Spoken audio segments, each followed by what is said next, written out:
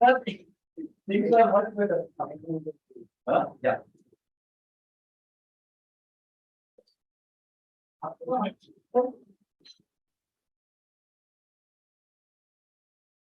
ये से ऑफ करने का होटल का कोई नहीं है ये से ऑफ करने का या वो थोड़ा ये से बंद किया हाँ ऑयल वॉश everything no कितना आप ऑयल डालते हैं वो बता राइट भक्तवृन्दमहाकायेषु कोटिसूर्यसमुत्तम अविघ्नं कुरु मे देव सर्वकार्येषु सर्वदा अनन्यः शिरसः देवं गौरी पुत्रं नायकं भक्तावासं स्मरे नित्यम् आयुकामार्थसिद्धये प्रथमं वक्रतुण्डं च एकदन्तं द्वितीयं कृष्णपिण्डा लैब करिए ना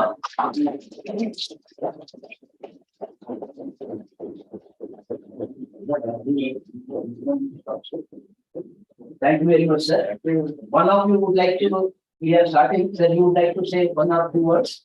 Yeah, and after I and Ashutosh, quickly, hi, sir. Yeah, make it. Yes, sir. Yes. Please sit. Stand. Yeah, you can, yeah. Hi, good morning, everybody, and welcome to this HR event. I'm glad to be here, even with such short notice. Dr. Narendra has a habit of springing surprises late in the evening or early in the morning. But since I've had a long association with him over many years, he's been to my office. He's one of the most dynamic public sector chairmen that I have seen. I have seen many of them. So it's always a pleasure to be associated with any of his activities. This event obviously is a physical event and hybrid, I think. So it's really good to be back on our feet. I'm glad ZHR has started this. DEI, diversity, equity, inclusion, is very important.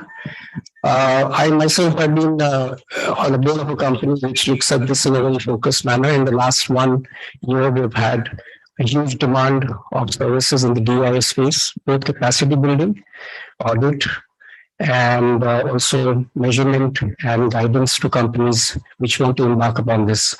I was talking to the CEO of Monster about 10 years back, and he was saying most of his hires, mandates from large companies, they have to do the tick box of D, E, and I. It's not just hiring people per se, but every hire has to go through that box, and that itself is a sign that this particular practice is very much here to say. I'm glad India is not following behind, and I would like to thank the ESG movement overseas, which is probably springboard for such initiatives to become mandatory in this country. So with these few words, I would hope you all have a great program. You enjoy yourselves. So I'll be here to interact with you also. Thank you, Dr. Narendra, and all the members of the panel. Thank you, sir. Welcome, welcome. May I request Tripali, please come.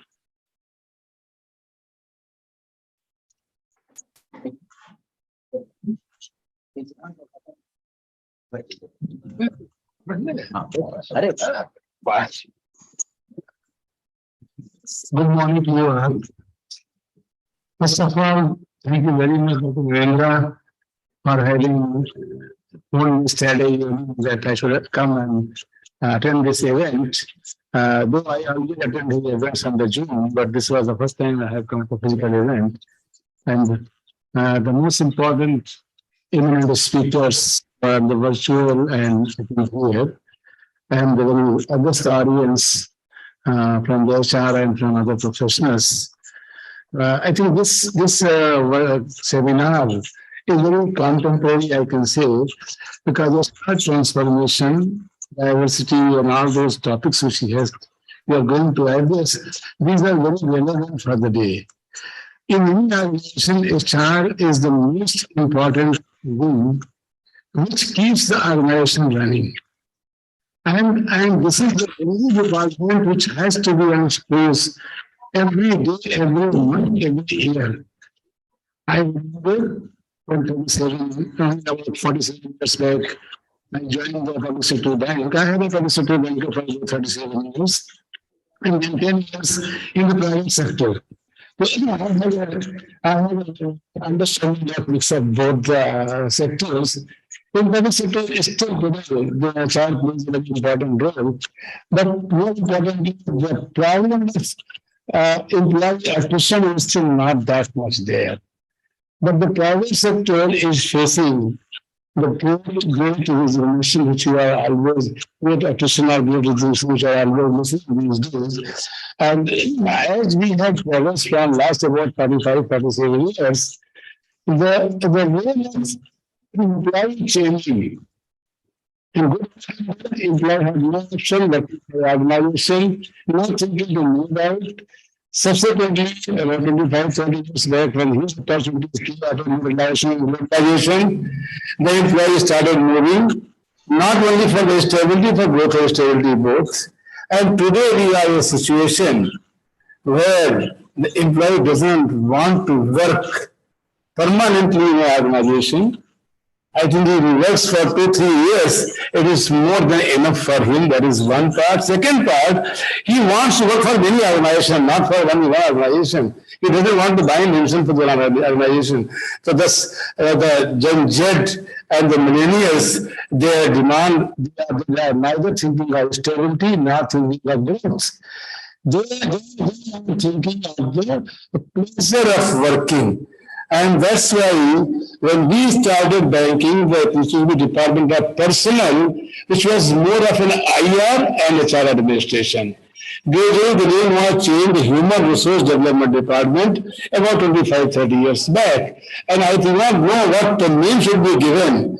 But today's all the HR professionals are always on toes. In every private organization, sales in last 2 years, the attrition is more than 70-75%. How to manage? Today you have a person, and after a few months he is leaving to you. Irrespective of what engagement you do, how much environment you provide.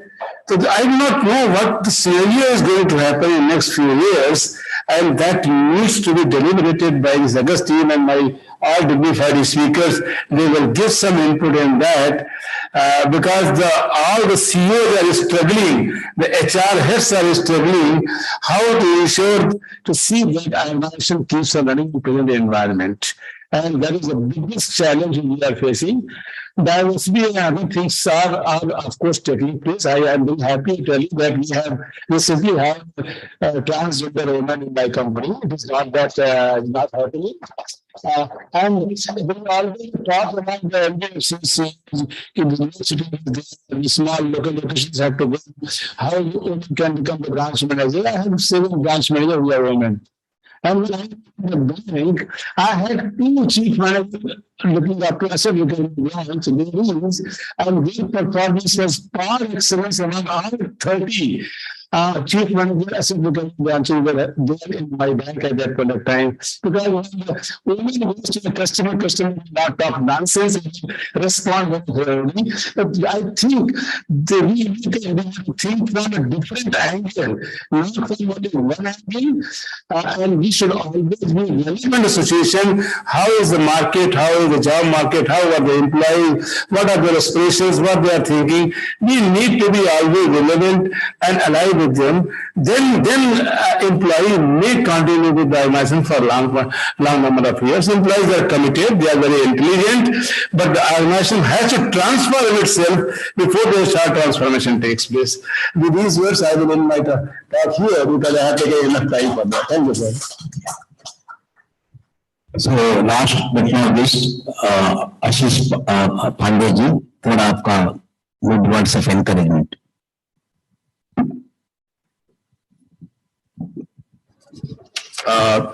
Thank you so much, Dr. Merpari. It's very difficult to say no to him. Sorry, Ashutosh Pandey. Sorry. He sits on my board, and I have to also make sure that I'm not in hot water. But he's a absolute pleasure to always deal with and very, very encouraging. So thank you so much, sir, for thinking of me. I think it's a very, very timely topic. I'll mention three aspects of the topic, I think, which hopefully will get deliberated by speakers. One aspect is that the first one and most important, at least for me, is that if you look back some 70, 80 years, earlier the manufacturing heads used to become CEOs in the 50s and 60s. Then came the age of marketeers and sales guys who became the head, the CEOs. Then the CFOs of late have started. But till now, this whole aspect of an HR head becoming a CEO, of course, there are examples, but the fact of an HR head becoming a CEO has not been given very serious consideration, especially in large companies, predominantly because HR is considered as a support function. But I think the whole paradigm is about to change, and it is going to change because of some of the topics you're discussing. And D&I is one of them.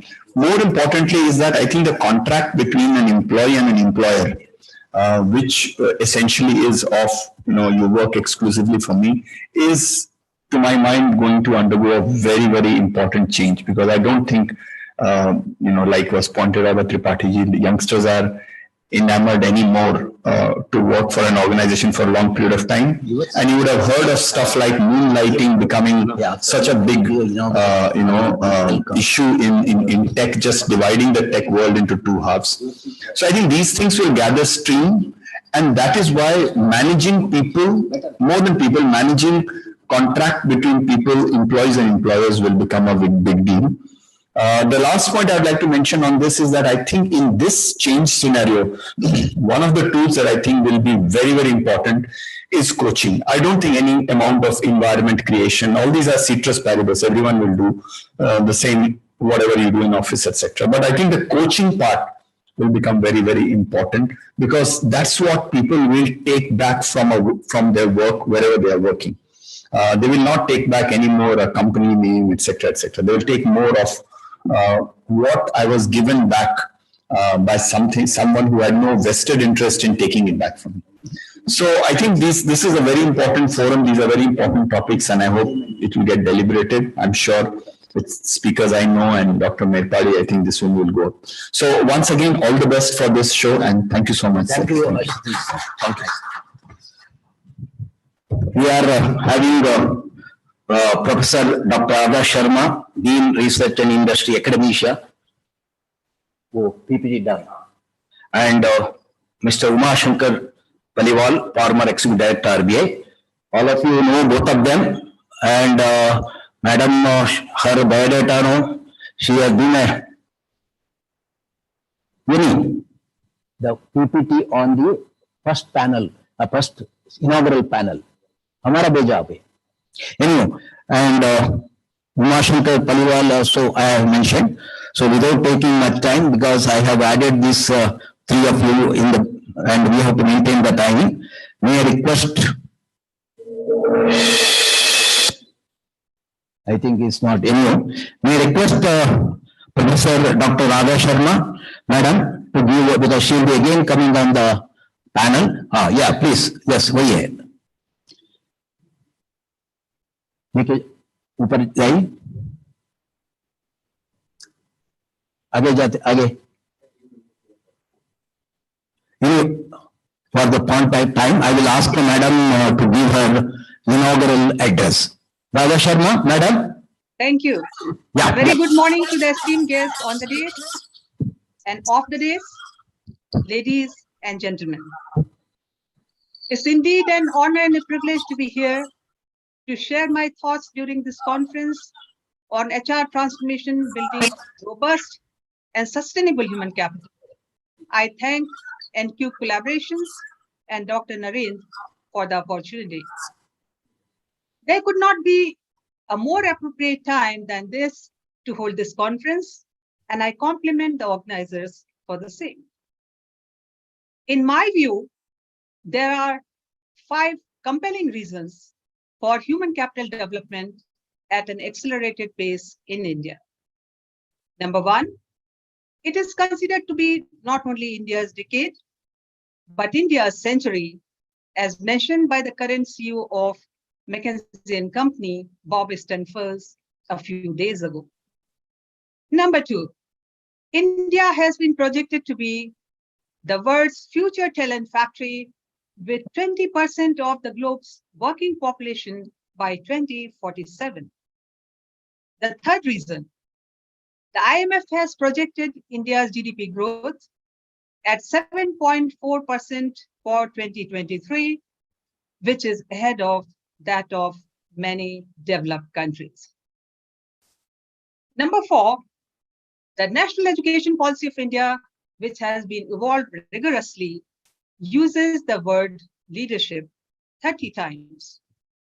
And the fifth and the last reason, which I consider is compelling for human capital development, is human capital is needed for creating Atmanirbhar Bharat.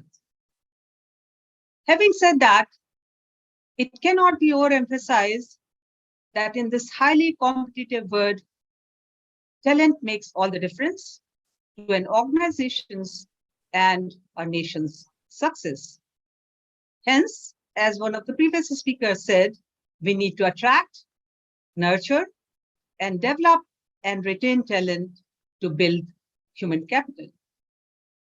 If we look around, we find different countries like UK, Germany, and Singapore are adopting different models for attracting the best global talent to convert them into human capital for their country. Hence, the point I wish to make is that as industry attracts the best investment for financial capital, it needs to attract the best talent for building robust human capital as well. Now, having built the case for why human capital development is needed, the question arises, how?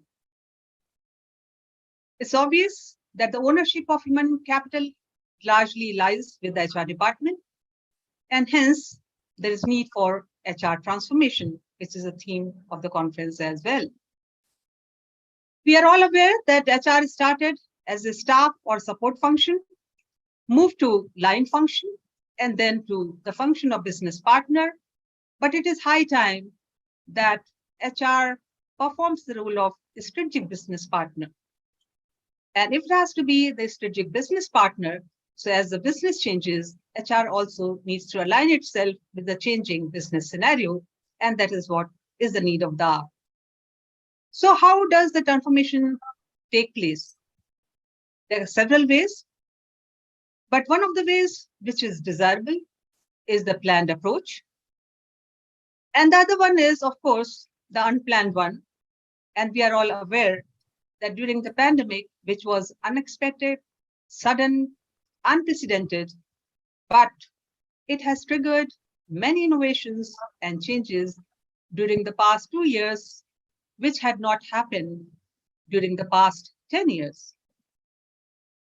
And HR rose to the occasion during the sudden disruptions which were brought about by the pandemic and was in the forefront for driving change, whether it was managing employees' roster or training of employees in use of digital technologies, or engaging them, or honing their skills, or managing, not or, at the same time managing employees' stress and emotions and providing them support and counseling. I've had the first-hand experience at the instance and at the invitation of some of the HR departments based on my work in the field of emotional intelligence, stress and burnout and well-being. I've had the privilege of interacting with employees in essential services, education, health, and other sectors who were under tremendous stress during the pandemic.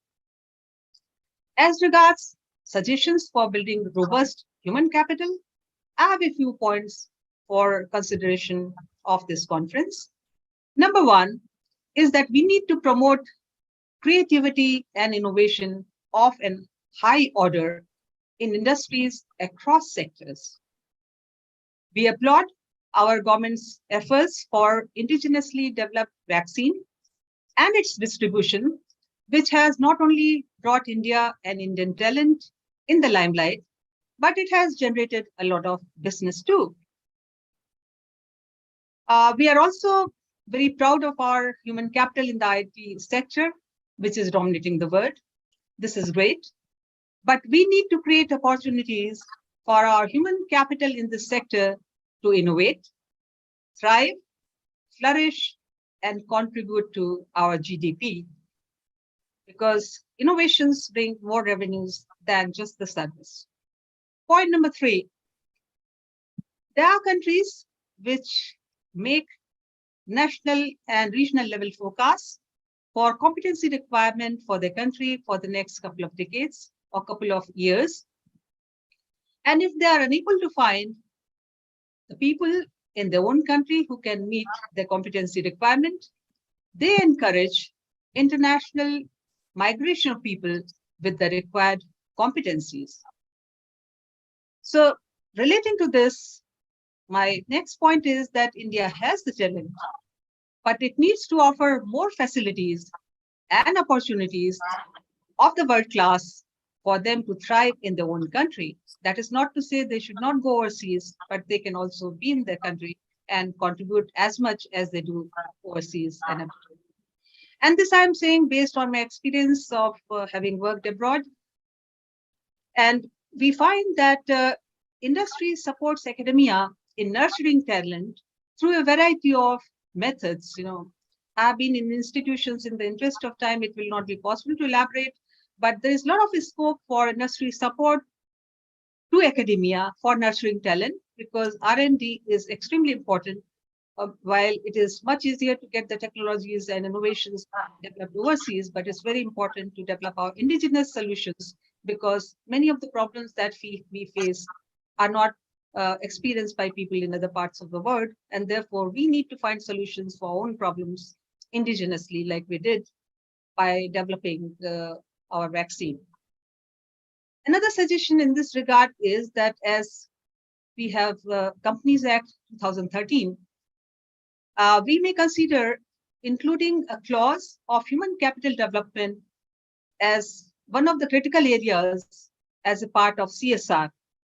I'm aware under this act, there are many schools which are being supported by the industry, but if human capital development is included as one of the clause and some tax exemption is provided, then probably a lot of industry, will come forward to support human capital development, because academia doesn't have much funds and they cannot spend as much amount as is required for research and development. So we have the talent, but we need resources. Another point I would like to emphasize is that we need to ensure leveraging female, who constitute about 50% of the population. In fact, I'm glad that this conference has included D&I as one of the themes.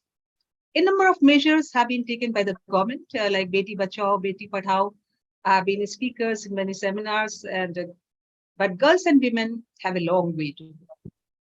Gender equity at the workplace has been and continues to be my passion, and I've been trying my level best to promote it across geographies in my individual capacity.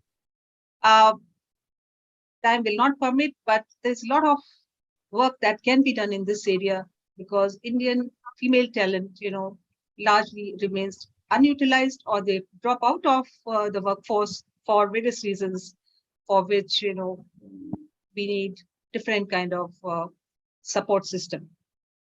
In fact, I have developed a tool for measuring gender equity at the workplace, which has been tested in India by my PhD scholars, and some of the international scholars are using it in their own country. They had seen it in my publications. So last few points, McKinsey Global Research Institute International, they conducted an international study, and it reported, it was a few years ago, that if India could improve labor force participation of women by 10% by 2025, India could increase its GDP by 16%. But this study we have to remember, was done a few years back. And there's another study which has been done in 95 countries, which again makes a case for female labor force participation. I'll not dwell on that in this session. So considering the demand for human capital is growing, we need to involve one and all across generations to harness their potential for building sustained human capital. I would like to add here, we need to keep in mind 3 A's, which are important for robust and sustainable human capital development. And these are agility, A for agility of systems, A for adaptability of processes and people, and the third A is for alignment with the organizational and national goals. While pursuing growth for sustainable human capital development, well-being of employees needs to be kept in mind. And I would like to end my remarks with a shlok from Upanishad, which says, Sarve bhavantu sukhina, sarve santu niramya, sarve bhadrani pashyantu, ma kashya dukh bhag bhavet, implying, may all be happy, may all be free from illness, may all see what is auspicious, and may no one suffer. Thank you for your patient hearing and the time and the opportunity. Thank you. Dr. Sharma, such a research and good suggestions, and because we are all in the ESG area, and this human resource capital itself are going to be valued, and there will be a parameter in respect of the what you call the sustainability, diversity, equity, inclusion. I think long back, Infosys also made a disclosure about the human value proposition in the balance sheet, like brand valuation. So I think that will not be far away when other than the profit and profitability and other ratio, how you are figuring in the ESG and particularly in the human resource management as a capital. We have to treat this all other capital being useful only when you have a human resource capital. I have so many points, but I will have concerned about the time. Professor, our Umashankar Palwal, आपका शुभ संदेश दीजिए. Thank you, Dr. Narendra, Dr. Sharma, distinguished panelists, ladies and gentlemen, and most important, all the participants who have joined here, because without you, it wouldn't have been possible to have this prestigious event. It's a privilege and an honor to be here, and my apologies for not being able to make it on the physical platform on a face-to-face one. The distinguished speakers before me have very clearly mentioned out the roadmap for India and as well as for the world.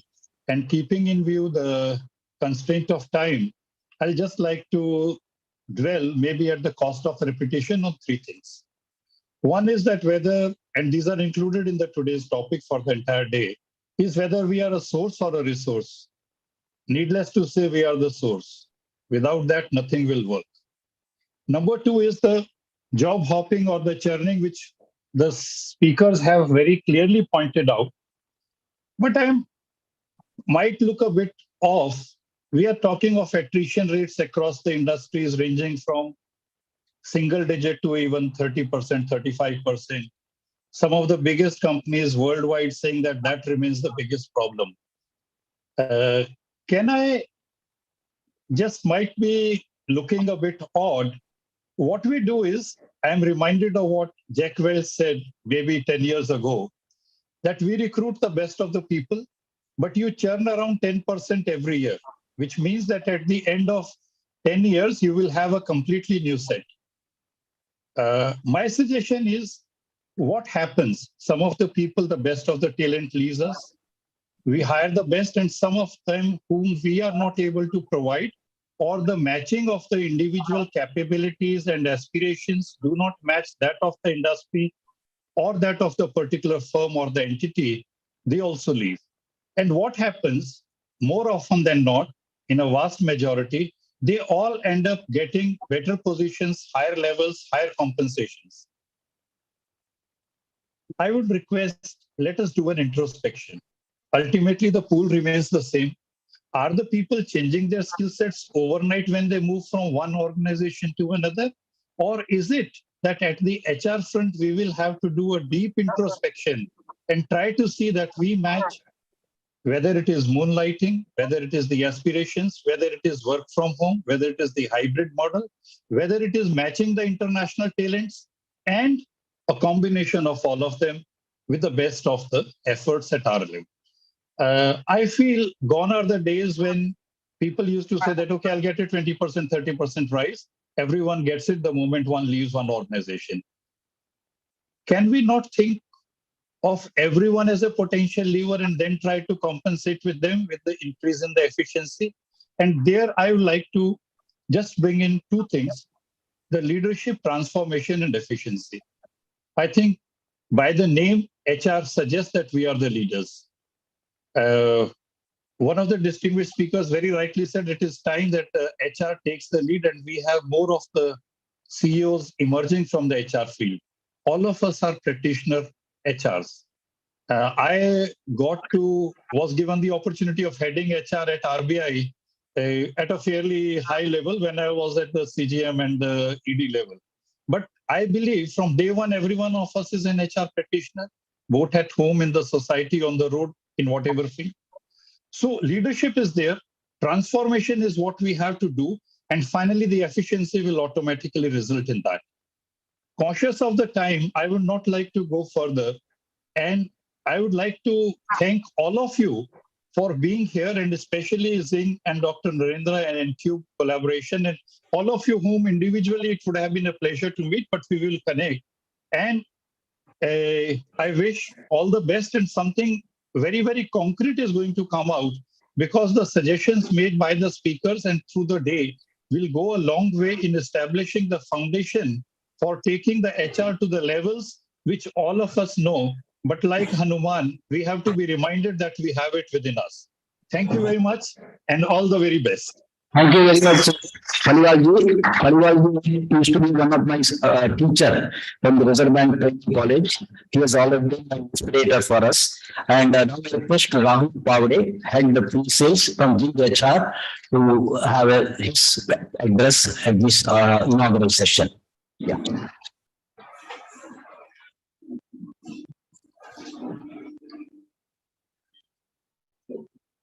Firstly, good morning, and for coming on this Saturday. Thank you, Dr. Narendra. I would like to thank N-Cube Collaboration for, we are very happy to associate it with N-Cube. Let me give you a brief about Zing HR. We are talking about HR transformations today. So, to give you about all of these things, all the respected speakers have discussed and shared certain thoughts. We thought, let us share exactly the transformation being mean to us in terms of, because many HR transformations, you will require a technology. So let me present you Zing HR. Can I have the presentation, please?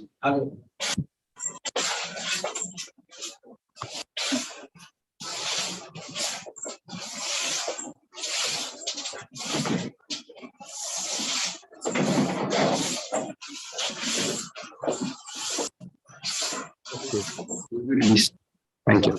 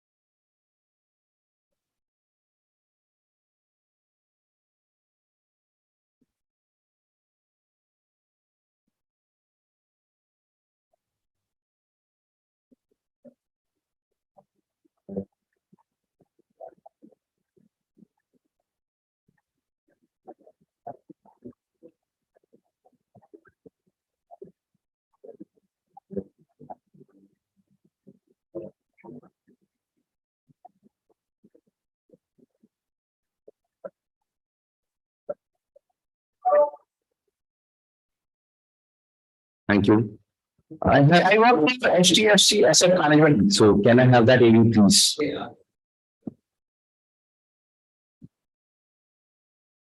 Company, which is one of the largest mutual fund company in country. We chose Zing HR for two simple reasons. One was an outstanding promise and support we were getting from Zing HR. And second thing is it was a very simple HRIS system as against a very complex HRIS systems available in market. Yes, there was no Zing HR. I don't know how we will finish this 210 location and more than 1,000 people. So we are looking at the technology available through artificial intelligence coming into picture. It's not only the organization wants, but everyone wants seamless experience. I think Zing HR, especially the mobile app, has done this expectation, has fulfilled this expectation to some extent. I cannot imagine our HR function minus Zing HR today. We don't think about any other software or system currently. We are not thinking about anything. We just keep interacting with Zing HR and give our expectations, and they have been beautifully fulfilling all of them. We really like the partnership model. They were really closely shoulder to shoulder with us, and they are continuously looking forward for the opportunity to improve the HRIS system. And I'm sure they will be one of the very, very important partners for many more businesses to come. I wish them all the best and a very successful time share. Thank you. Please. Okay, so if you see, you have heard that but from when we talk about HR transformation, today all employees has to be empowered. And then there are many things to that. Now, Zing HR brings a mobile first platform, that too multilingual. When we talk about India and the global environment, so multilingual is one of the key things because for any transformation, you need an effective communication. So this is a platform which is also mobile first and multilingual. Today, as we speak, we have more than 26 plus languages built in the platform. So if you see, we are having more than 800 plus corporate clients today. Yeah, more than 1.6 million active users. Okay, available across all the verticals. Then, of course, we are Gartner recognized. Happy to say that Tata Capital Growth Fund has also is on our board, and we have a global presence now. So we are, of course, in India, Singapore, Middle East, and now we are also expanding our footprints across SEA. We are, of course, associated with Microsoft. That means we are been through a Microsoft Accelerator program and all kinds of certifications, whether in terms of processes, whether in terms of technology, all things are in place, right? Can you have that?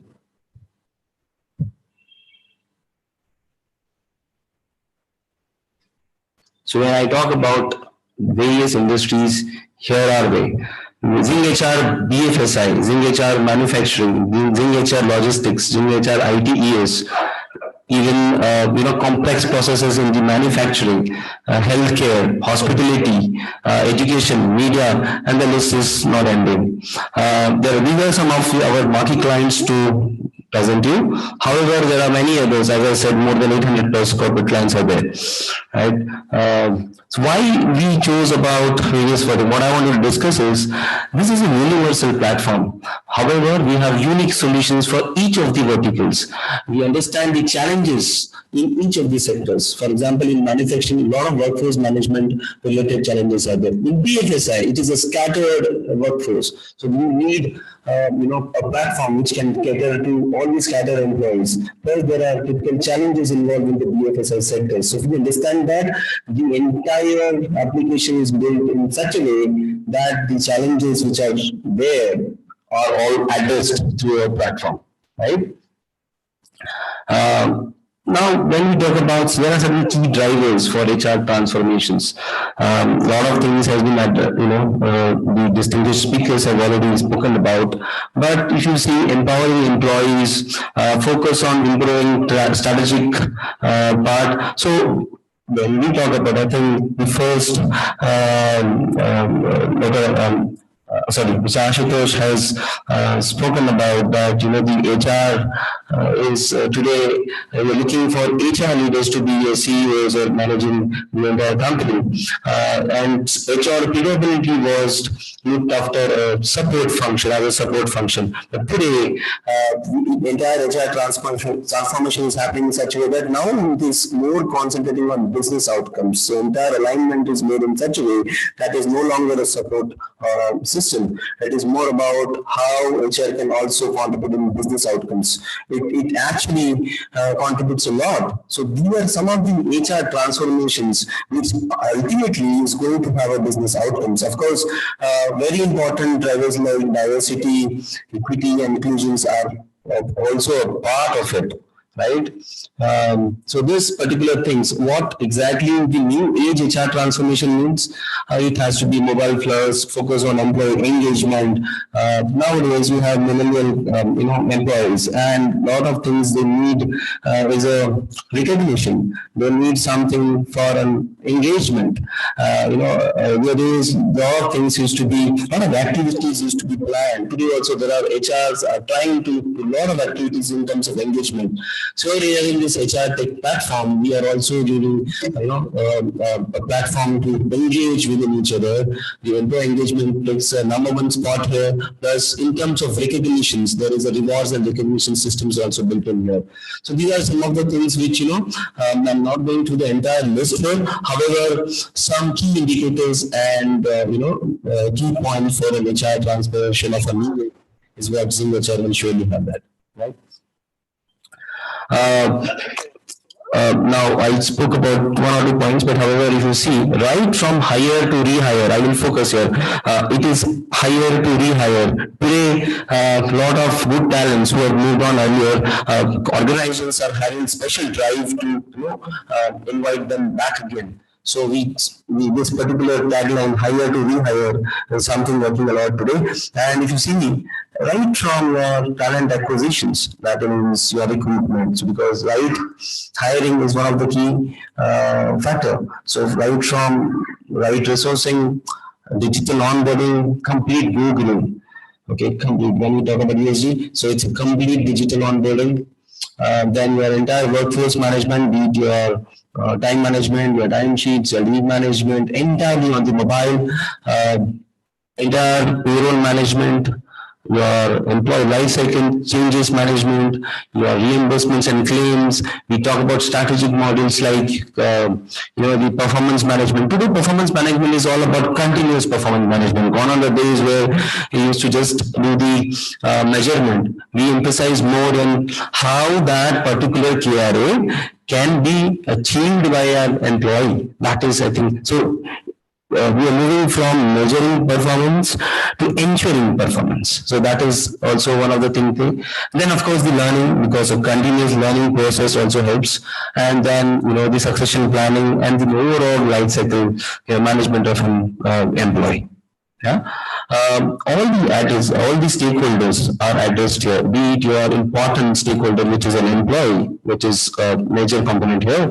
However, other main in the board, first, automation is one part, but we spoke about business outcomes. So board will always need good dashboards, analytics, to take a real-time decision for any kind of thing. So they will be also having the good analytics in front of them. HR, while HR is always innovating new things, they are continuously adapting new practices, the best-in-class practices across the vertical which they are into. So this particular platform is also will also be helpful, to get all the best-in-class industry practices in terms of HR processes. From the IT perspective, that is the CIO and CISO, you will have all the things. But you need a scalable platform. Today, let's say an organization is a 5,000 employee organization. Tomorrow they want to scale up.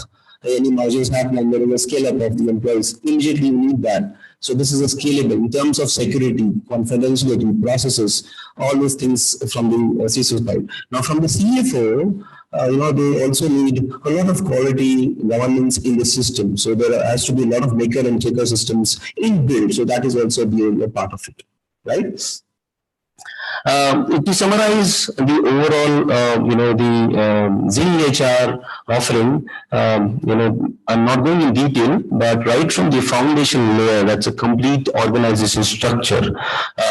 However complex it is, however horizontally the length is, and however the height of the in the vertical component it is very much dynamic in nature. Once that is built, all these models which you just spoke about are all integrated. That means one source of data, and everything is integrated with it. We will not have to join multiple systems. It is a complete centralized system here, and it is all available on cloud. That means employees can use it from anywhere, anytime. Right?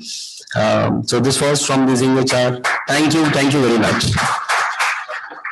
Well done, Rahul. Really great, and entire ecosystem is covered in your programs, and this all the sustainable capital that should start from the board level, to the CEO, CEO to CFO, CFO to the employees. So I saw in your and with the analytics, artificial intelligence and machine learning. Thank you very much. We have Dr. Sharad Kumar in the Sharad Kumar here in the online. He is ex-senior pensionary, and he was heading of the department, and he was also a teacher from the Reserve Bank of India, and also he has worked with the Sharaf Institute of Management. He has recently got out a book. So for 2-3 minutes, I request him to come on the line. Sharaf Kumar ji. Yes. Yeah. Yes, sir. Yes, Thank you, Dr. Narendra, and my good friend Umashankar Paliwalji. We worked together in BTC for some time, and we conducted many programs, and all distinguished speakers and guests. I'm really delighted to be part of this very significant event, I would say, and seminar, HR transformation. I will put 5 points in 5 minutes. I will try to put 5 points in 5 minutes. HR transformation has always been the need of the hour, but the speed is accelerating with the time. When it is not based on human needs, it is based on industry needs. They are changing so fast. Now we are working in a VUCA environment where things are very volatile, things are very uncertain, complex, and ambiguous. When things are such, then building robust and sustainable human capital is the biggest challenge. We cannot build because we cannot see. Those organizations which can foresee the changes, they are the winners. So my first point is that we can replicate each and every aspect of business. We have a very, very rich people around the world, but nobody can rebuild or can replicate, say, Harvard University or any of these institutions which has made the name. Not because they cannot make a building, they cannot make a library, they cannot make anything, they cannot provide the finance, they can do everything, but they cannot provide the same level of human resource. Because every individual is different, every individual is a different competencies and all that. You cannot replicate the competencies, you can replicate everything. My second point is that there is always shortage of capable and competence people. We talk about level of unemployment, we talk about so many things, but there is always a big shortage of capable people, and there is a war to acquire them, to retain them, to sustain them, and that is what we call it as a the talent management. Talent management is the biggest issue because all routine jobs are being done by computers and all those things, but the talented people who can make the big change into the situation, that is the biggest challenge. My third point is that like banking assets, classification, standard, substandard, doubtful, and the lost assets, we are also having 4 categories of people in our organizations. One is the star performers, star. They are having both capabilities and performance. Their capabilities are turned into the performance. So there is a relationship between the capabilities or competency with the performance.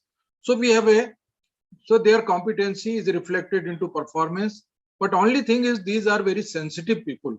First thing is they are in high demand by others. The second thing is they are not happy with doing the routine jobs. They want always a challenge. They always want a challenge job, and that each organization may not provide. So they are moving here, there, and all that. So retaining, motivating, that is the biggest problem. Second category of people, they are workhorses. Like a substandard assets, they are not having a high capability, but they are having a commitment, and they are very systematic, and they are not very ambitious. They do perform. They work like a horses, and organizations need them, and they do them. And sometimes they are turned into star performers also with the training and retraining. That is a problem childs. They are having a capabilities, but they are not performing. They are having attitudinal problems. They are having all those problems, and they will always find the problem in every solution, and dealing with them is a very difficult task for the managers, and either they can be converted into high performers with the motivation and all that, or they can be get rid of. And the biggest is like lost assets. We have a dead woods. In every organization, we have some dead woods. Getting rid of them, because neither they are having a performance nor they are having a potential. So getting rid of those people is a biggest challenge by the management. I remember in 2002 or that at around that time, RBI offered VRS scheme, and other banks also offered, and the target was that they will get rid of these deadwoods, but no one has moved. Only Star have moved because there was a high demand in new private sector banks and foreign banks. So almost many people from our inspection department, they went as a compliance officers in most of the banks. So these are the things we have to do. And for converting human asset into capital, we have to convert first into asset. So that is what this. My fourth point is that the competency is a very complex thing. Developing competent people is a complex process. We just feel that knowledge and skill is the entire competency. There are three layers. Knowledge and skill is a visible aspect of the competency. You can see that person is having knowledge, or he has a skill, and he has all those things. But it is the outer layer. But the second layer is a self concept, his own acknowledgement of his own potential, confidence, and all that, attitudes and his values. This is a second layer, which is a slightly difficult to modify, but it can be modified. But the most deep-rooted layer is traits and motives, which is very difficult to understand and very difficult to change. What for you work, it is known to you. You try to know what is your preference, because every individual has a different motive. Every individual has a different set of traits. Traits are the basic abilities which can be called as a aptitude also, where they can be fitted. Our last Just point. 1 minute, I will conclude. Just a last point. Now, there is a relationship between performance and potential or competency and all that. There are two reasons why people are not able to convert into performance. One is that they are not getting the opportunity to use their potential.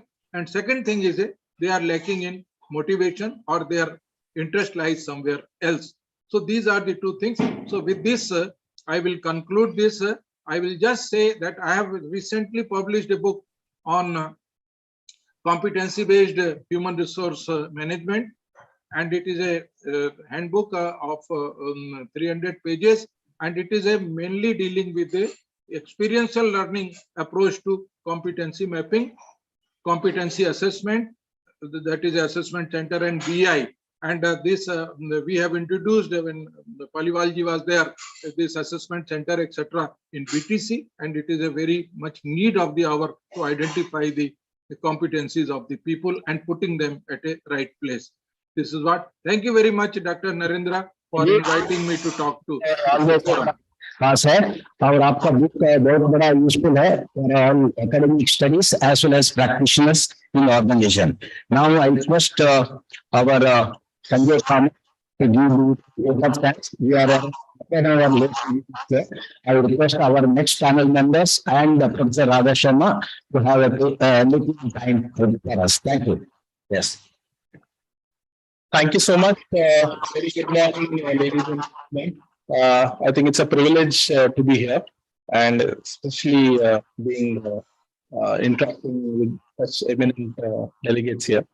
And just for giving us the opportunity. I think we have very interesting track going ahead as well. Human capital, I think every organized irrespective of business workplace they are in.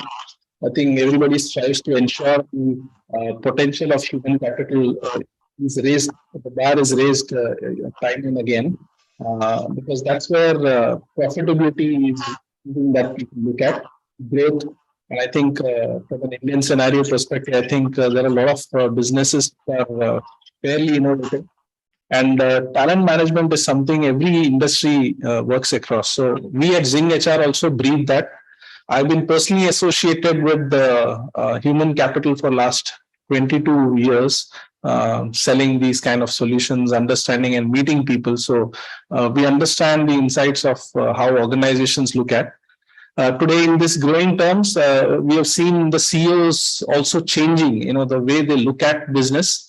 Now they are more seeing business through the people's eye. They look from the talent side. And I think that's a very encouraging sign. So there are a lot of initiatives at the board level like ECG and other stuff that people are talking about. And I think these are some initiatives which will make our actual industry a much better place in the world map. So we would definitely be very keen to work with a lot of eminent speakers also on the sharing their insights today. I thank you all, and it's a pleasure for Zing HR to be associated with you, and I look forward for having a continued journey with you all. Thank you so much. Thank you, Sanjay ji. May I request our Tripathi साहब आपके लिए small हमारा flower दे देंगे. आइए. Yes. Sanjay, just hand over that. Yeah. Yeah. And I request Ashutosh Pandey ji.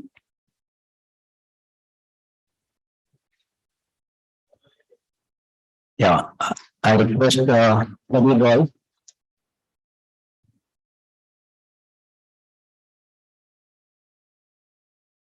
आइए ऊपर आइए sir.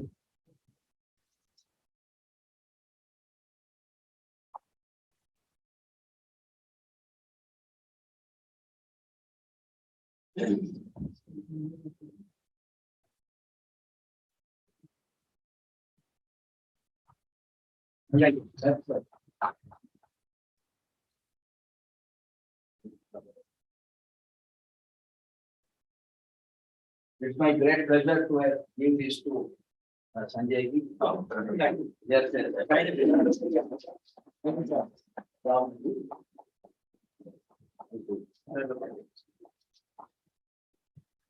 Now we are proceeding to the first panel session. That is again section chairman is our Professor Dr. Radha Sharma, Dean Research and Industry Academia Linkage, New Delhi Institute of Management. We have Lal Singh, CGM from Union Bank of India, heading the HR, and I am glad to tell you that he is figures in the list of people who are getting promoted to excellent director. And we have Ashok Kumar Pathak. Please come, Pathak.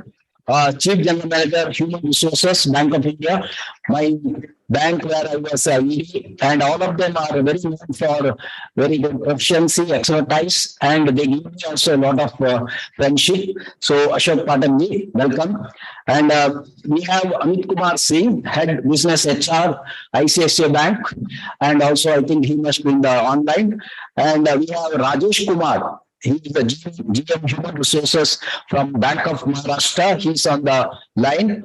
And Dhanraj Leele, Senior Sales Manager, Zing HR. Welcome, Dhanraj. Please come. And Dr. Keshav Nande, Professor of Management, NMIS University, ex-RBI. And now he's a great HR consultant and he's a grad that we got him. Please come, Pandey. Now I leave the forum to Madam Dr. Radha Sharma. Yes, Madam. Thank you. Yeah. Thank you, Dr. Narendra. Yeah. So, esteemed panelists, ladies and gentlemen, it's indeed a privilege to moderate this session of eminent professionals from a variety of organizations, namely banking, academia, and consulting, on a pivotal subject of building robust, sustainable human capital. This session is in continuation of the inaugural, and we have had very valuable insights shared by our distinguished speakers in the previous session. As highlighted before, human capital is an intangible asset or quality which is not listed on a company's balance sheet. So in fact, it reminds me of the story of elephant and blind men, but we have very eminent and experienced professionals in this panel who will give us real perception of the proverbial elephant, that is the human capital. There are numerous ways of developing human capital. We have had some glimpse of it in the previous session, shared by some of the experts. Depending on how we define human capital. However, considering the audience who are largely from industry and academia, this panel would hopefully have a focused approach. I represent academia who had long interface with industry for about 4 decades. So I'll be sharing also some of my thoughts on the subject before I invite the panelists to share their experience. So there are, in fact, business schools provide human capital to industry, and therefore business schools ought to produce the right kind of talent. Not easy. So there are people with two kinds of mindsets. People have growth mindset or fixed mindset. Having a growth mindset is obviously essential for success, which includes all necessary functional and technical skills. But the growth mindset needs to have underpinning of ecological, societal, and moral aspects, which have become extremely important in the present context. What I say is based on my own work. In fact, I'm a passionate researcher, besides being an HRD professional, and I have developed a competency model with sustainability mindset, and this is focused at sustainable development. This model is labeled as CAMB model, and it integrates United Nations Principles of Responsible Management Education, which is called PRME. So PRME is a UN-sponsored initiative which works closely with UN Global Compact to have management schools and businesses to collaborate and create a collective impact. With my PhD scholar, I have also developed an indigenous model of competency, which is based on ancient Indian literature, and this has been tested in Indian industry, in social sector organizations, in business organizations as well. So this was just at the top of my mind, which I thought I'll bring from academia. And now I turn to our distinguished panelists, and I would request each one of them, one by one, in the order that is given, to share their views on human capital in their respective organization, and how they identify, nurture, and develop the same. So we'll have a couple of rounds. And in the first round, I would request each panelist to please confine your remarks to 3 to 4 minutes in the interest of time, so that we have some time left for Q&A as well. So at the outset, I would like to request Mr. Lal Singh, CGM HR from Union Bank of India, to share his thoughts on creating sustainable human capital based on his experience. Mr. Singh, please. Good morning, Professor Radha. Am I audible? Yes, please. So, as far as human capital is concerned, human capital is a factor of production. It is knowledge applied in the form of skills implanted in people who also use tools based on knowledge on material things. At Union Bank of India has set for itself the vision to build a next generation digitally enabled universal bank known for responsive, responsible, inclusive through customer-centric models and significant investment in employee development. To achieve the organizational goals, it is imperative that efforts and capabilities of employees are aligned to the big picture by encouraging performance mindset in the bank. The bank has revamped the performance management system to ensure that PMS remains a robust, transparent, and objective system of evaluation of performance, competency, and potential of the employees. The revamped system aims to bring in place a system-driven objective scoring methodology, tool-driven role allocation for job family, multifunctional digital workflows for appraisal as well as for grievance redressal, and allows for periodic constructive feedback through quarterly and annual appraisal mechanism. This facilitates greater accountability and commitment towards achievement of goals with the objective. Number one is to assess the officer's professional capabilities with a view to determine capacity building. Number two, counsel the officers on directions of improving performance, professional capabilities, and conduct with peers, juniors, and general public. Then promotional function to make an objective assessment of the officer's performance in current assignment, including performance in training, to identify genuinely exceptional work accomplished, to enable officers to identify systemic shortcomings in the bank with a view to improving governance standards, that is strengthening governance function. So the Union Bank is trying to build a digital platform for performance management and the entire employee life cycle management, right from the onboarding till the retirement and even after retirement during pension period. So that's all from my side. Well, thank you so much. It was crisp and to the point, very effective.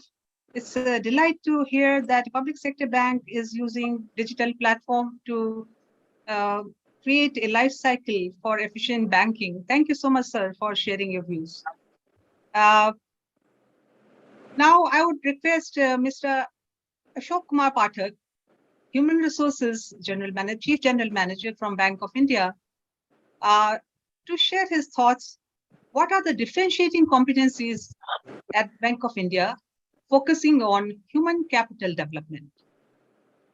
Mr. Pathak, sir.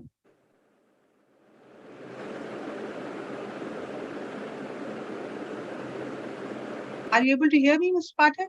Yeah, you're loud and clear. Yeah. So thanks, Dr. Sharma, and thanks all the delegates here and organizers for giving this opportunity. I mean, let me start with the caption of the today's conference or today's theme, that developing sustainable human capital. And Dr. Sharma, if you recall, you started telling that, okay, humans are assets. And then we are talking about capital. Being a banker, we know that these two things sit on different sides of balance sheet. Assets are on different side and capital is on different side. So this basic transformation actually, it is being captured, or that is the essence of today's theme. That and one of the primary, I can say, feature of capital is that it can be leveraged. So that's the basic feature, I should say, of capital, that it can be leveraged, and with that leverage, a huge asset base can be created. And probably that is the essence of today's topic. Coming back to Bank of India, yes, I have been hardcore, operational banker, came to HR, by chance, I can say it is the serendipity only that brought me to HR. So, I have learned HR, as a outsider, and then I'm practicing it. So maybe, that's the background. With the 53,000 plus employees, 5,100 branches all across India. And not only in India, in 22 countries, we are having overseas branches also. That's the responsibility I'm holding. And entire gamut of complexity of HR management, that's something. So I look at this aspect, particularly on 5 dimensions. Coming back to brass tracks of HR management. So, and it starts from, onboarding of, on which we can, on sustainable basis, we can develop human capital. So, to start with the onboarding of people, that includes recruitment, basically recruitment and selection and identification of talent and all those things. Then next step is basically managing people in terms of which is the transactional part of HR, I can say. That is, the performance management, reward systems, the learning and development, their life cycle management, and retention and attrition management, which we can see.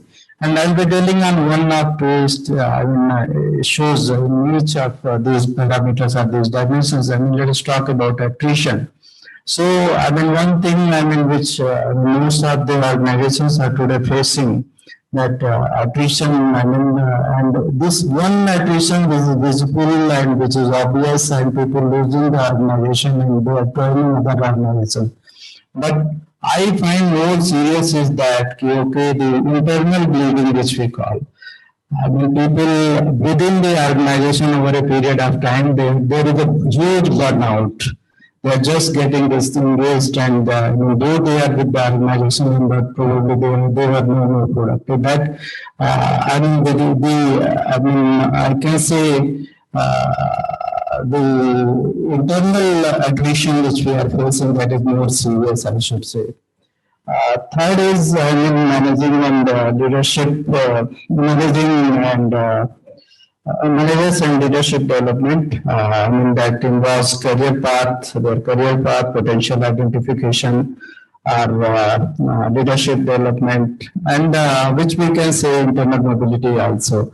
Those are the areas, the third dimension of developing human potential. And these are basically, I can say, to larger extent, where HR practitioners, basically HR department in different organizations, which basically tells. And then comes the organizational effectiveness. Then the accountability part of HR comes into play with regard to organization. When your business start asking, you start reporting to your businesses, and business starts asking the questions, and you are held accountable to boss. What is happening? Anything, if there are any problem with productivity is not there, then also you are asked. If there are any governance issue, then also HR is basically questioned. Value framework or culture framework, if there are any issues, that is your question. And to be specific, as a practitioner, I find that the most difficult piece to solve in this is the cultural aspects. Sir, we will come back to it in the second round because. So if you could allow me to ask this question in the second, or you could throw light on that? Will that be okay? Or you could sum up in a. Yeah, I will sum up, ma'am, just 30 seconds. So, and last part is employee relationships. So that again, I'm coming back to, if I have to summarize these 5 dimensions for onboarding, I mean, then the transactional part of managing people, then development of managers and leaders, both is organizational effectiveness, and fifth is employee retention. These are the 5 dimensions, I should say, which entire issue of developing human capital can be addressed. Thank you. Thank you, sir. Great and very comprehensive summary of the work that is being done at Bank of India. And in fact, I was amused and delighted to hear this debate that we have in our HR circles all the time, that human capital is intangible asset, and then at the same time it contributes to the real asset, real performance, the financial capital. So intangible asset contributing to return on investment. So HR people say don't count them as capital. At the same time, the business people want them to count and convert into capital. So this debate goes on, and I was delighted you touched upon it. Thank you so much, sir. We are here to discuss and deliberate on these issues. So now it's my pleasure and privilege to invite Mr. Amitabh Kumar Singh, who represents Business HR at ICICI Bank. I'm eager to hear about what steps ICICI Bank adopts for leveraging technology for human capital development. By the way, I have published 2 cases on ICICI Bank. So I had some insight into what has been done or was being done right from Mr. Kamat's time. So I would like to hear from you what is happening at present. Mr. Singh, please. Good morning. Thank you. And good morning to everyone. It's my honor to be participating along with my esteemed colleagues here and co-panelists. I'll keep it short and quick. I think the first thing which at the bank, we are 110,000 people at this point of time.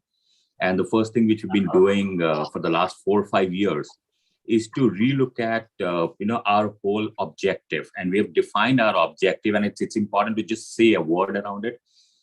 We defined our objective as grow ourselves in a very prudent and a risk and calibrated manner. So ensure that we have a risk calibrated operating profit, and the entire organization of 110,000 people are oriented towards serving our customers with an objective that this is the reason I exist. And we say two simple things. If you onboard the right customers and if you onboard the right employees, I guess 90% of work is done. You don't have to worry about how to manage them, how to retain them, because you've got a right set of people. I'll talk a bit about the second one, which is how onboarding a right set of people. Our motto is, or our objective is, hire for attitude and train for skill. So in our entire selection process, the only thing which we keep looking for are people who are aligned with our objective, who bring the attitude which I want in ICICI Bank. And in this context, the way we define attitude and culture is, people who can work with each other in a very collaborative manner. We don't want any internal competition. People who will put ICICI first and people who will put customer first. These are the kind of attitude we have defined for ourselves. People will be fair to bank and fair to customers. And that's the whole objective we keep while we are onboarding the set of people. To your specific question on how are we using or leveraging technology, I think that's a big boom for possibly everyone in the last 8-10 years. What it does, and I'll keep it just in one line and then hand it over back to you. What technology has done is that it has provided 5 different kind of inputs. One, accessibility to data. So you have information available on a click of a button. The second thing which it does is that it gives us an opportunity to serve our customers and our employees in a very, very fast and agile manner. Third, it has given access. So we can reach out to any parts of country in a moment of a second, I can talk to people the way we are engaging today, being in different parts of country, but we can engage with each other. So it has given us speed. The two very important components which is coming up now, which is now the development of technology, what it does is that two aspects which possibly the business and HR professional need to focus on.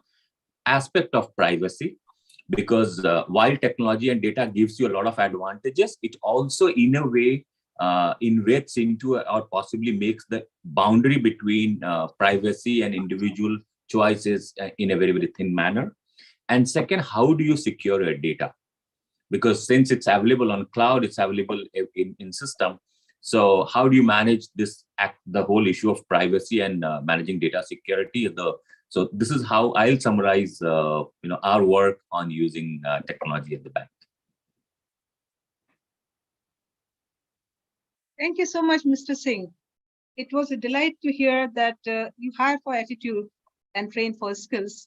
That is what is needed. And it was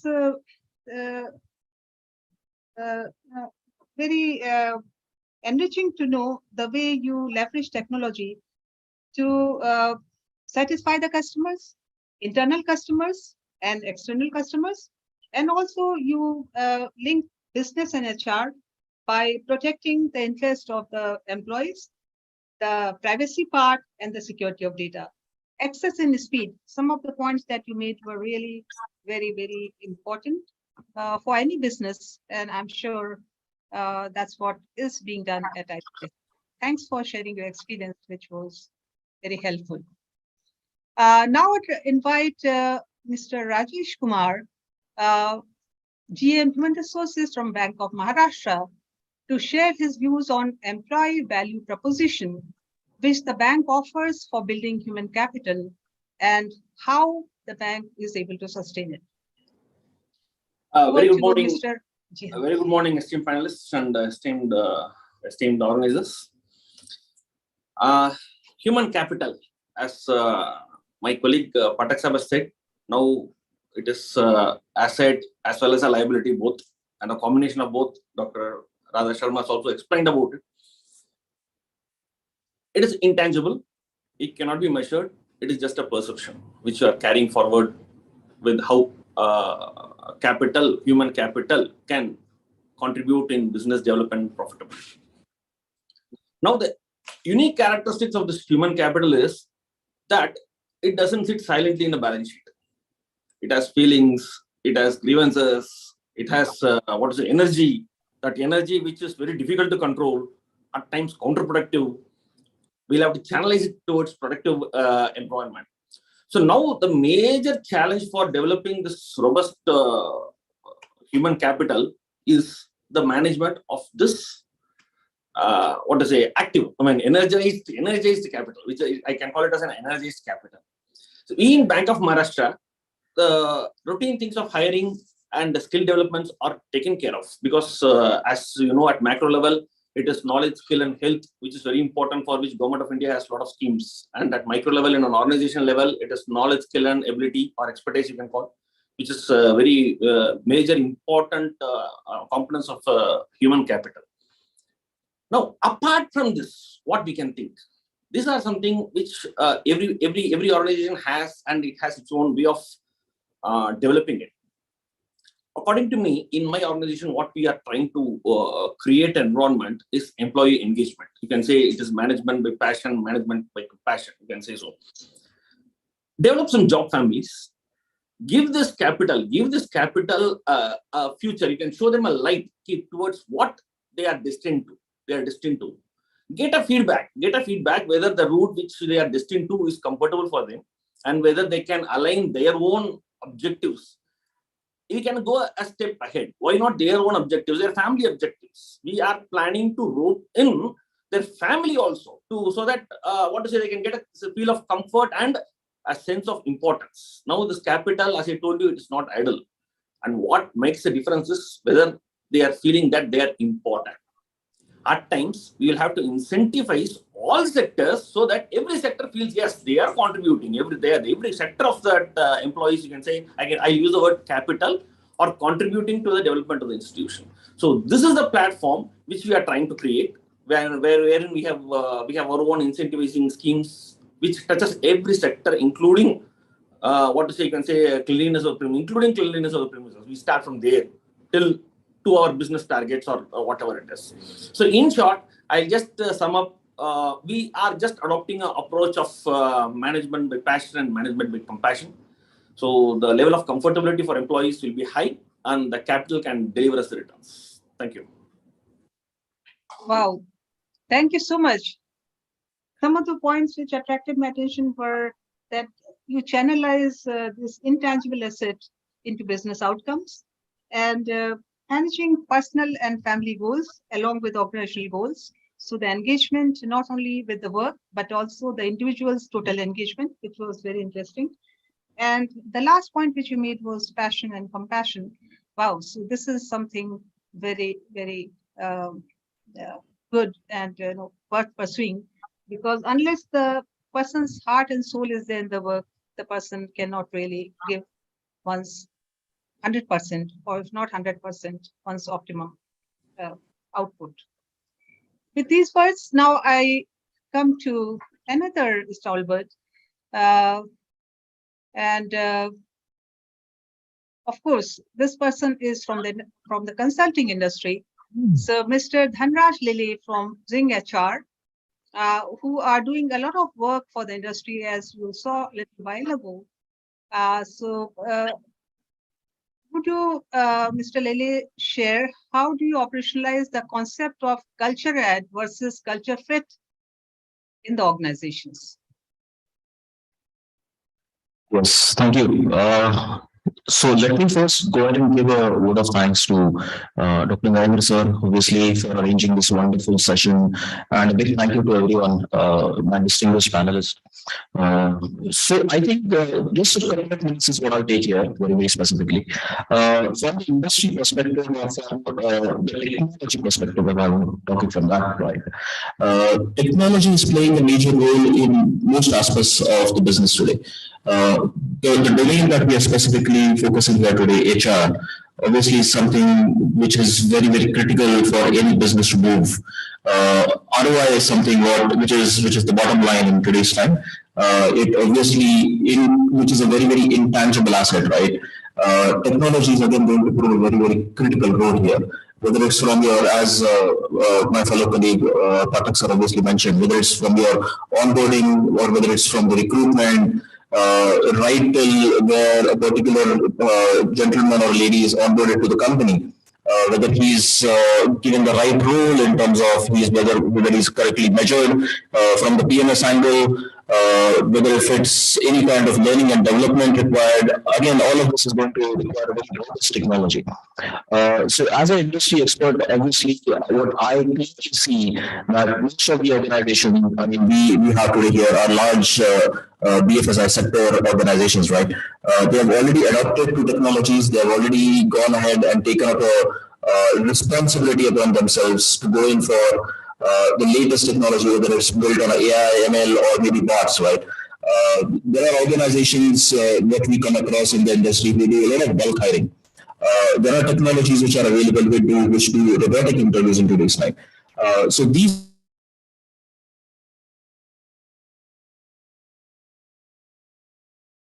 that it is correlated or co-linked to your PMS. That's also very, very critical. So, as an industry expert, I would only say that leveraging technology is something which is very critical going forward. There are companies who are completely dependent on technology and they are doing extremely well. But yes, we as India, obviously, we should also believe in the culture in terms of culture being diversity. That's only going to add to our economic growth. Also, is what I clearly see.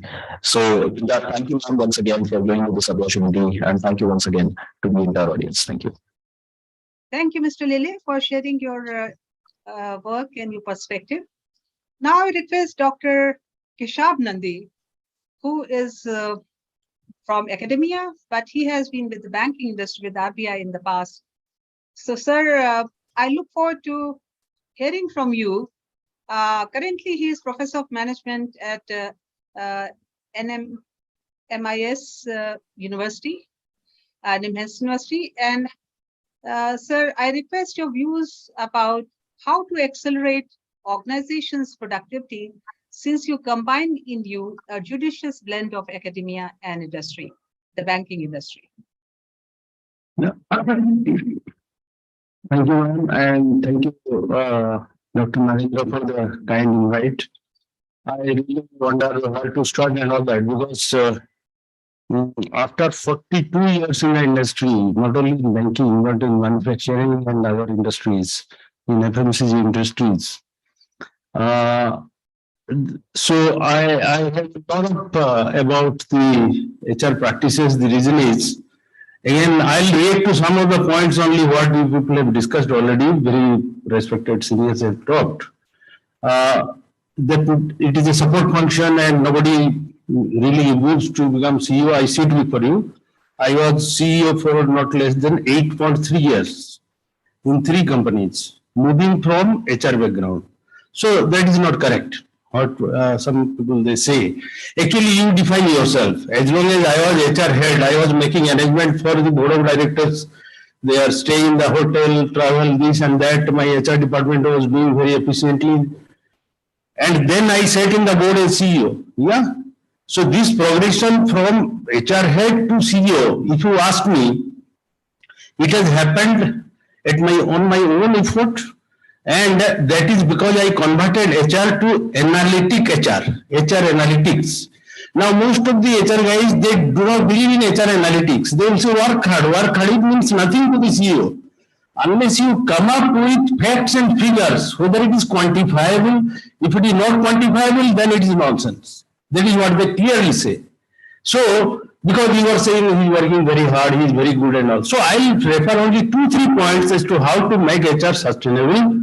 Because I have been on both the sides and now again I am preparing product for industry. I am preparing MBAs who are nothing less than products. And these products are coming to industry. So I am from both the sides.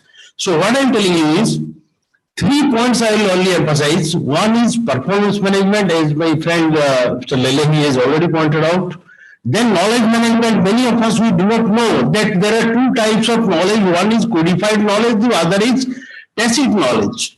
As far as codified knowledge is concerned, yes, artificial intelligence can play a role and big data can play a role, everything, fine. But as far as tacit knowledge is concerned, it is totally in the realm of leadership. It is totally in the realm of creativity and innovation, which is the crux of human capital. So how somebody will say that HR is not in a position to dictate? HR is having the ultimate position to actually create a lot of tangible assets for the company. It is not intangible. The only thing is HR people should ask this question to themselves. Are they preparing something which can be quantifiable?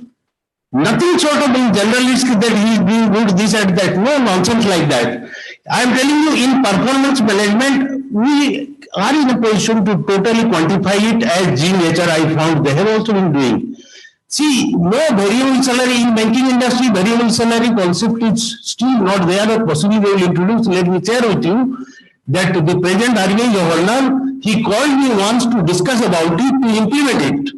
And then I went and we had 3 rounds of meeting along with the DG and ED and all that. But so far, there has not been a very big movement. He also told me very clearly that because IBA is there and people, there is trade union, this and that, so we are not able to make a very strong headway. Though in some private sectors, I have introduced their, variable salary, which is linked to your KRAs. So who is preventing to fix KRA which is quantifiable? But unfortunately, in most of the industries, they call me to quantify their KRAs. They will say that they will mistake it with job description. They do not know that from the morning till evening, if the sales head is moving around and doing propagation of business, it is job description. But at the end of the day, I as CEO, I am interested in only one question: how much have you sold? If you have not been able to sold anything, then go to hell. I don't care. How many new customers have you created? No, sir, I have moved around this place, that place. That does not make any sense to me. Because your 20% variable salary cannot be paid That is why many industries, they called me at the last round. They say, sir, we are not able to pay variable. So I said, why? Now, that's our people there do not know how to prepare KRA. They mix up job description with KRA. And that is how the problem is happening. So you kindly intervene. So I have to prepare the whole thing again. So my request is that HR people do the self-analysis. That what are the areas where we should make each and every activity quantifiable, each and every activity. How many of us, while approving as CEO, I was not approving any tool program, any training program, unless the training head gives me what is the return on investment, what is the return on investment on this training. If I am spending 1 lakh on this training, can I get back 1 lakh and 1? At least 1 rupee. I have every right to ask for 1 rupee more. Okay, if you cannot prepare that matrix, don't come up with this stupid proposal that I am sending somebody to Delhi for this training. I will not approve it. And that is what was appreciated by my chairman, that you are the only HR guy who talks of return on investment in terms of money, nothing else. As long as we are not able to convert this into matrix, believe me friends, HR will remain support function. And there will be many like me who from the support function will become CEO. There will be glorious exceptions. If you want to make it a rule, please introduce this concept of return on investment and HR analytics and HR analytics. Yes, thank you, sir. Thank you. Thank you, Dr. Nandi. You have hit the nail on the head. It is time for professionalization of HR, and it is time to look at HR analytics and business analytics. A couple of scholars of mine have looked at it empirically, and they have found connection and links and variance explained by investment in HR, investment in human capital, and that leading to business outcomes. So the problem comes, as you rightly mentioned, that when people in the organization do not appreciate the intricacies of it, probably there's need for professionalization of HR within the organization and in the academia, so that the people who are handling HR functions, they understand the difference between KRA and job description, which was so eloquently mentioned by you. Thank you so much, sir, for your remarks. Now, we have come to the end of the first round of discussion, and we have a limited time. So I would now leave the floor for the panelists again, and I'll throw up a general question and would request any panelists to come forward and share one's viewpoint. So there are people from diverse industry here. So my question to the panel is, what kind of human capital Indian banking industry needs, and how do we develop robust and sustainable human capital? It's open to all the panelists. You may choose to. Yeah. Anyone, please. You may raise your hand if you like, or you can take the mic. I'll start if nobody else has an objection. So, Dr. Well taken your question, what kind of human capital banking needs? See, I mean, if you take banking, as some of the panelists have told, it is more a multitasking. I mean, we don't have a standard input and a standard output. So if a question comes, what kind of human capital we need, it is more that what kind of capital I can train than need, because I do understand we do now have ready-made products from education field who are supplying us. But ultimately, at the end of the day, if you see the banking as a service industry, it is the attitude, as rightly said by Amitabh Singh, which is more required, and a multitasking approach. So the capital, which it cannot be a single characteristics capital, will be having a more which will require multi characteristics, which in my parlance it is very difficult to acquire. You will have to build it, and that is the real challenge which all the bankers today, I will be more specific, all public sector bankers today will have the difficulty. With the attrition rate very low, my main my KRA as a HR person, KRA is how I should develop this multitasking characteristics in a capital. That's what I want to do. Thank you. Okay. Thank you. Great. I would supplement the point which my colleague Rajesh was telling. The human capital, I feel, particularly for banking industries, and in time to come, most of the processes are going to be digitalized. So I can say the rudimentary decision making it is going to render to the machines. And it's happening at a very fast pace, maybe in next 4 or 5 years. We will find that most of the processes are digitalized and most of the, even underwriting decisions are going to be taken care by the machines. But probably in future, what we will require is people who are creative, people who are problem solving skills are strong, because that is something. People who are good at interpersonal skills, and people maybe who are ethically very strong. So these are 3, 4, I think, traits which will be very, very important for human capital in time to come in banking.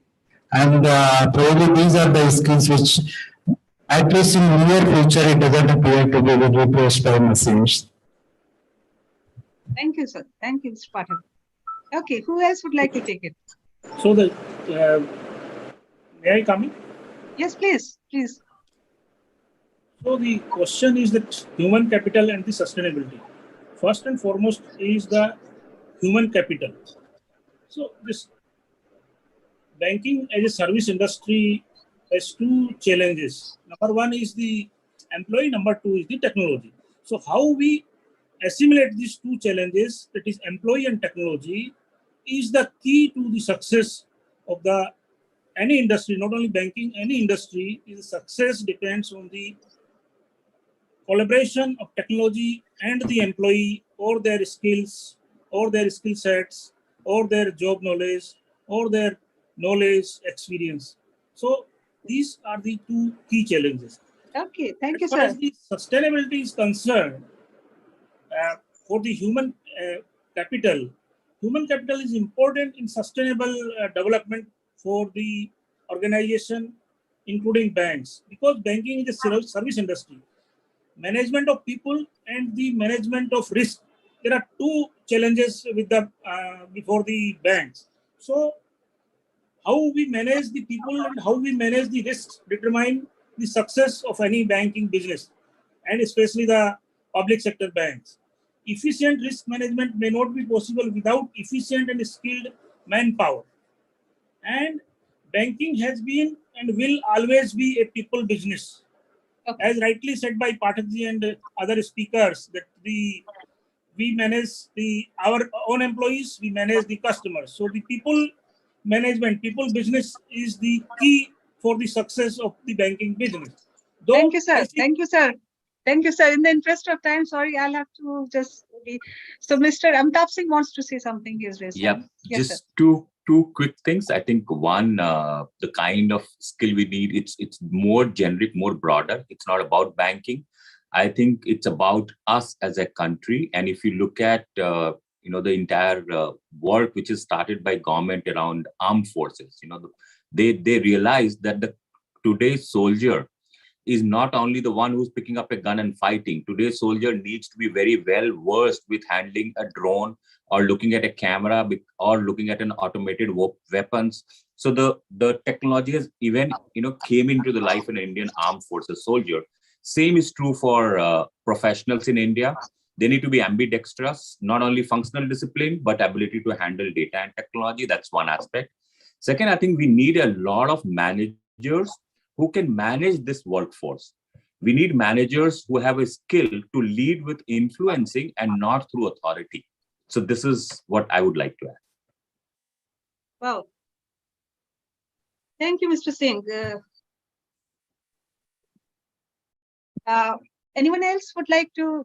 Yeah, ma'am, I'll Yes, just quickly add one point, actually, because I have been in Reserve Bank for a long time. So I must tell you that the one question that especially the public sector bank top management people should ask, and they should answer this question, that how a private bank with 3 people, if they can manage a business of 1,000 crore, so why they need 50 people there? Yes, that is a big issue. There, trade union is there, all these issues I have also faced, I have seen. So time is come, we have to address this issue. And digitalization is doing everything. Hardly there will be need the footfalls in the bank that has come down so drastically after this COVID. There, what is the need of keeping such a huge branch in a place like Nariman Point? Possibly a small place will be in a position to do that, only to do the report administrative function. So there has to be strong cost cutting by way of reduction of manpower, a strong performance management system, and fixing KRAs for everybody, and then trying to find out how to take up a lot more activities, whether insurance, FMCG, all other business, the bank managers, they will have to do in the days to come. They cannot keep something as a case room and occupying 2,000 square feet in a place like that. What is this? This is my strong room. What is the need for a strong room? What is the need for such a huge premises? So these, who is doing that comprehensive study from the banking industry, that how we can reduce manpower, how we can get rid of such so much of superfluous premises, and they are not totally unproductive. And this still we address these issues. I think it will be very difficult to compete with private sector banks. Just you cannot say that people are running away from public sector bank to private sector bank just for money. It is not so. There are so many reasons why they are not happy, and all these issues. Most important reason is performance management. And that is not being introduced here. Yeah. Thank you, sir. Thank you, sir. If no one from the panel would like to share one's viewpoint, then I would leave the floor open to the audience. If there are any questions to any of the panelists, please, you can unmute yourself. Dr. Narendra, is it possible for them to unmute, or they can write in the chat? So management responsibility as well as the leader's responsibility. Once you recruit a person, you have found a union him, you are making an investment on him. You cannot afford to have any such employee or staff getting sidelined or not being productively used, not getting the sense of pride, sense of ownership, and there must be the long-term capital investment on them, and they must feel proud of it. So it is, as you rightly said, the institution grows, size grows. So my one question to our Amitabh, that he says every year he includes 45,000 to 50,000 to the ICICI Bank. So in the such a large size, similarly our Ashok Kumar Pathak and all, now banks are getting merged and becoming bigger and bigger. In the olden days, we used to know every employee by name. There was such a family belonging. So how are you going to see through your regional head or the field level? So the higher board, senior management, middle management and line management, how are you integrating in terms of human capital and its effectiveness? That is my question to Amitabh and a few others, including Ashwin. Yeah. Sure, sir. Thank you. And let me try, answering a bit and the experiments which we are trying to do. It's a journey. So, we have redefined in the last 5 years, actually the way we look at HR, right? And I've been an HR professional for 25 years. So my journey for 20 years happened in a certain way. And with all, due respect with the way typically organization speaks about that there has to be a performance rating system, there has to be a KPIs and the KRAs, and you have to rate certain percentage of people as the top performer and the bottom performer. We have reinvented ourselves, and we said, what is the objective? Why should these systems stay, right? And like one of the panelists mentioned, it's all about business objective. And if my business objective is to increase my profit in the market share, for which I need people in the organization to work with each other, then why do I need to create systems which actually, instead of encouraging collaboration, increase competition? The moment you talk about a very traditional way of doing 1, 2, 3, 4, 5 rating system, people start competing, whether you like, you don't like, but it happens, right? The word, while we have organization goal, and which I mentioned, the goal is risk calibrated operating profit. why should I centrally sitting out of BKC define goals or KPIs for someone who's sitting in a place in Orissa? Because the person who's the branch manager in Orissa knows best what is the market potential. So we have kind of defined our culture as saying culture of giving freedom to people. We want entrepreneurs, we want the branch managers and the city heads in our smallest of the markets to actually behave like the CEOs. And we have empowered them to take all decisions which is required to generate business and grow business in a risk calibrated manner. And that's, very interestingly, sir, to your question saying, then how does the engagement, once we have done this, there is no additional thing which we need to do or about engaging people, because by giving them the freedom and the power and the empowerment at the right front line and having, less control from the corporate center, right? And we define corporate center as a service function. My job is to serve our employees and the colleague and the business. My job is not to control anything. So the word control, we have taken it out and we have replaced it with service. This has given such a free flight to our people at the front line that we've been doing tremendous result in terms of the business outcome, as well as ability of people to perform and, take this organization to a greater height. Even, financially, it helping a lot, because if your organization is making more and more profit, your ability to pay more increases. So that's the journey we have been on to for the last 5 years. So Amitabh ji, our Union Bank senior executives are there. There is a Bank of Maharashtra executives are there. ECGC executives are there. So after that, Ashok will talk.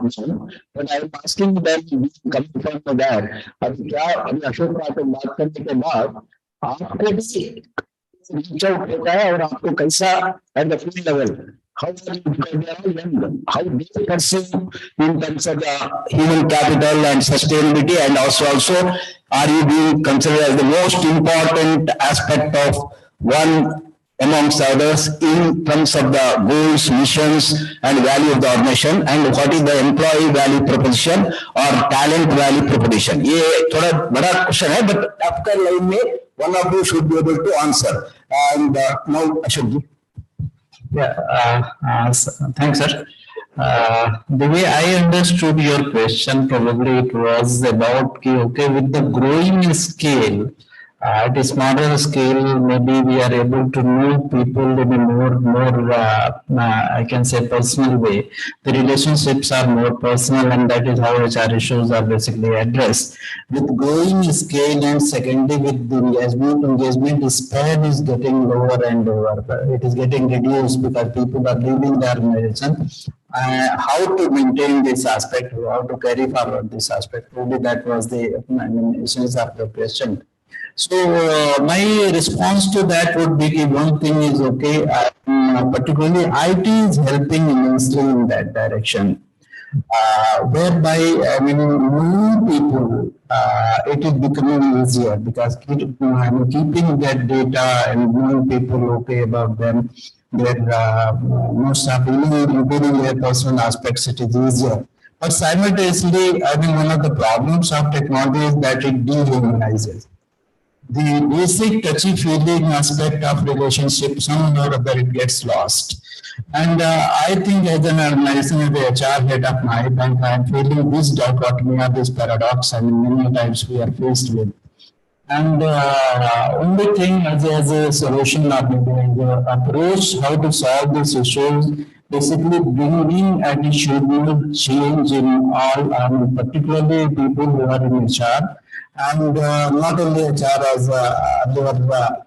Paliwal was saying, telling that, we practice HR in each branch or in each, even in our family role, we practice HR. So those are the attitudinal changes we have to bring in our function. That's thank you, Ashok ji. I have only one question, madam. Yeah. Sir, from I'm Dr. Rachna from IT Business School. I have two questions, right, that can be culminated into one if the time is a constraint. I want to understand that our organizations, especially banks, private sector or public sector, are still using force grading system. And if so, how do you handle the resentment and discontent that arises out of it? And my second question is that in order to tackle non-performance, are PIP used seriously, or is just a term which is just floating around in HR? So I wanted a practitioner view on that. Thank you.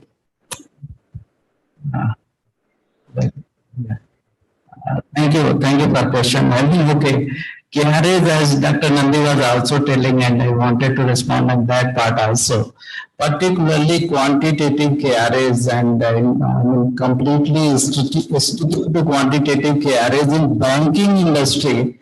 I mean, this may be my personal opinion, it's not very, it's an overhyped idea.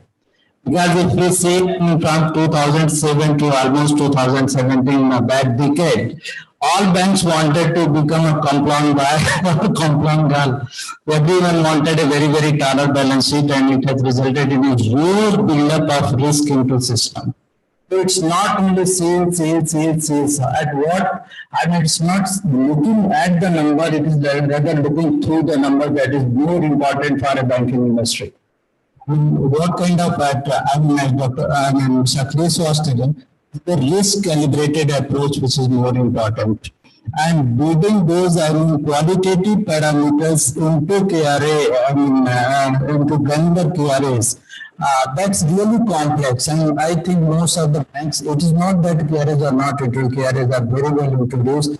It's a good blend of qualitative, quantitative KRAs, leading indicators, lagging indicators, all those things are there. But I should say, okay, it's a work in progress. Probably it will evolve over a period. It will keep on evolving at the requirement of time. Thank you, Ashok. And I am very grateful, and my greetings and thanks to Professor Dr. Raja Sharma. She, from the 9:15 to now 11:30, she has spent her time in spite of the Institute business for a busy schedule, and she has been a great motivator for me. Thank you very much, madam. You conducted the proceedings, and exactly 11:30, even though I gave the floor to slightly late. Very nice. Big clap to her. Yes. So we are sending our bouquet of greetings from here, being a distance. Otherwise, I had the most pleasure to welcome you. And now I also thank Mr. Lal Singh, CGM from Union Bank, in spite of, I think, it's on the tour, but he spared time. Our Mr. Ashok Kumar Phatak, Chief General Manager, Human Resource Bank of India, and I request Lakshmi Subramanian from GINHR to give a rose flower to our Ashok जी. आप हमारा बहुत schedule कल पूरा busy थे, कल परसों, फिर भी आप आए, आपको आपका पास हमको आगे भी रिलेशन डेवलप करने का है. या प्लीज आप स्टैंड करिए. Yes, thank you. I request,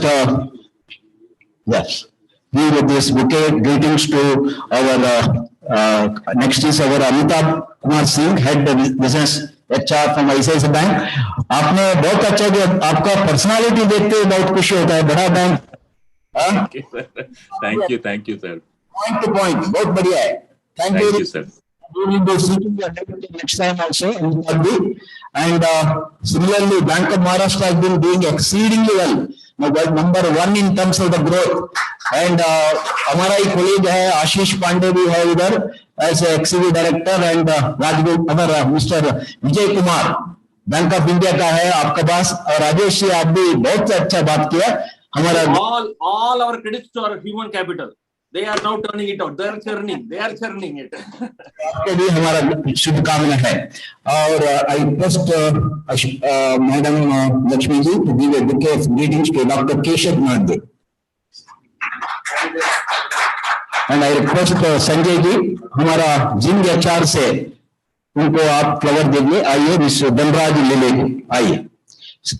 Give a big hand. The next 1.5 hour session is by our great coach Sanjay ji. आइए दे दी. Because Ashish Pandey as well as Sanjay ji, they are utilizing the Jing HR product. Am I right? Yes, absolutely. And they are giving more and more feedback and they are improving. With this, I thank all of you for the second session, the plenary section. And now we have a half an hour break up to 12 o'clock. Let us try to maintain. And then the plenary section 12 to 1:30 is by our Sanjay Jha, coaching for shifting the self.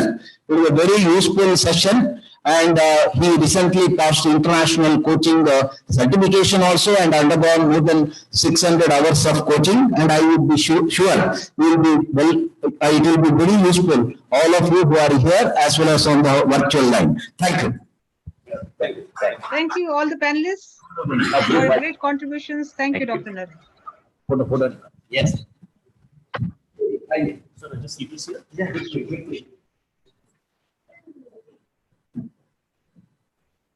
उधर से group का photo उधर से भी आ सकता है virtual में please put your video okay या अभी सबका वर्चुअल लगाइए अमिताभ जी या जस्ट स्टैंड ऐसा आई थिंक बोर्ड में भी है okay please take one more photograph madam हां Yeah.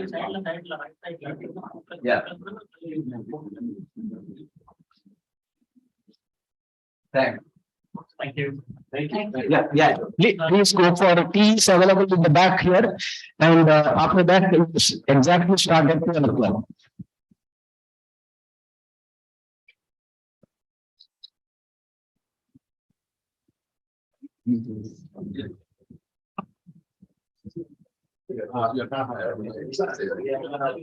Union Bank.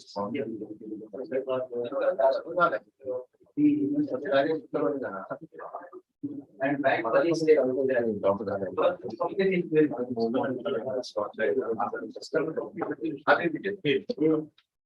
Yeah, so I try to maintain that. I find you. So that will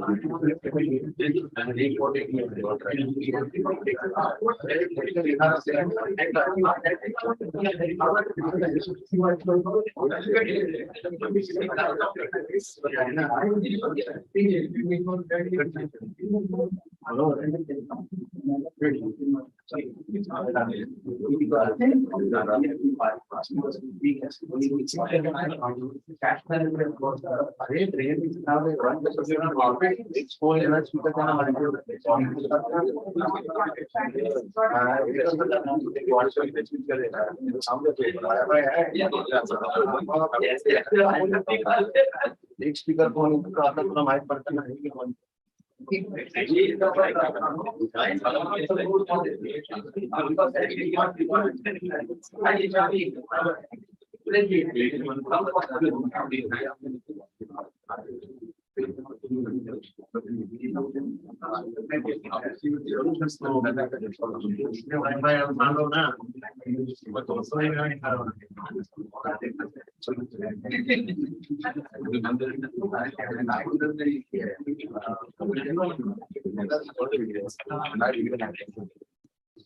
I can happy.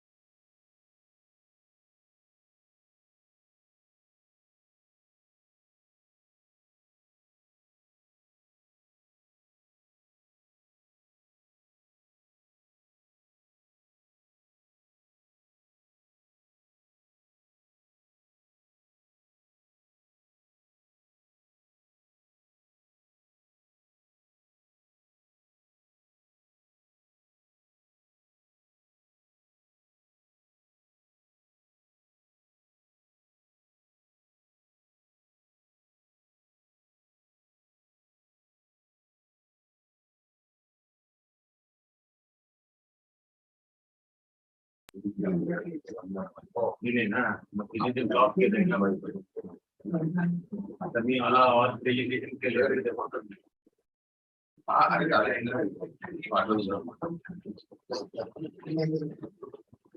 माझे कुठलं करायचं बोल video करायचं माझे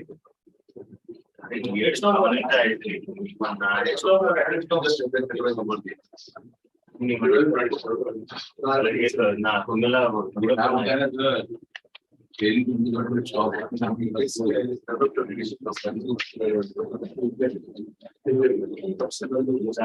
काय शेअरिंग आता तुझे व्हिडिओ कुठे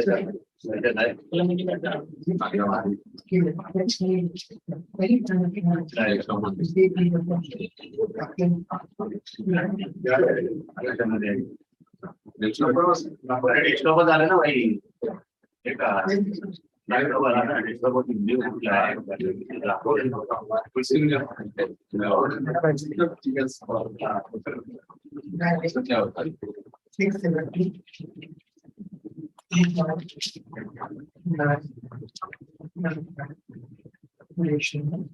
देतो ऑफिसला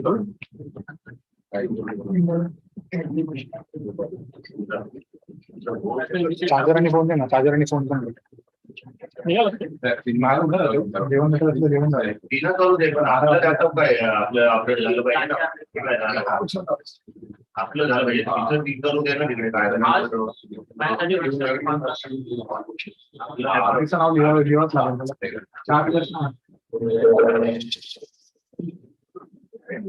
बंद करा ना कसं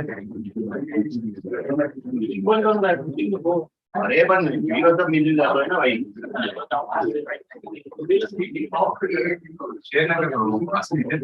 तिथे चालू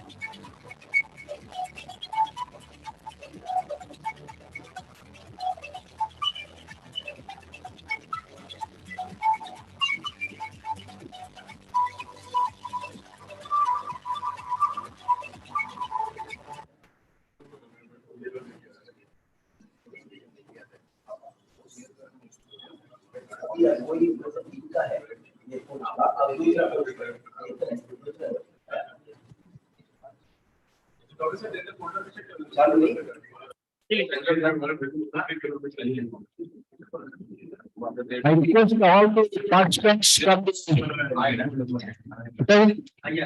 please from the please come back. We have to maintain the time. Please, I will send.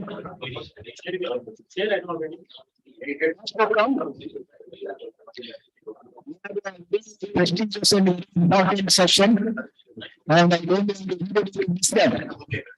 Sharad, yeah, welcome.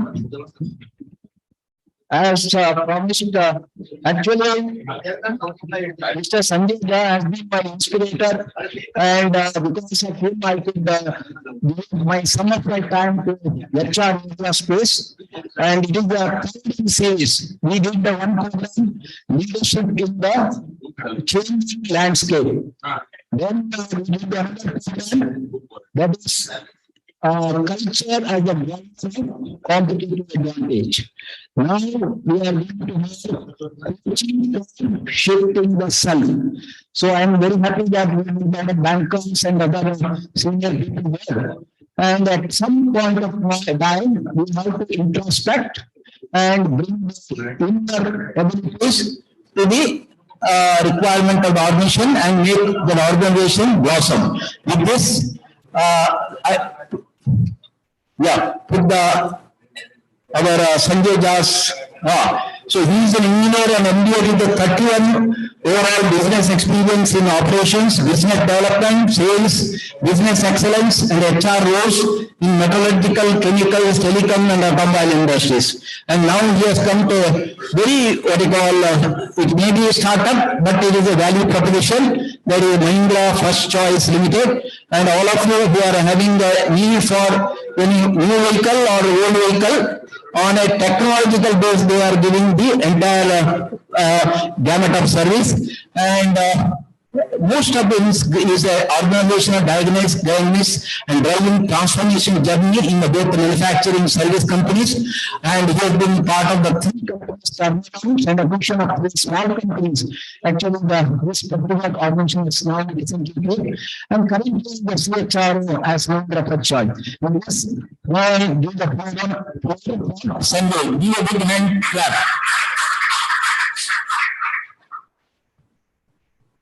Caller mic.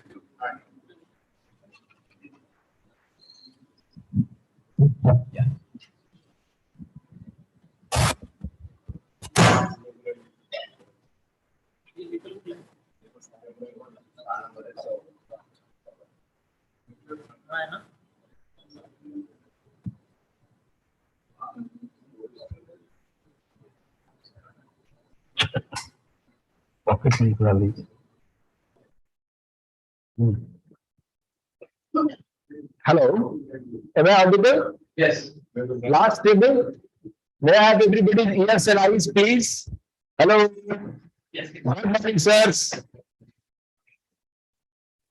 Good morning, sir. Yes. Sir. We have to say good morning. Yeah. Okay, thank you. Thanks a lot. Okay, so I'm going to talk on shifting the self, and my topic is largely based on coaching. Coaching, which is relatively a new concept, but it is gathering lot of momentum because this technique is very, very relevant and very powerful. Why so? I'm going to explain you in the following slides, and I'll also explain how to become a coach. Okay, I think Dr. Nirpali told me that you should also tell the audience how to become a coach. So that said, self is a evolving concept, so to speak. It is not a rigid concept. In Upanishad, they said neti, neti, neti, and then finally they said tattvamasi. Tattvamasi. So, I mean, there is no difference between that Almighty God and myself. So that is the pinnacle of self-concept. But it is a journey. And I'm happy to tell you that after 5,000 years, okay, we have realized, and when I'm saying we, I don't confine to only Indians. I'm telling you that worldwide, companies like Google, Facebook, everybody, they are finding coaching technique as a very, very powerful approach, so to speak. Okay? Yes. And this is not working.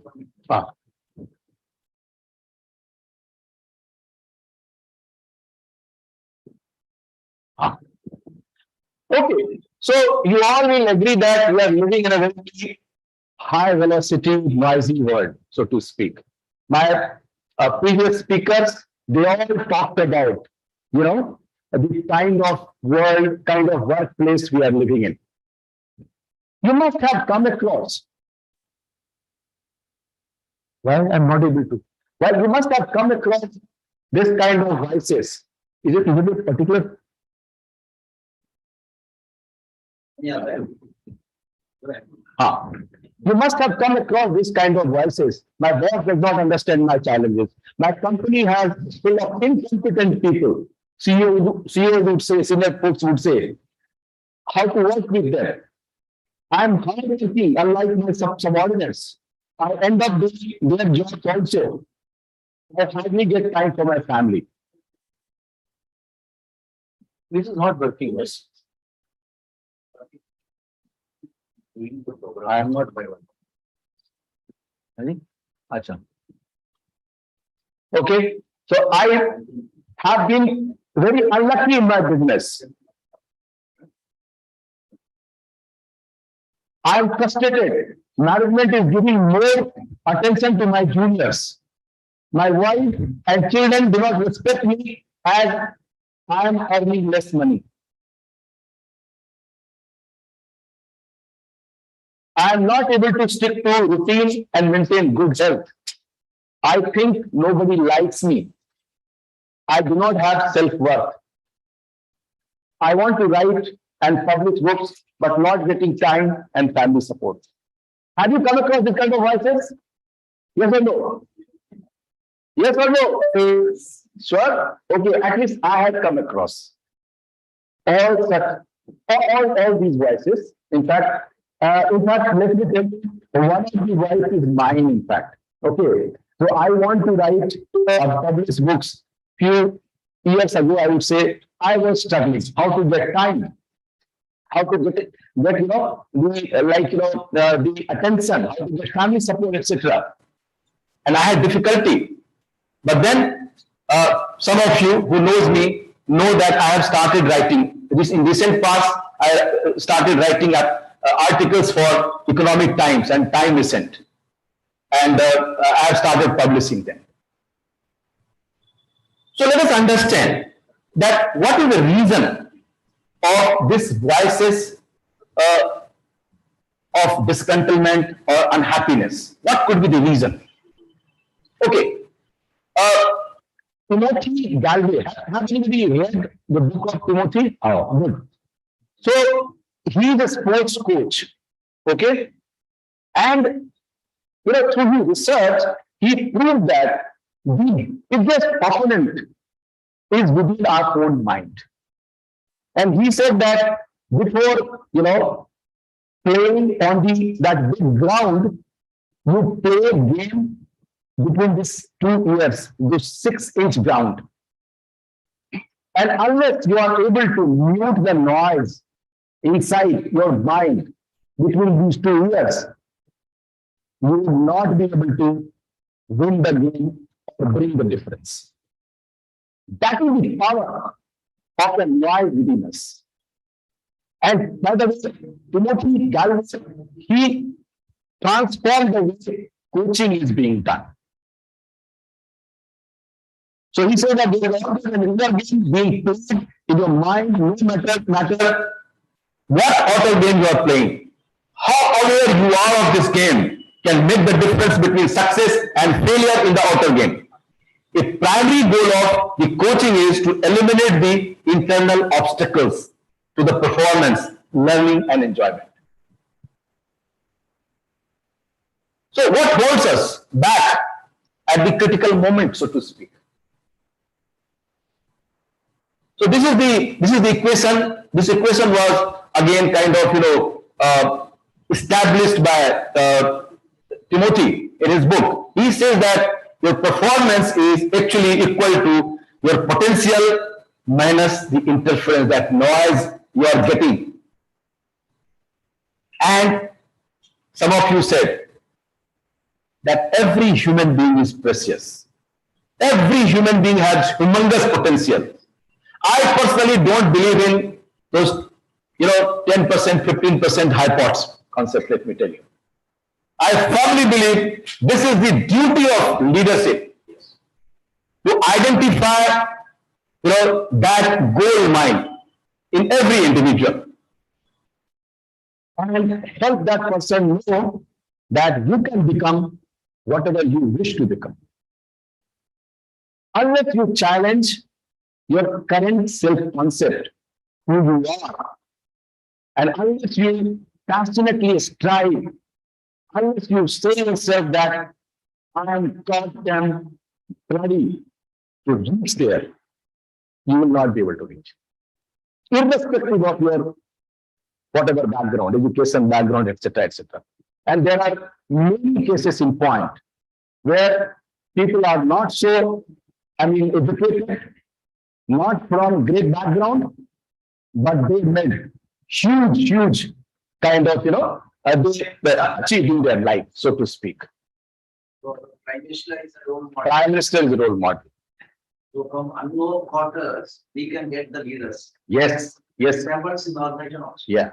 Unfortunately, what happens, Dr. Melpari, we read in newspaper or, hear in television that Albert Einstein, one fine morning, he woke up and he found that he was a great physicist. But that's not true. Albert Einstein must have burned a lot of midnight oil before that. So similarly for Narendra Modi. I hope I'm making sense. Please feel free to stop me. I mean, I want this to be more conversational. I am not an expert talker, so to speak. I am basically a practitioner. Okay. I did not, Dr. Mohpal told me that I'm basically a metallurgical engineer who started his career from blast furnace and arc furnace, and I used to produce metal, iron, and the ferroalloys. The screen has changed. I don't know. Can you? So, and so that is why, I mean, in my LinkedIn, you'll find my tagline is molding metal to molding man. So finally, I landed in HR, and my firm belief is that every human being has huge potential. Boss, change कीजिए, otherwise मैंने लिख के रखा, मैं बोलते रहूंगा. Great. Okay. So what is really required is self-awakening. This is कैसे change कर रहे हैं इसको? So what is really required is self-awakening. Sir उसी को दबाता हूँ, पता नहीं. अच्छा, okay. So what is really required is self-awakening. As they say that nobody can inspire you. You have to be self-inspired. Others can just kind of, share their story, can talk in a powerful way. But your context is very, very specific to you. Unless you go deeper, unless you give chance to yourself to become a better person, you will not be able to improve yourself. You will not be able to achieve, that great vision which you want to achieve. Well, awakening, as they say, that any human transformation starts with awakening. And awakening is by no means the end of evolutionary adventure. When you awaken, you only realize that I am at the starting point of a journey which I have to undertake. And you kind of have some energy, enthusiasm. I mean, it could be like meditation, it could be like you get this motivation from book or some talk or from coaching. Okay. But then necessarily awakening brings you at the starting point, and then you start the journey.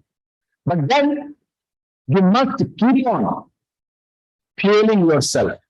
Otherwise your journey after some time will get stopped. You will get scared that, well, I aspire to become like CEO of some big company or Prime Minister of the country. But am I really capable enough? Is it possible for me to reach that level? Or this is just a daydream? So these are the various ways. But coaching has come out as very, very powerful way.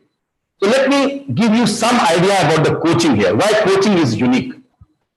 Coaching is unique, because in today's, I would say, amorphous world, amorphous in the sense that where startups are trying to organize the unorganized, where technology has put the development on a steroid, if I say so. Okay.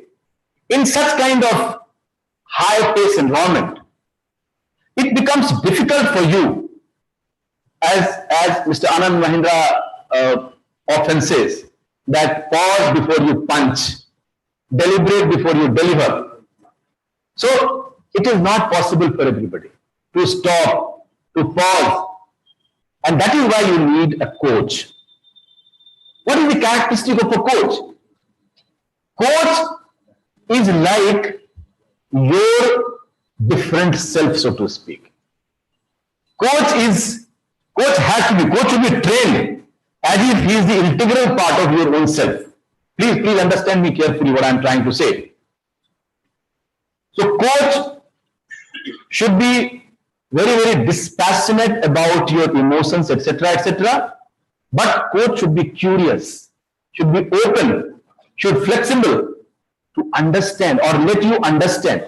More than him understanding, he will help you through powerful questions to understand what are your assumptions, what is your context. Have you thought that? Have you ever visualized that? Do you have clear understanding about that? Who you want to become? What is your identity? Who are you? What is your self-concept? And finally, what you belong to? What is the purpose of your life? What is the meaning of your life? Have you ever taken pause? Because there is only one life. There is only one life. And how can we achieve whatever we aspire to achieve? In that journey, our coach can help. How? By asking powerful questions. These questions are very curious questions. Very, thought-provoking questions. Coach will inquire. Coach will at times engage you in dialogue. And necessarily, coach does not ask question to get the answer what he wants. Coach asks very contextual question and ask you to go through that self-exploratory, like self-chatting. After 5 minutes of coaching, it happens as if you are chatting to your own self. If you are capable of doing that, then you don't need a coach. But most of us are not capable doing that self-chatting. Yeah. The coach makes certainly, you said powerful questions. Sir. Knowing the oneself, there must be a relevant question to bring that Self to him, and then the coach can really mentor me or take me into a greater thing. Suppose if the coach makes some mistake in a way to understand, that has any risky there, just my point. Sure, sir. Yeah. So first of all, let me, so I have no date, but then I love this conversation. No. So let us have it this in a free-flowing manner so that it will be more engaging. And if you have any question, please feel free to. So sir, let me first of all tell you that coaching, unlike other human aid, like mentoring,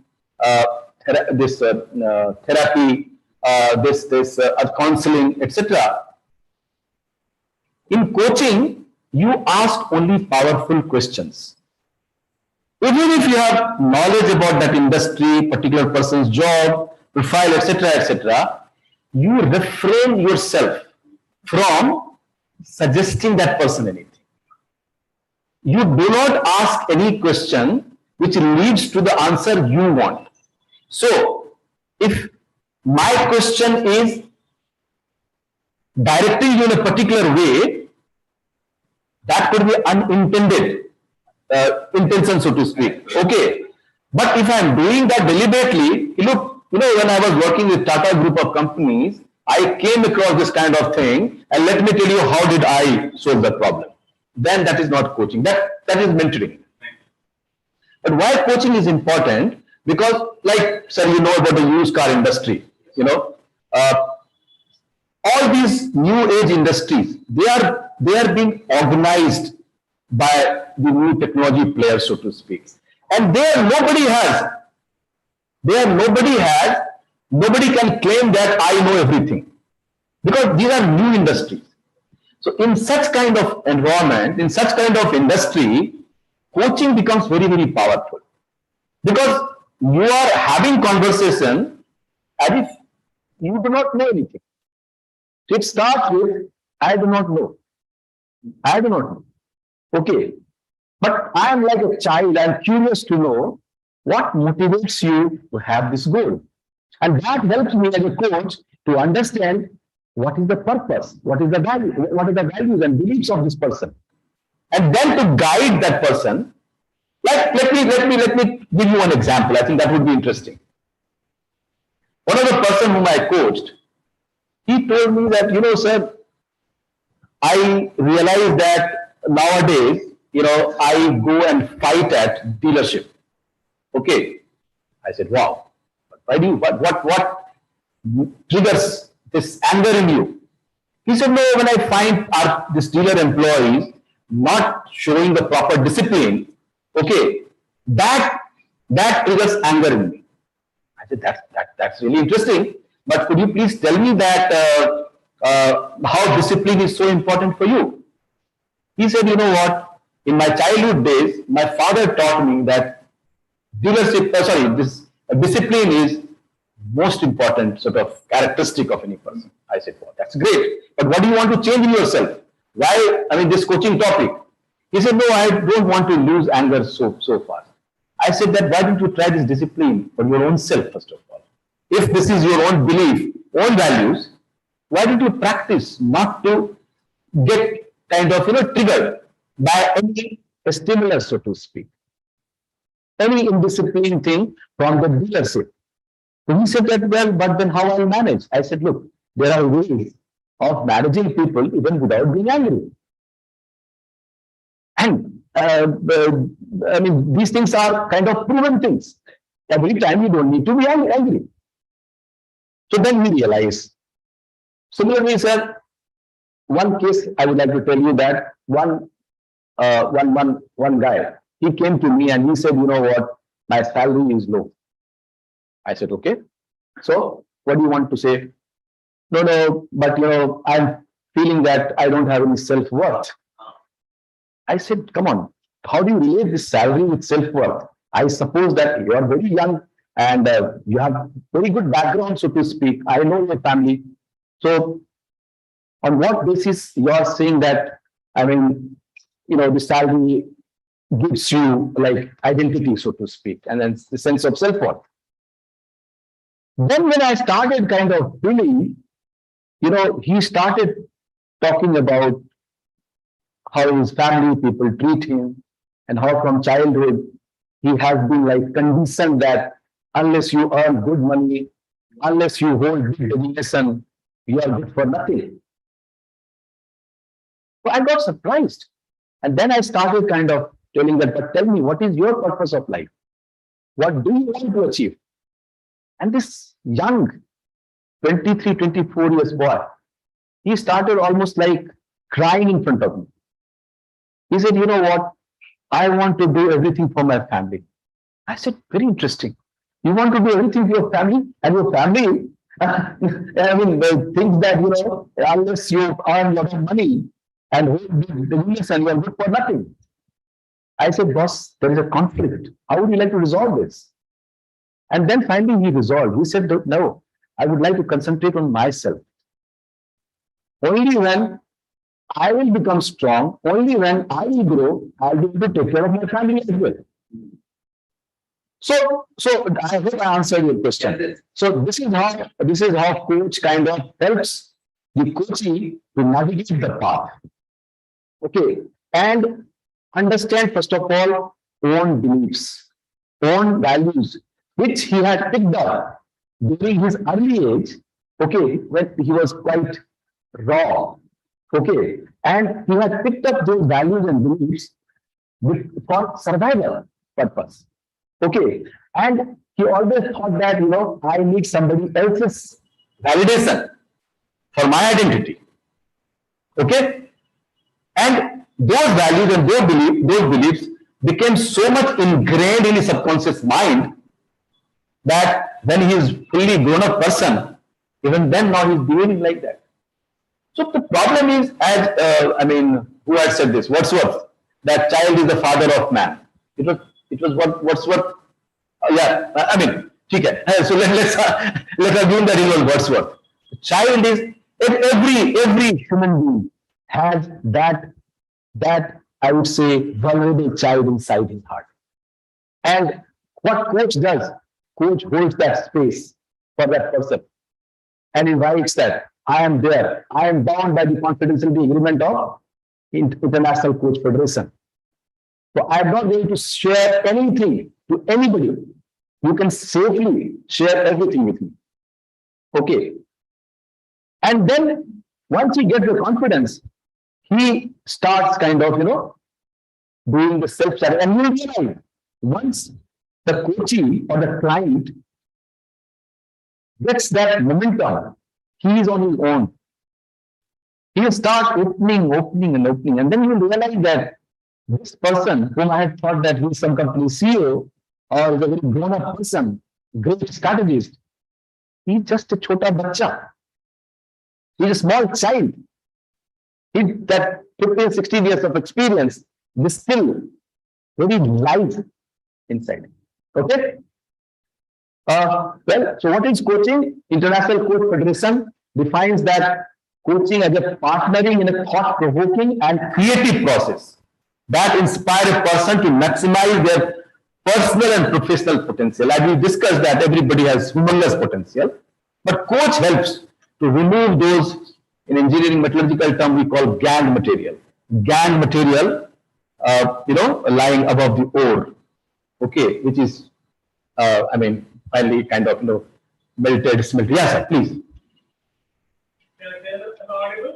Yes, you are audible. So the question is, I can understand that the person being coached has this childhood-based, limitations or how the ecosystem has built his mind. But the same applies to the coach also. How do we know that the coach is not being misguiding himself and then indirectly misguiding someone else? So let me tell you, the first lesson of coaching is that unless you are fully aware of your being, your own self, you don't have any right to coach. So when you are coaching, one of the important things is, they say the competency is dancing in that moment. You will have always temptation that how to kind of, share my experience. How to say that, no, boss, I empathize with your emotions. I have also gone through that kind of thing. Okay. But then coaches are trained not to kind of, get influenced by those emotions. Just say that, well, early on, I heard you, or I felt that your energy was moving up and down while talking about your daughter. What was that emotion about? Could you please tell me more? So basically, you are helping that person to self-chat. So you are right. Unless one person is properly trained, he should not venture in the area of coaching. Can you also give a very short difference between psychology and coaching? There appears to be a lot of overlap. Of course, psychology is an abstract concept. Okay. Whereas coaches are practitioners. Okay. I mean, see, I can read tons and tons of books about psychology. I'm going to actually, talk about the Coles model, Robert Duke's model, etc., etc. But if I just read, as Kolb said that, unless you have experienced the things through application, unless you have your successes and failures, you are not knowledgeable person. You have not learned anything. Just by reading books, you cannot learn. Any question? Basically, are psychology and coaching very distinct? No, there's a lot of overlap. No. Coaching is completely based on human psychology. So, as I started, that everybody has humongous potential. So, and it is just kind of, the leader's job to unleash that potential. But the problem is that leaders, they are number crunchers. They would like to, because that is the kind of mandate they have. They are not wrong. They would go by management by objective. But most of the decisions are subjective in nature.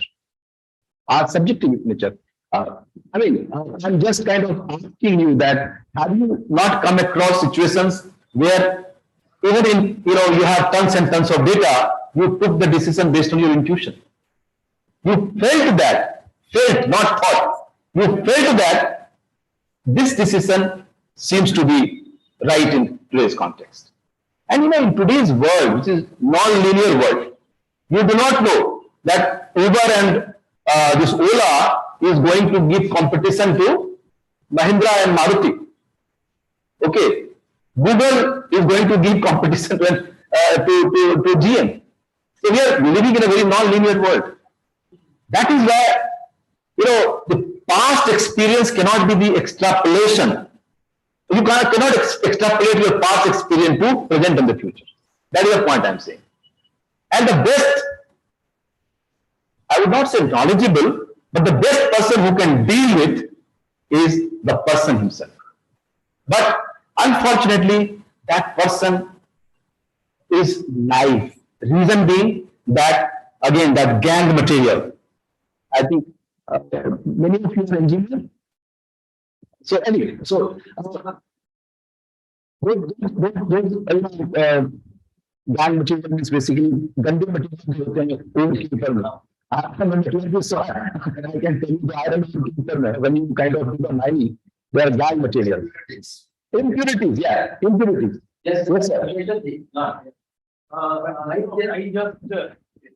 I just thought I'll be pitching in to the question sir had asked. You, sir, you asked, na? Yeah, Manojji, he asked. His concern was basically if the coach is deficient in knowledge. I think Narendra sir also asked the same question. The coach himself is deficient, but he has actually he has taken this role of becoming a coach. He has appointed himself as the coach. Because I am telling you, because I have done a course in neuro-linguistic programming from Florida in the US, and I am a certified trainer and all that. So I do a lot of psychological coaching. Yeah. I do a lot of performance coaching to senior managers. Right.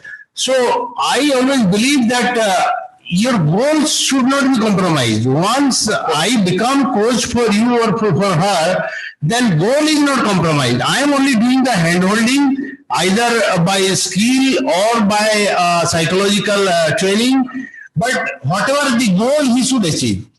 If he is not achieving the goal, then coaching does not play any role actually, whether it is in sports or in performance, whatever. There is no disagreement. Yeah, there is, yeah. So, disagreement. I fully agree. Okay. I fully agree with you. No, I'll give example of, interesting example. When Vivekananda, when he was Narendra, approached Ramakrishna Paramahansa, and he asked, he was not an educated person, but he was someone who had, full, experience of self-being, so to speak. When Narendra challenged Ramakrishna, he said, have you seen the God? That was a very interesting conversation. Yeah. And Ramakrishna is very smiling and very, very innocent. He said, yes, I have seen the God. He said, can you show me? Can you prove me? I am seeing God in you. Yeah. The Tattvamasi, that is the Tattvamasi. But that is the ultimate level of self-awareness.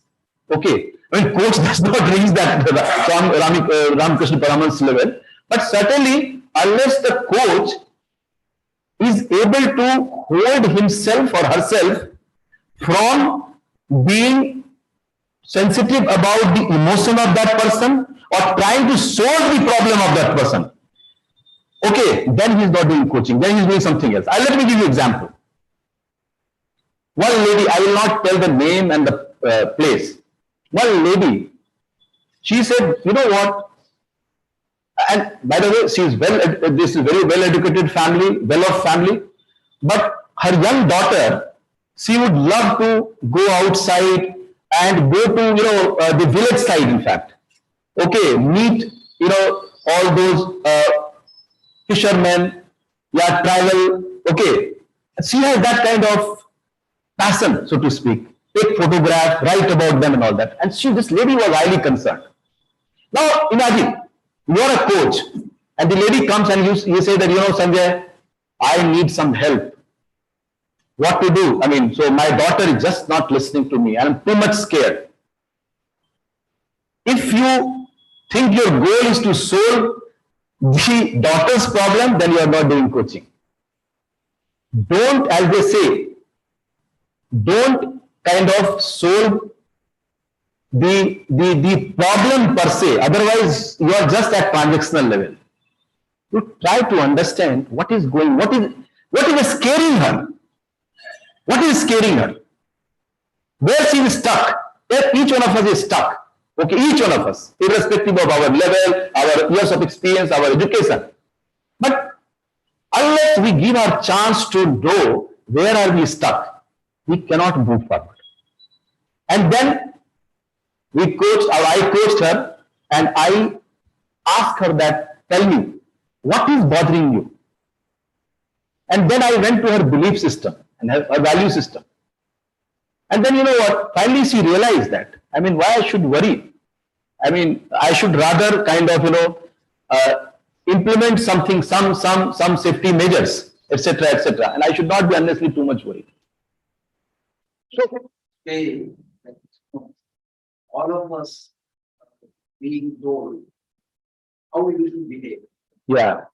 Parents also want what they expect us to Exactly. be there, not what I want as a child itself. Right. So from the पहले beginning से ही Beginning same condition हमारा. belief system ऐसा change होते हैं, and some of those young days में क्या belief आया है वो बाद में लाइफ में तकलीफ आता है, वही तकलीफ। और कभी कभी फियर भी आता है ना, तो पूरा यंग देश में होता है। Right. And that whole life में we should not copy anybody, nobody different. You must be of our true to ourselves. True? Yeah. Please. Small observation. Yeah, please. Today's biggest challenge for coaches must be Google. How come? Yeah, how come? That is good. The problem I have, whether it's a real problem, I feel it's a problem. First thing most of us would do is go and ask Google. No, is that not right? Especially for the youngsters. See, let me tell you, Google has started hiring now coaches.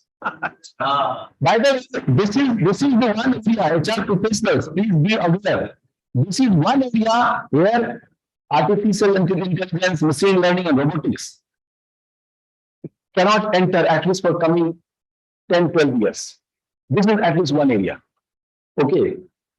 Other HR stars, yes, I mean, AI and machine learning and all, they are kind of entering and they have started becoming people redundant because they are more, these I mean, AI and all based system is much more user friendly, much more efficient. Coaching or anything pertaining to, helping human being to become the better version, to become a happy person. That is the domain where luckily, I mean, though people like Yuval Harari, everybody follows Yuval Harari? You follow Yuval. So people like Yuval Harari, they said that, after some time in such areas also, the artificial intelligence and all will kind of enter. But I can see that in near future, I am not seeing that possibility. Anyways, coming back, let me kind of help you understand, because see, it is very important because coaching is very counterintuitive. Very, very counterintuitive. People often say that, okay, coach will just ask question. He is not helping you solve my problem.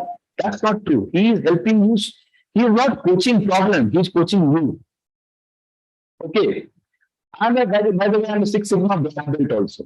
So if somebody asks me to solve problem Six Sigma point of view, I will say that, okay, let us map the process. Okay, let us understand, what are the kind of variable factors, etc., construct Pareto chart, histogram, correlation, etc., etc. Okay. But then in the coaching realm, where you are not dealing with problem, if you try to solve coaching's problem, then you are doing injustice to that because that will not sustain. Try to solve his bigger problem, which lies at his beliefs level, his values level. Okay, moving. So coaches ask questions not to get an answer they desire, but to encourage us in meaningful exploration that can help us reach a new level of depth and performance. And this is a journey, by the way. Coaching through the process of inquiry and dialogue invite clients to explore their beliefs and perceptions, often revealing those to be distorted ideas and images they have somehow bought into. Let me give you my example. I till school days, I used to write poetry in Hindi. Okay. And by the way, I have written good poetry. Okay. But when I kind of, got into job, I started developing some sort of aversion, I would say. The reason being, and initially I could not understand the reason. Okay. 2-3 years ago, I was attending McKinsey's program, and one coach, he helped me understand me that, in spite of the fact that I have so much of interest in writing books, writing articles, etc., what is stopping me? Why I am saying that I don't get time, I don't get family support, etc., etc. Are these things are very true reason or something else? And then you know what? I can share with you people. I came to know that my father, who was a journalist, who was very, very dry, honest person, well connected person in that time of central government ministers as well as state government ministers, but dry, honest person. I developed one strong feeling that, you know what, by the way, I did not tell you that he was a very good writer, in fact. I mean, he was actually Hindi साहित्य के विद्वान थे वो, ये समझिए। तो मेरे दिमाग में कहीं ना कहीं ये बात जो है घर कर गई कि जो ये साहित्य लिखते हैं वो पैसा नहीं कमाते। And it was so much kind of, buried in my subconscious mind that I was not able to. And the problem is that I do not see eye, as you say. आप अपने आप को खुद नहीं देखते, पूरी दुनिया दिखाई पड़ती है, अपने आप को हम नहीं देख पाते। And luckily, sir, that person helped me to know the reason. And then I started laughing. I said that, I should be proud of my honest father and whatever he is doing, instead of what I'm doing. And then luckily I started writing on that. So it is so complex to knowing your own self. Coach helps you to do that. Provided, as you said, sir, coach is well trained. If coach starts sharing his own experience, if my coach would have started sharing my experience, he would have said that, Sanjay, what? I also stopped writing here. Why would you write? हमारे लिए एक कुछ होने का है। अरे sir, लिखने का है। मुझे जरूर करेंगे सर, जरूर करेंगे। Coaching simply enables people to move beyond such limitations. We are constrained by our own self-imposed limits, like that chained elephant. Have you heard about chained elephant? Circus में आपने देखा होगा कि chained रहते एलिफेंट। एलिफेंट अगर चाहे एक झटके में चेन को तोड़ सकता है, लेकिन बचपन से इसको कंडीशन कर दिया गया है। छोटा बच्चा जब था उसमें वो चेन पहना दिया गया, and the brain of that elephant is conditioned that you cannot break the chain, and we all love our chains, by the way. Otherwise his power is so high. So high. Human being can be anything. Yes. Anything, I'm saying.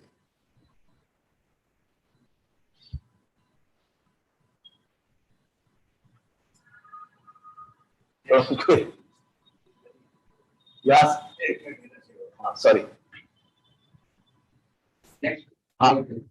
Wait. Hang over here. That's my paper. What coaching is not, I think I've discussed, but at the cost of quick repetition, coaching is not the same thing as mentoring or therapy. A mentor provides subject matter expertise, wisdom and guidance based on their own experience. Therapy deals with healing pain, trauma, dysfunction or conflict of some kind. By contrast, coaching focuses on facilitating individuals or groups to draw upon their experiences. Coaches, as I said, that are part of you. Okay, because you can't self-reflect, you can't put yourself on that self-exploratory journey, you cannot do that self-chatting. That is why you need coach. I hope I'm making sense to do this. What a coach does, I think we discussed all these things. Coach provides a clear sense of confidentiality, safety. When I start coaching, I say that, look, I'm bound by the ethical terms and conditions of International Coach Federation. Anytime if you find me kind of sharing any confidential information to outside, you can complain on ICF site. Okay, so I am bound by that. And you can trust me, I will hold your space. You can become as much vulnerable as you want. Okay. So I'll help you to go through, undertake that journey. Coach is trained in deep listening and asking powerful questions that can evoke coaches undergo transformational journey. Coach is like, what I should say, your girlfriend or boyfriend. Okay, whom you listen at the highest level. Okay, but once you are married, nobody listens to each other. So then it is not coach listening. So listening happens as if your entire life is dependent on that. Sir. Very serious also. Suppose my wife, he has been a coach. I am not telling myself, everybody. But in the coach है ना, हम ज्यादा what do you call सुनते नहीं और उसमें action भी लेते नहीं. मेरी वाइफ भी नहीं सुनती सर. हाँ नहीं हम नहीं सुनते हैं. मेरे अच्छा देते हैं. But what I mean to say, sometimes your own wife or your own dear and nears or your own son or daughter can be your coach. Yes. But the normally करता घर में और even ऐसे हमारा official position हम घर में बना के उसमें नहीं. There are sometimes who are very sincere in giving you coach, and that coach, if you would have really followed, you would have become much more. Just I am just giving. Listening is very, very powerful. What I mean to say, sometimes coach need not be necessarily an outsider person. It can be internally also from your own years. So however good you are, हाँ. वो तो है ही sir. आपको मैं एक छोटी story सुनाता हूँ. You know, the story goes like this. One small child, he was trying to reach his father, who was fully busy in doing some computer work. And he would say that, "Hey, Baba, I am doing something." And I mean, he got irritated and slapped his child. Then only he realized that he wanted to come and kiss him. And so you know, the whole perspective will change. So what happens at times, yes, घर की मुर्गी दाल बराबर. हम वो चीज अभी मैं यहाँ पर बैठ के आप खड़े होकर आपके सामने जब बोल रहा हूँ, तो maybe you know you are listening or I am kind of listening to you. But again, there is perspective. Like if there are vegetarians here, I am a diet non-veg. So for me too, but all are vegetarians. They may be thinking that dal mein kya problem hai. So perception also play a very role. So the coaches play with your perception only. Coach helps you to know your perception. Okay. And helps you know that where are you stuck and why are you stuck. When Ramakrishna Paramhans said that I was waiting for you, Narendra, for so long. He said, how come you do not know me? He said, no, you do not know. I mean, I was really waiting for you. So that way.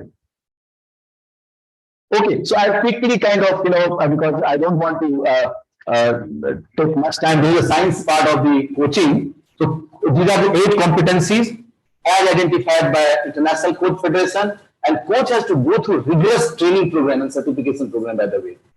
I'll give you a, you can, I mean, give me your card and I'll send you. Don't worry. Demonstrates ethical practices, understands and consistently applies coaching ethics and standard of coaching. That's very non-negotiable. Embodies a coaching mindset, develops and maintains a mindset that is open, curious. Always human being has temptation to say that, boss, when I was HR head of the company, I did all these things. Why don't you try? Sorry. There can be time when you find that the coaching is stuck.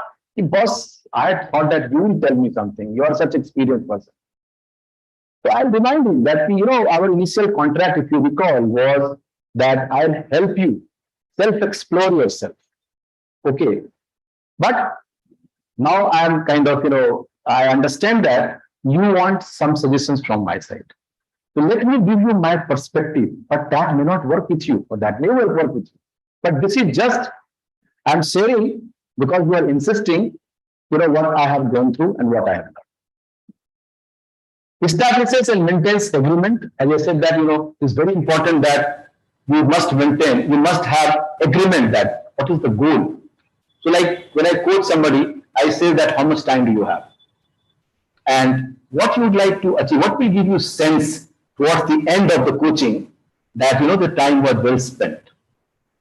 Okay. And then towards the end, I asked that, tell me on 1 to 10 scale, how would you rate vis-a-vis the goal you had set? Cultivate trust and safety. All coaching conversation is about trust and safety. That person knows that you are none other than himself, okay, or myself, okay. And that is how he starts kind of sharing with you. He starts becoming open and vulnerable.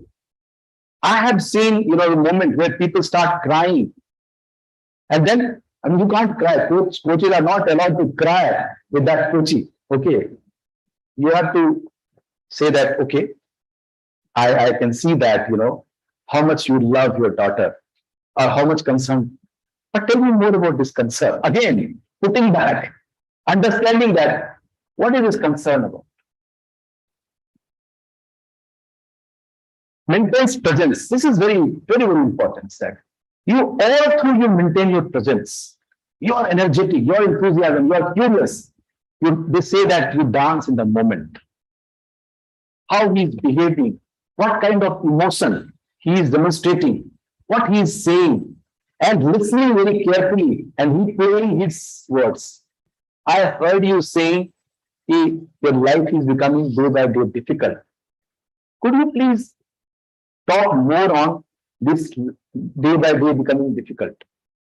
Coach strives to understand what is the belief in this trying to life becoming more and more difficult. Is it really difficult or is it more difficult? I hope I'm making sense. Yes? So this is how you get certified for ACC level. PCC, and by the way, I'm PCC level certified coach now. Okay. And the next level is MCC level. You can get all these information at this site. Sir, we can share this presentation with them. Not a problem. Okay. So everything is there. Okay. Okay. So basically what happens at ACC level, at the beginner level, you have tendency to solve coach's problem. Ki my boss does not like me, what to do? आप बताओ क्या करोगे? Okay, boss के थोड़ा देखो ये कर सकते हो क्या? Something like that.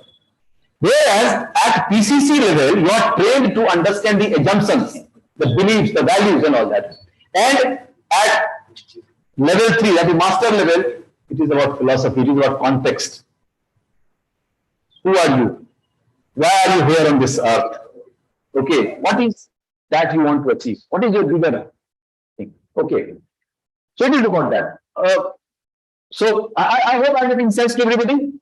Any question? Yeah, I request all of you to make you interact. Please, please. Yes. So this is a triple loop learning concept. So the ACC level coach would go for the single loop learning questions. When I say the powerful questions, their questions will be like, are we doing things right? Are you doing the things right? That type of question. At PCC level, we are trained to even ask that, are we doing the right things? Okay. Difference. So not staying at problem level, moving to people level. Because we are not trying to solve, but trying to make the person concerned aware where he is stuck. Yeah, we have all the potential. He knows more than anybody. This journey from single to double and triple loop. Sir, it's a really little difficult task. Difficult task. That is why you need coach, sir. That's why I think because everybody knows people to decide what to decide. That is a very important thing. But are we doing things right? It may sometimes may not be really a positive aspect also. Yeah, I mean, so you can be highly efficient person. But are you doing just spot jogging? Are you just kind of on treadmill? That's it? Or you are asking yourself that, am I doing the right things? Am I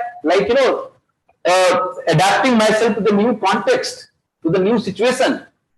Am I learning? What my question is, all corporates and institutions must be knowing this particular need for coaching. So whether either they requisition the service of expert coach outside, or within the organization can they create such coach? Because once you are trained, they can again become a coach after certain hours. See, how do you find from the corporate journey? There some efforts are done, or how do you feel? Sir, Dr. C.K. Prahalad, he, coined a word in his book, Competing for the Future. He said that the successful organizations, they develop dominant logic. And he beautifully, eloquently develop dominant logic about their success.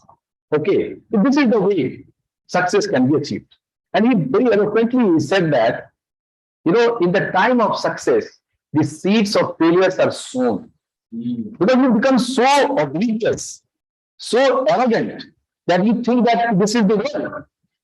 You get bottled inside, this bottle, you think that this lead is the sky. Yes. So you need, as was my experience, some outside person who is not emotional about your context. Okay. If he could facilitate, you will be able to open the lead. मेरा एक question है, what I've seen, the CEO or top level, even our banks and all, suddenly the one man who doesn't get any more by the feedback or and he tends to believe that what he's doing is right and all, and there is nobody else he can look to. Once he have achieved a CEO post or so there it may happen that he also gets stuck. True. I mean, they are stuck. And at that level, very highly, at that level to take a coach, sometimes it may be difficult also. No, sir. Actually, companies are should have. Companies are now investing, sir. Let me tell you, because company has realized that, this JW Marriott getting competition from Airbnb, very non-linear, coming from completely different, different industry. Okay, and you do not know who that startup. Find out the huge brick in your edifice, okay, and going to attack you. Okay, so we do not know. So that is where in today's time, companies are investing a lot in coaching, and they are actually hiring coaches for, CEOs, they have their own, they have their own piece of success and failure, so to speak, I would say. See, let me tell you, coaching does not only help you to become a CEO of the world or a great writer of the world. Coaching makes you a whole person, so to speak. Whole person. Okay. This Vivekananda was not a CEO of a company. So what? He was not Prime Minister. Ramchandra Paramas was nothing in that sense. Okay. So what? Yes, sir, please. Yeah, no, I was just trying to add what Dr. Narendra asked that question. See, in management, we teach a structural way of dealing with this problem. Like he rightly pointed out, if somebody is CEO, everybody will say, yes, sir, these are best decisions on the world, sir. Okay. So now, how as CEO, I will know what is right and wrong. So there is a management approach. It should be taught. If it is not taught in someone, then that is their problem. Right. I teach this to the students. Now I practiced it at CEO also. See, you divide the group into two and you say now the green channel starts, that you will all say 3 sentences each in favor of this decision. And all of you have to give 3. Otherwise, I'll cut down on your incentive. The other one is all of you will criticize in 3 points this decision. You will say against this decision by 3 points. So all of them are closed by me. Otherwise, I'm going to penalize all of them. Then I try to analyze both and I find where I was wrong. This is a sort of self-analysis that management teaches. That is number 1. Number 2, as he also asked another question sometime back, that in all organizations, when people join, we appoint tutor officers. They virtually do the job of mentor and coach together. Yeah. Okay, there is a mix of both. So they do a great job because they teach you on the hand actually how it is to be done. They take care of your psychological issue also as mentor, and they ensure that as mentor they do not turn into tormentors also. But we keep a close watch from the top that this is happening. So it is happening in the organization, not that it is not happening. So, we do it in slightly different way. Same thing. So during hiring, we try to make sure that, the team members in my team does not have the same competency I have. If he has some other complementary competency or at a higher proficiency level, I would rather welcome that person. But then, the problem is that when we start getting scared that my junior is more competent than me, then the whole problem happens. This is point number one. Point number two, we also insist that if I and you always agree, then either of one is not required. Okay. And then I am senior to you to certainly later when you are not required. So please decide. I don't need yes man. I want you to kind of think and come up with a thing like that. Please do the.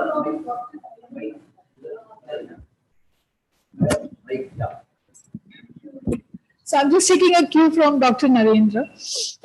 He did ask, being a CEO, I feel a CEO needs the more training. Is there a kind of a training or a coaching for them at their level also? Or is it that the people at the mid-level and the senior level? CEO needs more coaching, yes. Yes, that was my question. No, CEO needs obviously more coaching because the more the success, more the dominant logic.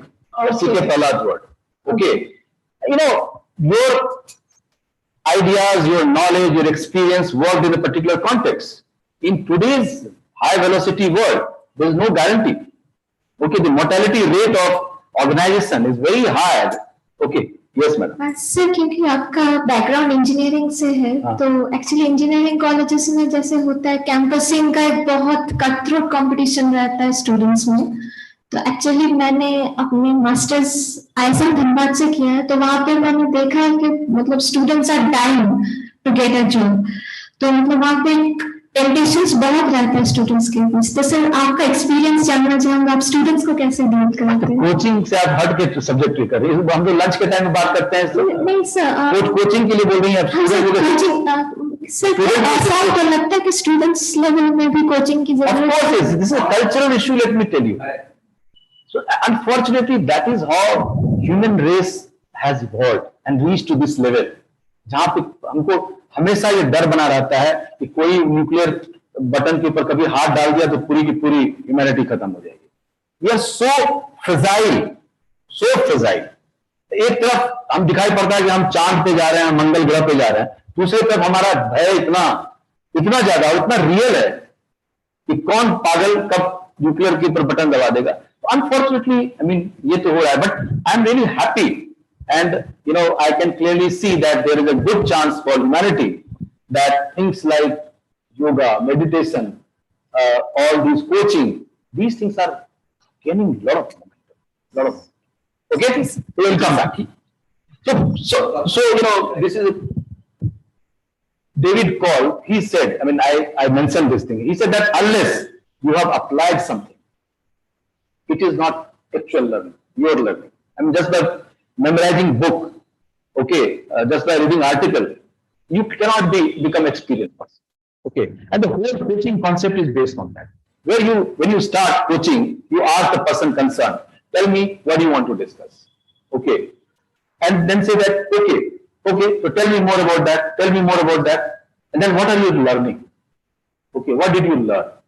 Okay, and what do you think? How would you like to translate these insights into your way forward journey? So coach would always take back the coachee to what are you learning? Okay, how would you conclude your learning? And how would you like to factor into these learnings into your forward journey, so to speak. So I'm not kind of giving much time on Cole's learning model. This is the standard learning model. HR people, they would be knowing that, so no, you want me to talk on that Cole's model or otherwise? So it is used in that coaching context. So these are the questions. Just I thought that, I should quickly show you how this coach, they ask questions, like generic questions. You start with the generic questions and this is like you can say seed. Okay. And then you keep on kind of screening, and finally you reach the core level. Where is the core problem, so to speak? And core problem cannot be at situation level. The situation, can you come here?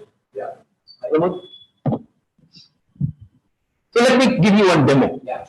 So Pramod is from my company. So I talk to Liberty. Yeah. Just speak it. So Pramod, if I ask you that, you know, imagine that this is our coaching conversation for quick 5-8 minutes. Okay. So tell me what you would like to discuss. Sir, currently I need to discuss the my challenges. So I have a challenges of retention. So there are after COVID, there are lots of employees are moving to the different companies. So there is a problem of retention. The IT companies are booming like anything. So employees are not retaining in the company. Attritions are increasing. Okay. So how can we tackle that? How can we transform that? And in terms of coaching, how we can help employee to retain in the company? Yeah. How to engage the employee, basically. So let me also kind of tell you the process. So this is at situation level, and this is called drama. Drama is what is my problem? I am victim of the things, where it is happening, who is doing what, my boss is creating problem for me, my employees are leaving. So this is at drama level, which we every day in, day out, every moment we kind of interact with and experience. This is drama. Okay. Now I am taking this discussion to the next level. So, okay. So tell me, Pramod, what did you do to, you know, reduce or contain this employee retention? Yes, sir. Definitely, we do the survey. So where we know the aging of the employees who are leaving the company. So the employees who are leaving in 1 year, the reason of leaving of the employee. So there is any supervisory issue. There are the team issue, team bonding issue. There is any salary issue, or in terms of the project which they are getting. So they are not satisfied with that project. So we are tackling with that issues, and we are just discuss the things with their managers, discuss the things with the HODs, then our functional heads. So and we just discuss about that and how can we solve the problem. Okay. So these are the things currently we are doing. Wow. So tell me that if you solve this problem, who you will become? What will happen to you? So now what is happening? I am shifting the conversation from problem statement, because problem will be solved. But if I help him just to solve this problem at transaction level, he will not be aware what he is actually going through at his capability level, at his say beliefs level, values level, at his identity level. Okay. So Pramod, tell me that, you know, what motivates you, or this is a motivation related question. What motivates you to solve this problem, and what will happen when you are able to solve this problem? Sir, definitely I don't want to lose my employees. So they are very talented employees and I want to retain them. So I motivates like that if I retain the my talent, so it will be a great achievement for me. Yeah. So I sense that, you know, when you are saying that if I retain, that will be great achievement. Yes, tell me more about that. So now what is happening, I am shifting the gear. I am trying to understand his assumptions, his values, his beliefs. Otherwise, I would have simply said that, you know what, this Infosys has solved this problem. Going to Google, typing in Google, and I can come out with multiple solutions. I can say that, look, why don't you try the Google method here? Why don't you do this? I don't want to do that. Though, I mean, in this case, I am the HR head. Okay, so I would not like to do his coaching. Because, you know, I will have the very obvious functional emotionalism, so to speak, as they say. Coach should be like, you know, the true coach, enjoying Sachin Tendulkar playing the game in the ground and not himself playing the game. So my effort is here not to play the game, but observe him, being curious, being open, being flexible, and helping him to come out with the solution. Am I making sense to you all? Yes? Any question? The room has become stuffy, sir. I have one question. Thank you very much for bringing insightful discussion and innovative ideas. I have a question that every person have own goal and purpose. Yeah. Everyone. Goal may be becoming CEO or earning money and so on. Purpose is different. Our conviction forces us to pursue our purpose. Sometimes we conflict our conviction. Sometimes we forcefully do our goal. Because goal and goal situated in North Pole and purpose is situated sometimes in South Pole. So how to align our goal to purpose and how to make or minimize your coaching just now? Minimize the distance between goal and purpose. यहाँ पे आइए. Yeah. आइए यहाँ पे आइए. बात करते हैं. आइए लेकर जाइए. ठीक है. Thank you. Thanks a lot. Yeah, because that will be. Yeah. Big hand for him. Come, Chandan. Yeah, Chandan. Tell me. So, what is that you want to discuss today? Suppose everyone, sir, I have also a goal and purpose. Goal may be becoming, they can be quantified, but purpose cannot be quantified. So how can minimize the distance My between dear goal and friend, purpose? I would like to just caution you Yeah. that let us discuss the real case. Yeah. Okay, and not the hypothetical. Yeah, yeah. Otherwise, this will become very intellectual discussion. Yeah, yeah. So, in coaching conversation, you will have to share your experience. What problem you would like to solve? Yeah, since my childhood, I'm just very focused on the climate change and the environment. I wanted to do something for climate and environment. But our condition, some barriers in family members, in other society, that forced to pursue our quantified goal, that is becoming CEO or becoming a successful in person. That can be, that have the KRA. Because purpose or not, that have KRA. KRA can be have all the goal, that is distinctly qualified. But I'm not able to minimize the distance between goal and purpose. Goal may be different. Suppose I am an engineer, I'm doing something in meteorology work, but purpose is entirely different in different area. But the alignment is very difficult. How to align our goal and purpose to the same way. So, you know, coach, mentor in this case will give perspective. What coach will ask, you know? Coach will say that, okay, these are good questions to ask. So please tell me what is coming in your mind. Yeah. Do you understand what I'm trying to say? So tell me. Yeah, in my mind, sometimes I feel that you said few things. I will use initially you said that you in childhood you had kind of aspiration to kind of go in the climate related things. Yeah. Okay. Whereas the society or the family, they condition you to pursue CEO, education, background also. Therefore, so these are good questions to ask. Yeah. Now tell me, how would you like to resolve that? Yeah, in a day, in 24-hour day, I sometimes we sit ourselves and discuss what I'm doing. Whether my conviction is pushing every day to do something for climate. But out of situation and working environment, tell me more about the situation. Yeah. I'm trying to now understand, go deeper, understand his assumptions. Okay. See, when we look back, sir, when you look back on old friends, all they are achieving in the lives of somebody become the CEO or somebody the GM and anyone. But when we compare ourselves with others, because those having the KRA, I also have KRA for my goal, but I don't have KRA for my purpose. What is the purpose of my life? I have my purpose of my life. So we are not breaking that, the purpose, and bringing into a goal. They're not going to manage themselves. Okay. I wanted to marriage between goal and purpose. So do you have clear goal? What you are very passionate to achieve? Yeah. Yes. Yes. And this goal is aligned with the value system of yours. But yeah, the purpose of it aligned with my conviction and value system. But very good. Yeah. Yeah. Then the purpose, goal is not aligned with my value purpose, but purpose is aligned with my value purpose. Value and ethics and all my conviction. Okay. My conviction is totally aligned with my purpose of life. Okay. But goal is not going to align with my purpose and conviction. So tell me, yeah. So what stops you to align these things? First is time constraint. Okay. And where are you spending your most of the time? Please tell me.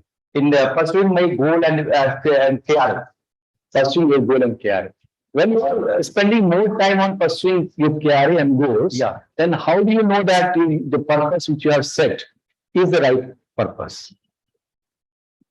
Yeah.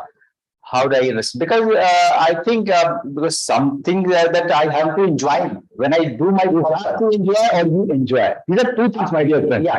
I have to enjoy. So it seems that you forcefully are imposing on yourself that you have to enjoy something because somebody else told you that, somewhere else you read that, and that is why you want to craft purpose in different way. Tell me, are you enjoying what you are doing, first of all? No. Whenever I think about my purpose of life, then I enjoy myself. And I think I stagger myself, I will do it later. What is stopping you to set goals in that line? I think in today's life, when we are fixing out clear, and you have to good questions, ask yourself and answer. Yeah. What you need to do. This is your life, isn't it? Yeah. So tell me again, you said that in today's life, I would like to understand what you mean by today's life. Today, like day-to-day work life, suppose I'm working with somewhere, I have to get the work and complete the work. What will work for you?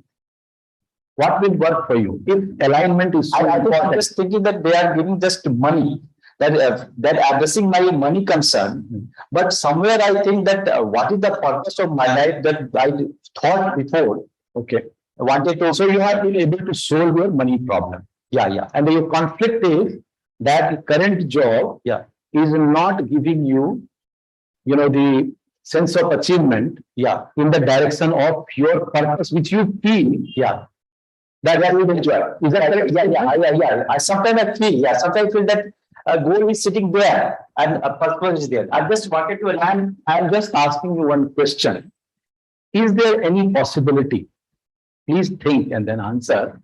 That in your current job, what you are doing on day-to-day basis, you can bring some element, okay, so that your goal and the purpose, both of them will be aligned.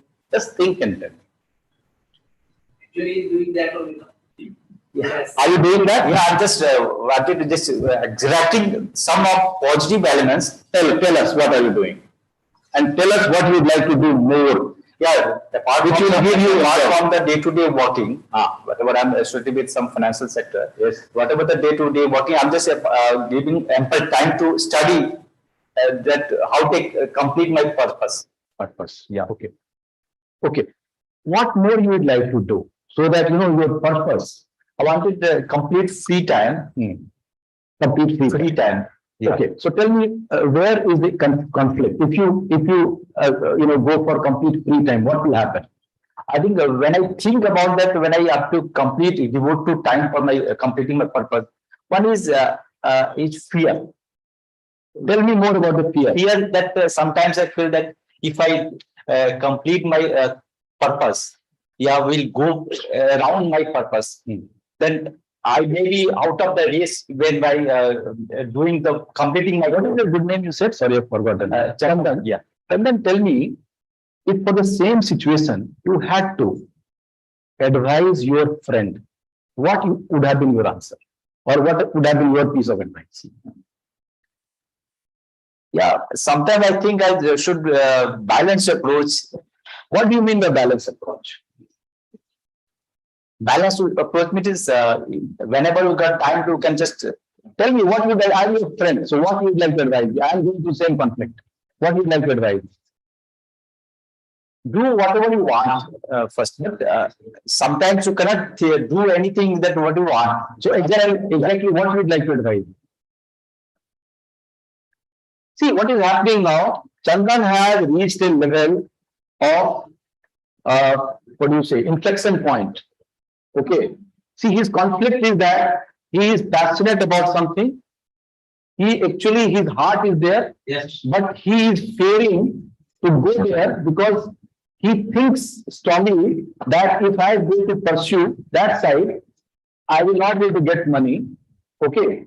And money, as most of us think, money is quantifiable. Some story is in society, everyone wants to achieve quantifiable. This is your assumption, or you have validated this assumption? Yeah. No, not yet. I'm asking you. This is your pure assumption, or you have validated this assumption? Yeah, it's some.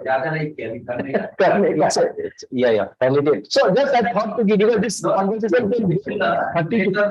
I myself and he will come and meet. Thank you so much. He is the one in the way. There are startups. Sir. Now, either they would have made a lot of money in their earlier profession, then they go into the destruction, what you call. Completely new. Where there is a success, there may be a failure also. Right. Now, that confidence and with that, and that may be true to the heart. Right. Now, to do that, you need a lot of patience and some time. Yes. Now, if you are asked to mentor him, Yeah. and also take out that fear, Right. then real innovation can come. Yes. So, इनका position में थोड़ा भी आना. So It's not fear, that is anxiety. Yeah. Anxiety may you have some possibilities are there, but you are inhibited to take that decision. वो आपको निकालना पड़ेगा. But he has answered the question actually. I don't know what is the problem. He itself he said that possibly I have to maintain a balance, and it is possible. What is the problem? I am not able to understand. Like I wanted to be a teacher. One second. I wanted to be a teacher all through my life. My father was a teacher. I am very much, but I wanted money also. So I joined corporate job. And simultaneously, I was teaching. I still teach in many universities abroad. So, what is my problem? And I am now after retirement. I am teaching. I will teach for another 80 years, up to 80. So, what is the problem? I can follow my passion. I can follow my money. Both is possible, sir. What is the problem then? I don't understand what is the problem. But when you no, sir, coaches are not allowed to speak in interesting. That's joking. No, you are right. No, as you rightly said, Coaching coach has to have a lot of. What is that? many questions he gave, but he himself is realized. He is just celebrating his confusion. We should not allow. Being a management expert, I cannot allow confusion to celebrate. Sir, आपका और हमारा क्या है? हमने थोड़ा कमाई करके Confusion should not be celebrated. Okay. Let me tell you that coaching is not the job of management expert. Coaching is the job, as you said, that I am helping Chandan to do the self-chatting. Yes. What I am going through, being aware of that. Now he said that work-life balance. So what you said? Balance approach. Balance approach. Now what does balance approach mean? I am assuming that whatever balance approach means to me, I mean to him also. So as a coach, I would like to ask him, what do you mean by balance approach?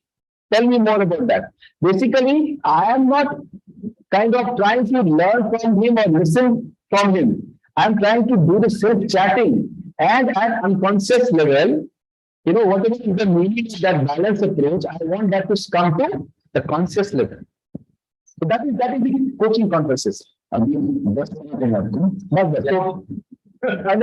हमारा question answer का session तो चलिए चल रहा है वो कर रहे हैं 10 मिनट का क्लोज कर दें I think I've covered most of the things. So I don't need to necessarily question.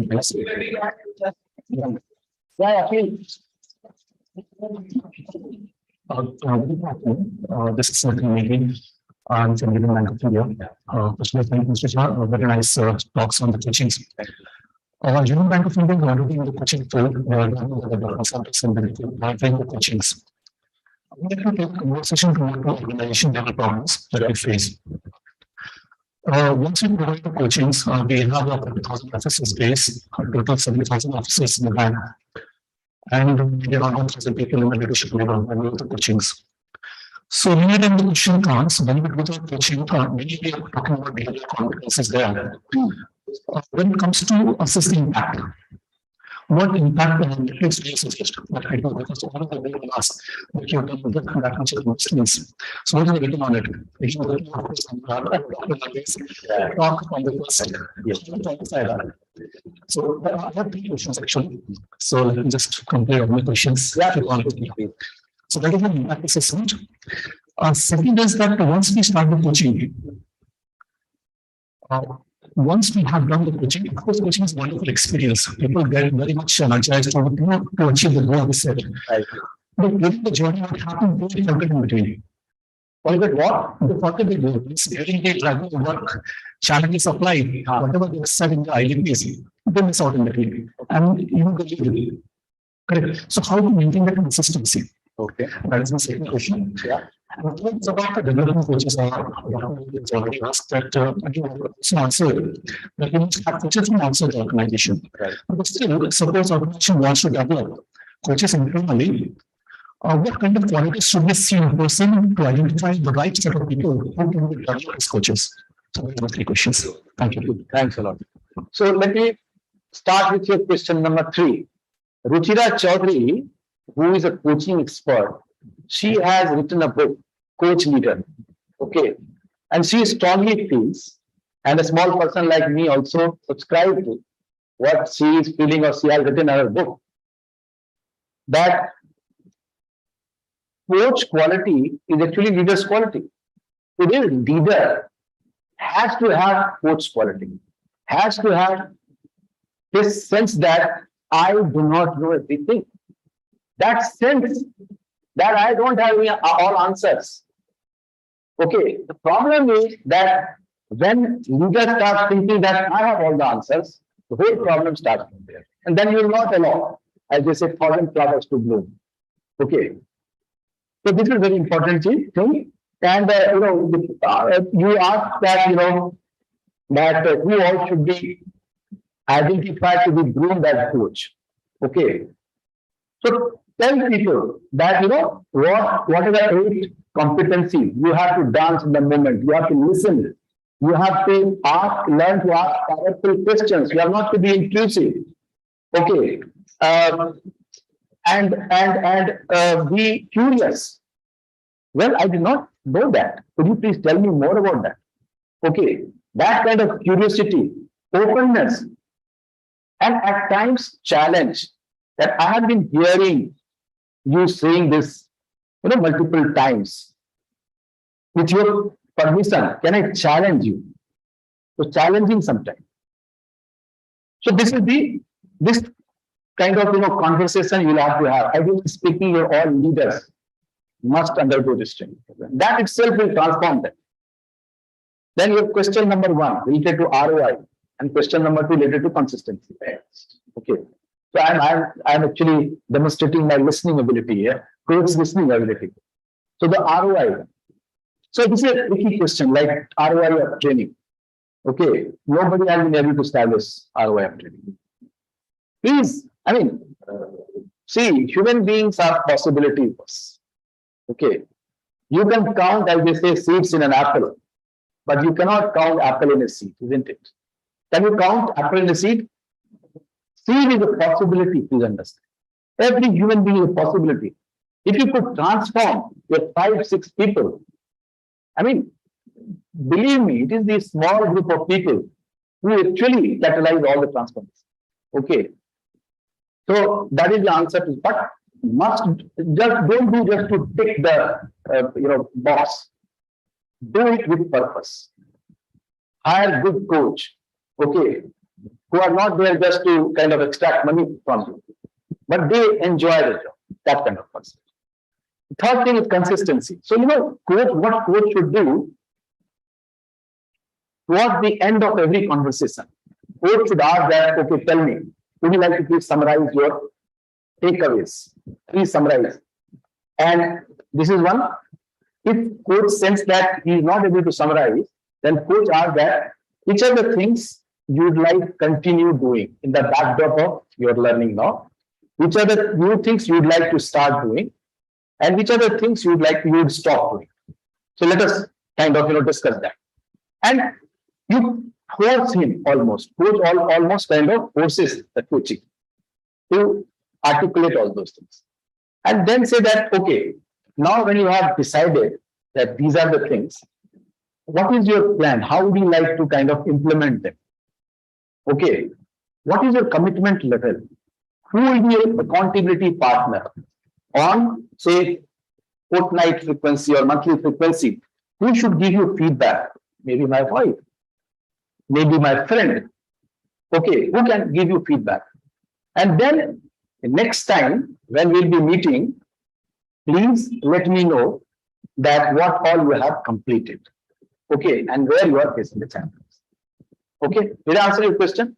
That, sir, question right. Huh? All of you must have really enjoyed this particular session because this has got a very good for all of us to bring the oneself out. And I am sure in every part of our life, we need a coach. And I am thinking all the institutions who are represented here. Where Sanjay Jha, he is not doing the coaching for any monetary benefits. He would be too happy to be a single level, even not an institutional level, even individual level. If you have any need for coaching, he would like to be our coach. And I'm sure each one of you would be receiving the one. This is my आपका mailer है ना, एक इनका पूरा address होगा उधर, हाँ, तो आप सबको एक मेलर भी भेजने का है, but उसका पहले आप सबको इनको बड़ा big track भेजिए. Thank you, thank you. And I will request Sanjay ji, Sanjay come. My vested interest is that I want to increase my coaching hours. Because after 3 years, when I go for renewal, they'll ask me. Okay, that is the only interest I have. I don't want to charge you anything. I am rather grateful that you give me opportunity to hone my skill. I can come up. So, because he has been an inspirator for me, as I mentioned. हमारा अभी third HR program है. अभी आपका ये हमारा जोड़ी है ना, बहुत काम करने का है. So I request Sanjay ji and RK Nair to honor him with our rose flower and small. Yeah, rose flower Didi. Yes, correct. Yes. Yes. Okay, इधर. I'm very glad that we have whatever we have right in the time. Please have your lunch next room up to 2:30 is the lunch, and we have a very interesting session again. After that is the plenary section 3, and all the speakers are almost, some of them are already here, and I request all of you to stay back and enjoy. And after that, again there is another plenary section where Mr. Dr. Samir Parikh, he is a great consultant, and he will also have a small level of meditation for you. And then that's also a very interesting subject. So I hope all of you will take advantage. Thank you. ये आपका है ना mobile? हाँ sir, ये ले लीजिए. हाँ यार. Please join outside.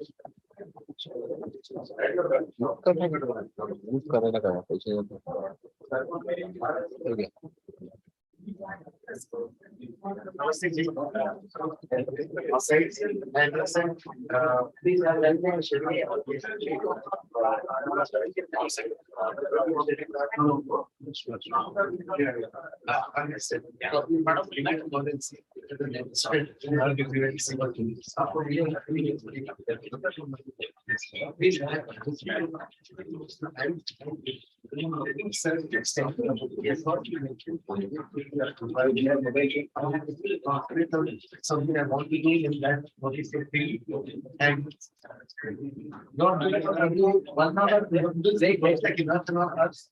What we say limitations. I can do this conversation.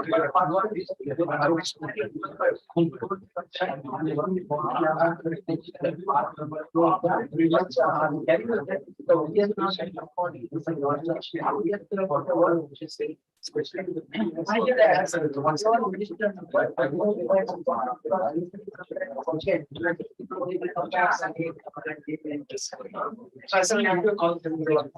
Then you can meet whatever you like. Let them get what we use.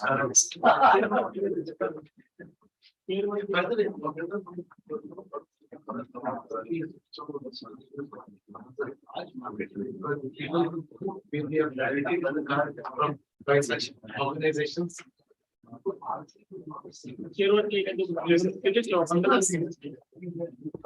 बंद करते म्हणजे परत चालू करायचं होत ना त्यांनी क्लिक करते लागते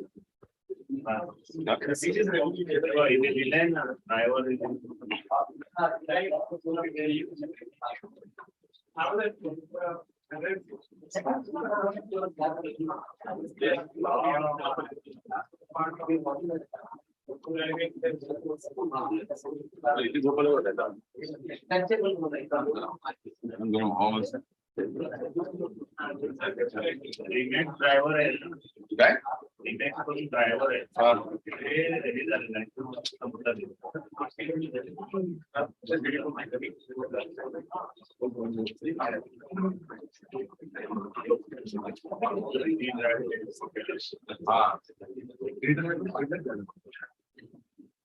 त्याचे आयडी होती दोन पडून जातात अभी चार्ज कराएगा इसको भी चार्ज करता है उसका क्या ऑलरेडी और आप सब खाना खाने का एक minute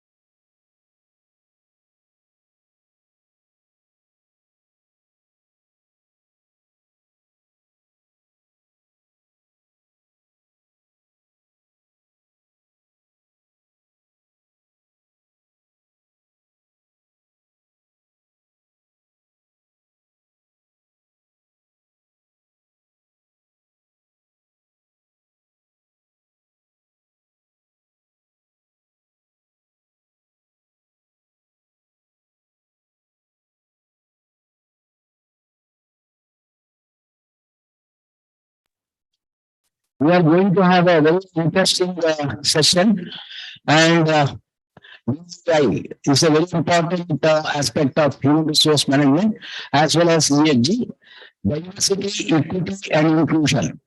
And I am very happy and obliged, and my good friend, Mr. Radhakrishnan Nair, we were colleagues also, ex-member from the F&I, that is Finance and Investment from IRDA. Prior to that, he was the Executive Director in SEBI, and prior to that, he was in more than 33 years in Corporation Bank. He was also the, Managing Director of Corp Bank Securities, and he is representing various technical committees of the, all the regulator, and is well known for his knowledge on the investment and treasury, as well as this regulatory compliance. So welcome, Nair, please do come. Yeah. Yeah. Welcome. Thank you. Yeah, please, meet you, go to side karna, yeah, side mein baithna, yes. And we have Nidhi Kajaria, she is the next Kajaria is the Human Resource Division of the ICS Securities, and she has been a very successful person, for executive in the ICICI group, and earlier she was in ICICI Bank, and that from 2003 to 2022. That is, now she has moved to ICICI Securities, and she had received so many rewards and has handled the rewards, HR operation, HR regulatory, reporting, leadership, and we were just discussing. ICICI Bank is known for women empowerment and women leadership. And the number of people who went from ICICI are within the ICICI also, and they have become great leaders. So that is the training they got in the ICICI, and so there are quite a lot of things, but for short of time, may I request Nidhi Kajaria, Madam, give a big hand. Please come and sit. All of them have responded with a short period for our endeavor. It's a small endeavor. But with the intention to spread the knowledge. And we have Mrs. Vaijanti Naik. She is also had earlier in HR and now moved to the Axis Bank, and she is heading this particular diversity and equity inclusion, and she is the, I think, Vice President of Wholesale Banking and a seasonal HR professional. And in the present role, Axis Bank, she leads the change and the culture agenda for the wholesale banking, and in the champions for diversity, equity, inclusion. That is a very, I am fortunate to get the right leader from the same subject. Madam, welcome. Give a big hand. We have yet another very young and energetic, leader, and Anita Upadhyaya. She is the regional head of Cloud HCM Gin HR, and very knowledgeable, and she is heading the South on the cloud, and breakout. She has been moving and interacting with all the people, and that also a good quality. And we have very, very young and energetic Moon Roy. She is, in a way, I have seen her very closely because I also represent in the board, and he is a AVP and head of HR, and a lot of innovativeness she has brought. And the Mahindra First Rural Housing Finance has been the best place to work, and she has been getting both the domestic and global awards. Welcome, madam. Thank you very much. One more chair. Hello. One more chair. And here we are again, Subhashri Banerjee. Next turn. Yes. So, and Subhashri Banerjee is the Executive Vice President, HR, again from the ICICI. So ICICI professional life insurance. We had one friend of mine, Sriran, who is the ICICI Bank HR head, and the last time, on 7th January, he was the head. So him, in a short period, I could reach all these people, and they have responded. So, and he's even from the insurance sector, how the HR aspect also is very important, and how the women leadership coming. And in all these women, we need one person who is a man as a leader. So Without that वो full नहीं होता है. ऐसे ही इनको भी लाया. So big bachar, yeah. So give a big hand to Mr. Subhashish Banerjee. Thank you. आइए. हाँ, बहुत बढ़िया हो गए. Yes. Welcome. Yeah, please take this. Yeah. Thank you. No, Nair. Yeah.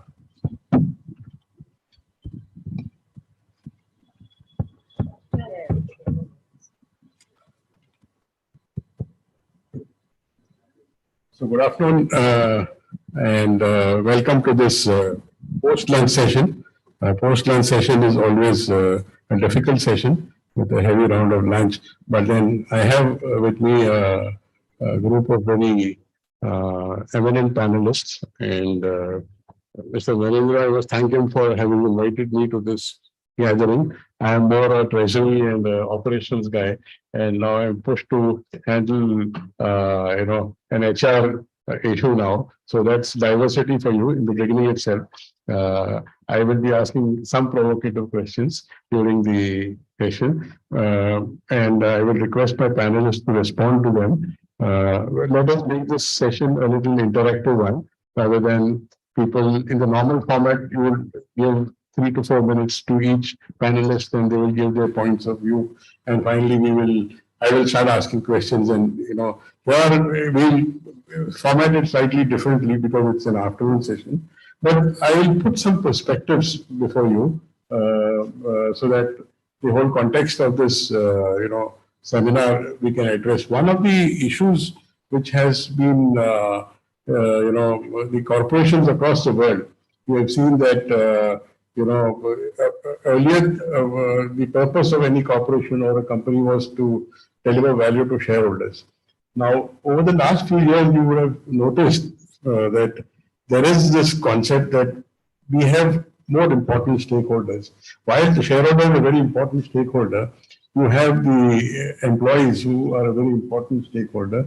You have the customers, particularly financial services, who become a very, very important stakeholder. And then you have the investors, who are very important stakeholders. And also you have in manufacturing the suppliers and so on. So the universe of, the stakeholders have increased.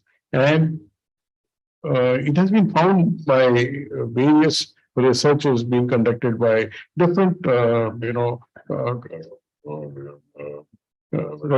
companies like McKinsey, and all these people have done research, and they have been able to establish that companies which look after the universe of stakeholders and balance them well, they are able to deliver superior outcomes in terms of value to the investor and to the people, to the society at large. So the concept of environmental and social governance is gaining a lot of momentum. Now, there is a lot of debate whether this is an overhyped issue or not. Whether ESG, the concept itself is overhyped. So I will begin with that, okay? Because I will ask each of the panelists, whether this concept of environmental and social governance, and in that governance, we get into this equity and inclusion issues, because they form part of the governance in any organization. And if you look at the way ESG is actually measured by many companies, there are companies which measure ESG, and I happen to be interacting with many of them. They put a lot of emphasis on this first important aspect of governance. Then the other part is the social and the environmental issues, and that is also gaining a lot of traction because of climate change and so on, or the impact you have on society. And therefore, my first question to this panel is, whether the impact of ESG on sustainable human capital, is it an overhype, or is it actually something which is very important for companies? So I'll start with the lady at the Yeah.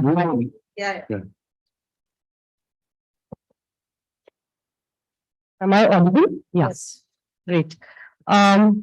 So, I come from a group which believes in doing good by enabling others to rise, because that has been the motto or the credo of the Mahindra Group, right? So ESG is at the core of whatever we do, because at the end of the day, as an organization, you cannot sustain if you are not impacting the people or the communities around yourself, right? And coming back or bringing it back to the concept of D&I, because as you rightly mentioned, a lot of research has been done by McKinsey, Bain, there has been reports at the World Economic Forum about the value that is actually being driven by diversity and inclusion. And by diversity, I would like to mention here, though we have a very diverse and balanced panel here, but the definition of diversity goes much beyond gender, right? So there is socio-economic diversity, there are diversities pertaining to thoughts, ethnic diversity. So all these bring in definite measurable value. So from that perspective, as well as from the perspective of ESG, I think it's very, very pivotal for any organization to now grow forward, because the world is changing at a very rapid pace. The pandemic has actually taught us that nothing is very stable. And from that perspective, if we don't take care of these parameters, I don't think any organization can actually exist in the next decade. So that's where I come from. Now I'll move to Vaijayanti and ask her to give her. Oh, sorry. I will ask Vaijayanti to respond to this. Sure. Thank you for the question. It is provocative, and I think it's done deliberately so that, we wake up in the post-lunch session. But I think that, look, I think people who've been running corporations for several years, everybody knows it's important to have, a diverse workforce in whichever way you want to look at diversity. But I think bringing intentionality to that process, that brings in sharpness to whatever we do, right? So there is one way of trying to get a more diverse workforce, because at the end of the day, your consumers are changing. Today, if you see, when typically banking started, a customer had one type of a prototype. Now, if you're a very large institution, say like Axis Bank is, if you do not reflect the society that you're serving, right, then how will you serve it well? How will you serve it with empathy? How will you create products that meet the needs of all your consumers? So you need to reflect that change internally. And like she said, absolutely society is changing. So, what were the measures of success for a group of people earlier? So women, what do they aspire for? And I'm just talking about gender. There are different kinds of diversity, but, if you see today, that's the largest proportion of diverse population, right? And we still haven't made that much strides as we would have liked. So bringing intentionality, I think, is absolutely relevant, because it opens up a complete talent pool for you, right? I mean, everyone talks of talent shortage. There is a war for talent, a word coined many years back. But if we open our mind to looking at talent differently, right, and don't always view them from one lens, ki bhai isne MBA kahan se kiya hai, where has this person worked earlier, and opening your, what shall I say, hearts and minds to people of different kinds, be it in their thought, their experience, their background, you will move your mindset from talent shortage to talent abundance. So I think there is a real case for truly looking at bringing in diversity. And I mean, inclusion and equity, I think, are age-old concepts, is nothing new. We've always strived to do that. We've not labeled it like that. I think all companies have always tried to create inclusive cultures. All that I'm saying is bringing this focus, whether it is ESG driven or it comes organically to an organization, is important, because then we do it with a lot more focus, a lot more energy. Everyone's talking about it. And that's how you can actually mobilize a very large institution to start looking at things, because it's not easy actually to percolate this thought down the hierarchy. So thank you, Vaijayanti. Mike. Sorry. seem to be out of alignment. Now, Subhashish, can we have your views on this matter? I think all the points were very well made. I think what happens sometimes is in some of these concepts come in waves, right? Sometimes we see some concept getting talked for a lot of management write-ups happens and suddenly it disappears and then something new comes up. I think some of these unless and until something has been shown as direct linkage to financial impacts, the concept doesn't stay for a long time, right? Our say emphasis or over reliance or on the financials of the organization, an immediate financial impact till anything of such kind is impacting the financials of the organization in a positive direction. The concept is more esoteric and it sometimes fades out. I think now this concept now, the way it has been spoken about and the inclusion in the ESG, I think there has been enough research which has been put on the table that organizations which are better diverse, not only gender but ethnic, cultural, inclusion of PWDs, and when they represent the society, there is a positive upside on the financials also. So I think that linkage to financials, which we are we want it immediate linkage, and unless until there is an immediate linkage, it doesn't resonate with us. I think that immediate linkage has also happened over the last couple of years, and that's where now if you see the market, the analyst, they have started talking about ESG. So it is not only the human resource departments are talking about it, even the market is demanding from the organization, whether you are in the cohort of the ESG companies, how are you doing? There is an assessment which is happening, there is a score publishing which is happening, parameter by parameter by parameter. So I think now it is more a demand, a commercial demand which has been put, apart from the right thing to do. It was always the right thing to do for the organization, but I think the addition which has happened is that there is a commercial demand from the organization to be active on all the parameters of E, S, and G. Thank you, Subhashish. Now I'll request Nidhi to give her perspective. Now, the problem of being the last speaker is that, possibly. One more in there. Yes. Second class. So possibly, you would be hearing similar views. To answer the question that is the soundbite overhyped? Is it repetitive? I feel it is, right? It is overhyped, it is repetitive, but is it required? Yes, it is required. And the reason being, in preparation of this forum, I was just doing a brief stats check, where we as a country have moved. And I remember in 2016, in ICICI group, in fact, all of us participated. We wrote a paper on women in leadership. Right, and at that point of time, the gender ratio in the country was of a certain kind, and today, with 100 male is to 106 women gender ratio, it has increased. Also, the stickiness of women in education, because when we talk about participation of gender, the gender diversity part of it, where will the people coming from?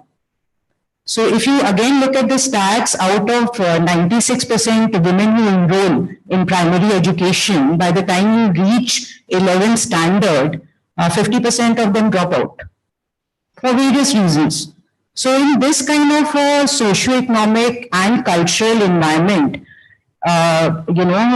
is diversity a topical issue it is. And, after talking for so many years, we have got somewhere with gender. Do we need to get other diverse group in the organization? Yes, the need is there. So just, taking it a bit forward, see, I would say 50% of this forum comprises of people from the financial sector. Now, as a part of, the financial sector, which is such a small microcosm in the larger society, when one is required to churn out products, platform, processes for the larger society, how does one do that without the representation being at the table? Right? So there are different financial requirements that male, female, rich, getting there, starting investment, okay, elderly, middle-aged, young, family status being different. There are so many different things to think about. Now, if you don't have the representation on the table, it's very, very difficult to have a holistic value proposition to any of the clients. And I would also want to say that if everyone at the table is speaking the same language, it is time for us as a corporate to think, what am I doing in the table? Right? Either the composition needs to change or you need to exit that table. That is my belief. Thank you. Thank you very much. Now, I'll request Anita Upadhyay. She brings another diversity because she's not a HR, she's more into the sales side. And so I will ask her to respond to some of what all have said and look at, whether the technology has enabled women empowerment. Thank you, Mr. Nair, about that. Sorry, Mr. Naik. Nair, right? I'm Nair. She's Naik. Yeah, sorry. We have seen technology definitely impacting women empowerment, or rather ESG, that's what the topic we are talking about. As a tech company or a tech provider, we have seen that how my HR technology is helping the companies in terms of ESG. Say, for example, when you talk about governance, so it basically helps you meet or know whether me as an organization is meeting the governance within the organization or not. Or you talk about environment, right? So what we are helping typically the company is automating the entire process, right? So automating the entire process. So say, for example, now we are talking about planet, people, and profit, right? So there we are having a great impact by giving this technology. Yeah. So that's, and in terms of women empowerment, when we talk about, we have seen that through the tools. Maybe sometime back you would be relying a lot on the Excel side of it to give you the information, what is my gender diversity. But today, with the help of the tool, you come to know where do I stand as an organization in my company, what is the diversity, right? Is it equal or is it I'm still on the higher side on the other gender part of it? Yeah. Thank you. So we have, I have raised this question, whether overhyped or not. On balance, almost everybody agrees that, it is required now, and it's going to be going to remain there. Now, how much or what? Now the question is, for sustainable human capital model, it requires alignment, balance, and measurement. Okay, you need to alignment between business and human capital strategy, risk exposure and tolerance, governance and goals, cultures and values, experience and values, proposition, promise versus promise, cost and affordability. On balance between employer and employee perspectives, cost and risk, performance and behavior, profit and purpose. And finally, on measurement of progress towards goals of well-being, engagement, productivity, business results, and alignment with ESG principles. Now, human capital sustainability also requires that the leadership is effective and the company's human capital strategy is aligned with business strategy. And the organization has a healthy company culture, and the two key facets of human capital program are design and delivery and are preserving and creating value. Therefore, operational experience, which focuses on achieving an optimal mix of people, process, and technology, and talent experience, which focuses on how purpose, people, work, and total rewards combined with culture, leadership to create the way in which employees and other workers experience the organization and brand promise every day. So this is my, the second question. My question to the, panel, I'll start from here, this side is, what do you think, whether this, this perspective on, sustainable human capital model, what is your view on that?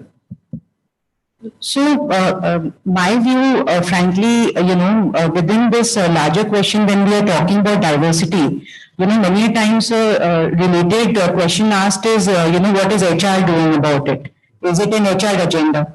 So, my firm belief is that HR can act like a catalyst, right? HR can put in place processes, policies, but the agenda is not an HR agenda. Till the time the entire topic of diversity and inclusion is culturally embedded in the company, as you rightly said, it's very, very tough to drive this agenda in a meaningful manner. Now, what I constantly caution my own team is let's not get into this war of tokenism. So what will happen is it's very easy to slip into superficial dialogues around what is the ratio of X, what is the ratio of Y, but are they really feeling included in more meaningful commercial as well as cultural process of the company is the question to ask. So I heard a very nice quote which I would like to repeat here, is that, diversity is inviting someone to a party. Right? And inclusion is asking that person to dance. Right? So are you allowing the person to step up to the dance floor and dance? So I, again, in a sustainable diversity inclusion theme, if each one of us in the company does our little bits, the acceleration is tremendous.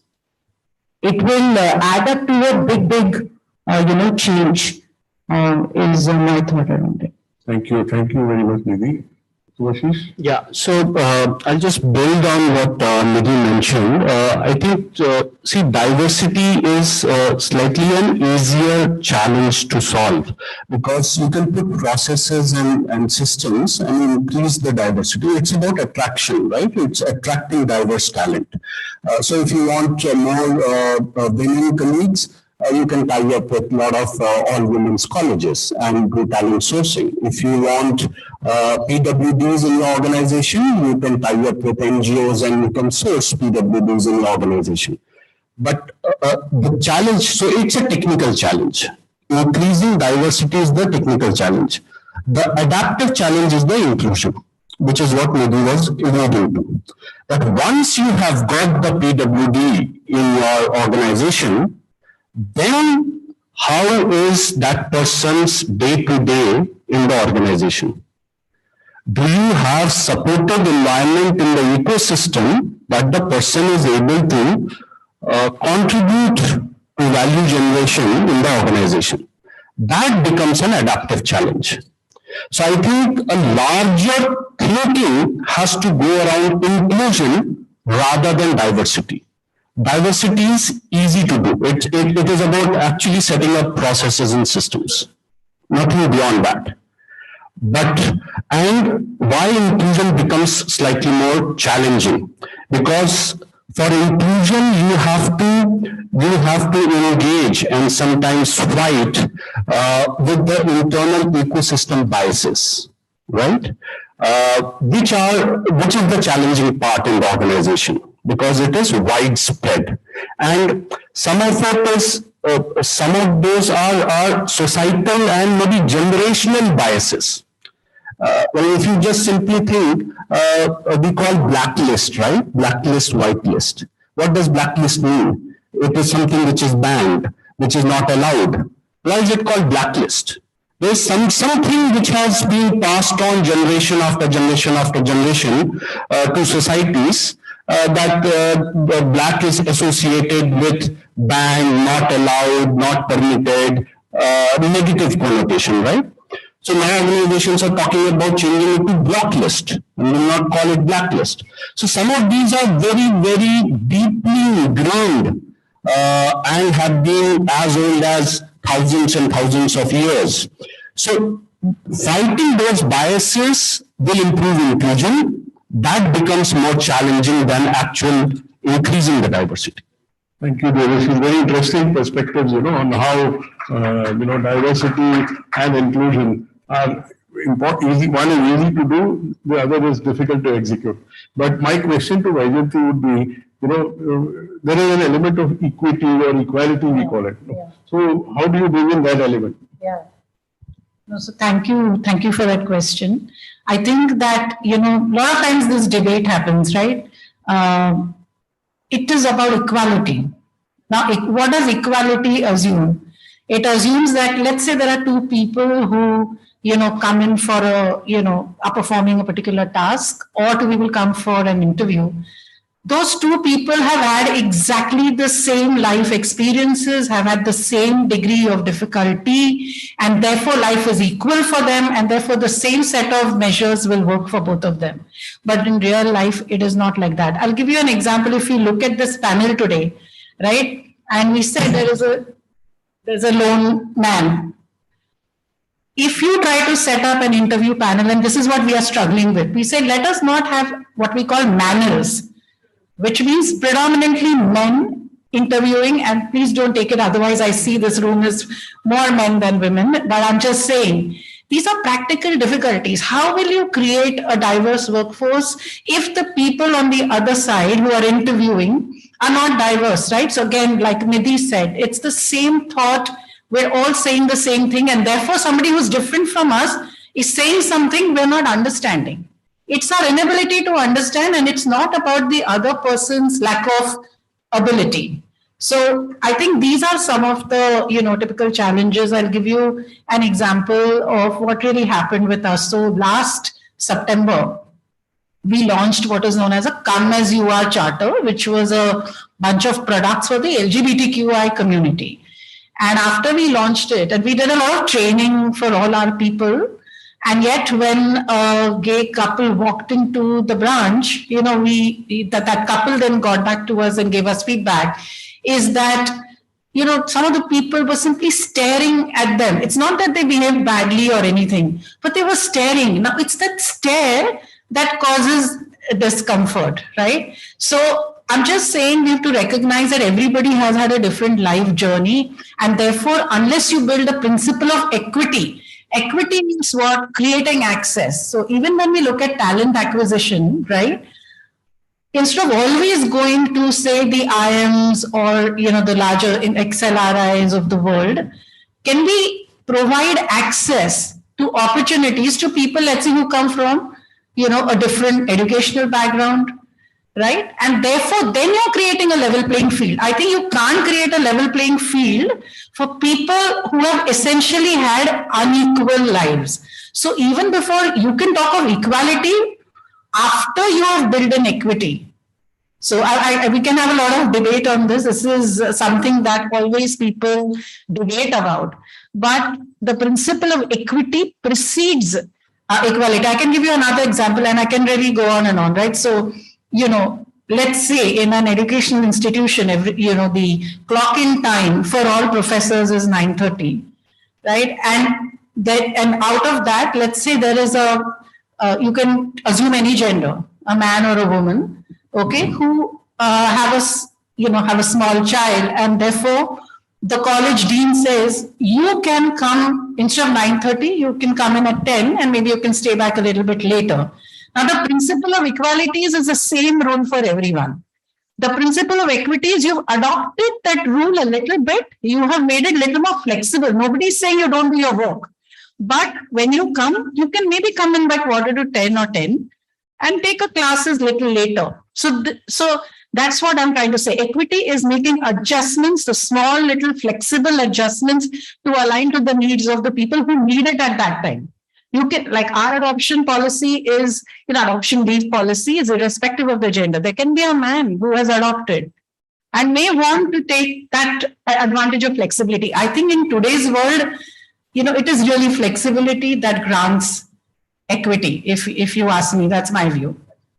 Thank you very much. Very good points made on, why equality and how people have different experiences. And it is not necessary that they are inferior in any way. And, another very good point is the equity in terms of the selection process. It's very important to have equity and diversity there also. So let's come to you. Thank you. I was just, while you all were talking, I was just making certain points. So I would just like to read it from here. So first I would like to start, and we all feel proud of Indian Air Force today, if you actually see, right? Why? Because we are setting an example by empowering the women, right?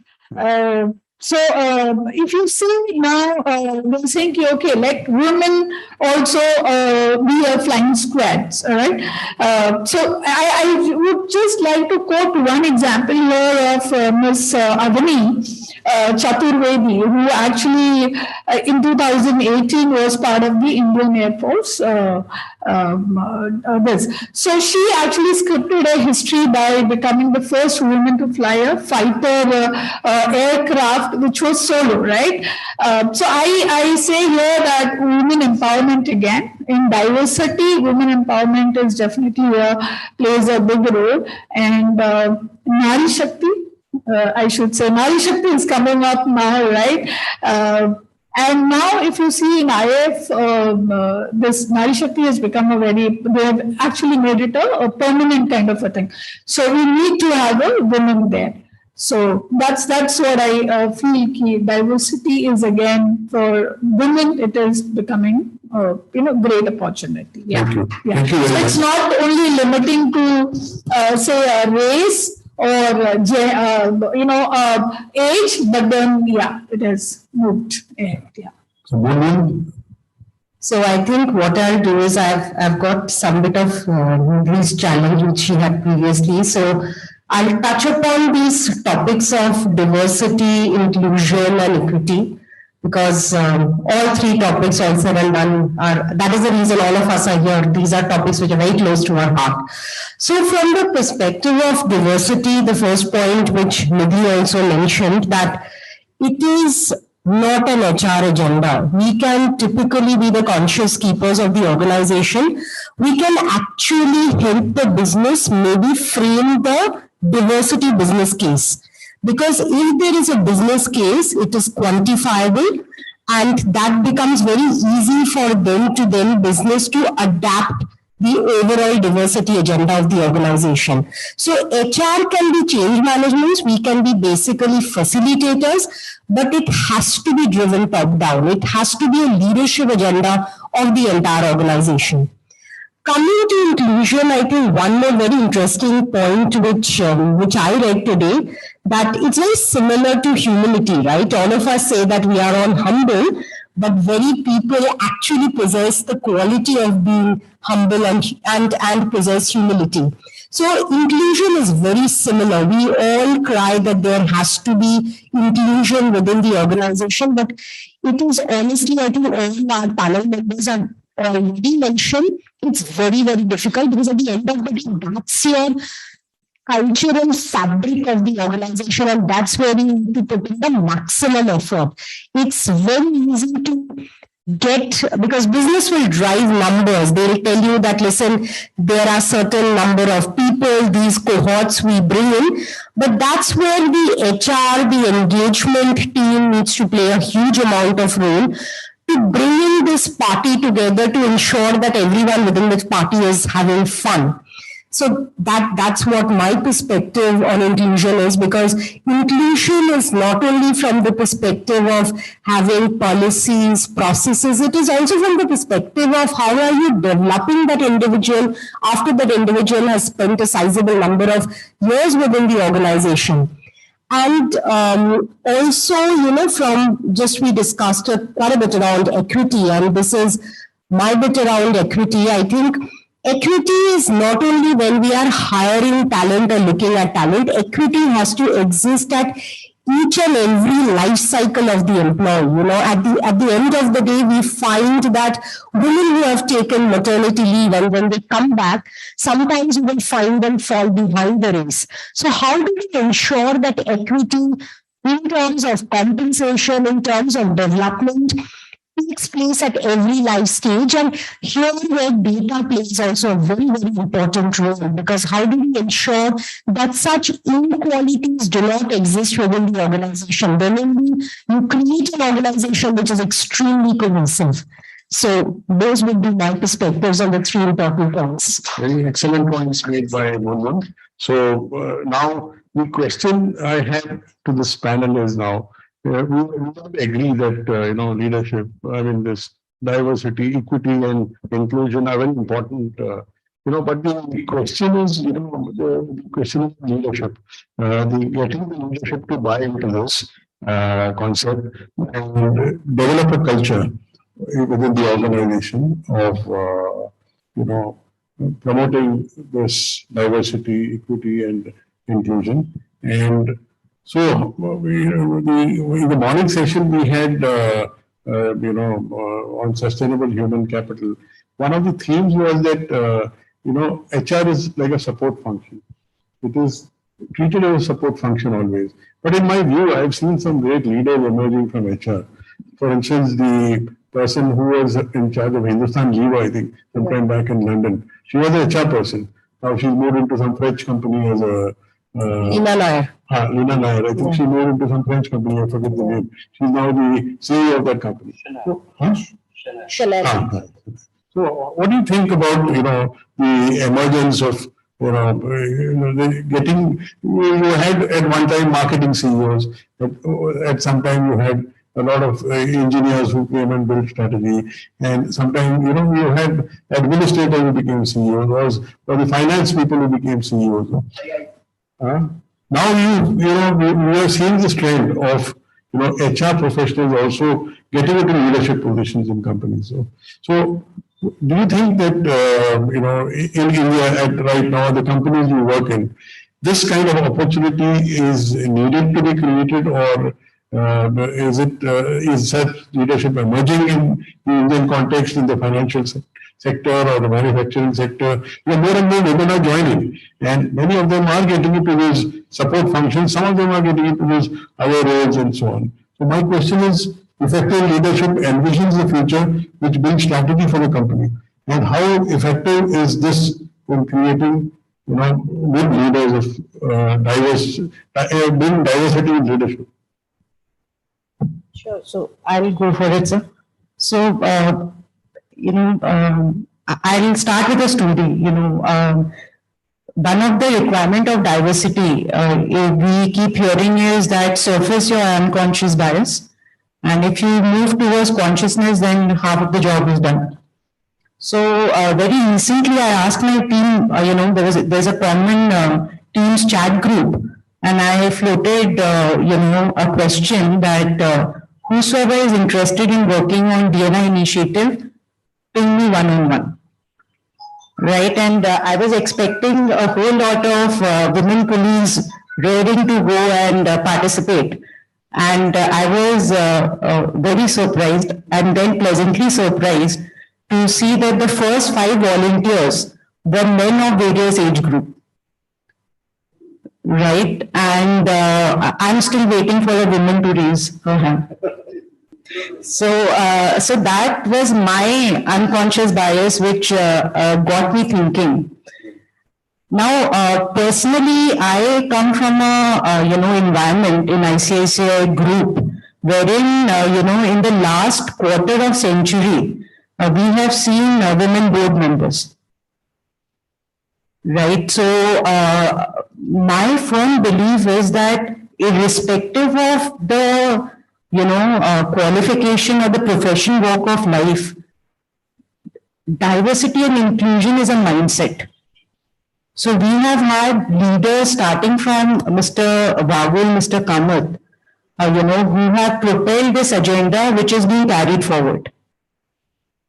And what they have done and what as a group we now have a responsibility to carry forward is everything that Vajanti and Munmun spoke about in terms of creating an environment with sustainable equity. So getting the person in, right, and then ensuring there are various policies and processes to ensure that there is a level playing field thereon. Just to give couple of quick examples, the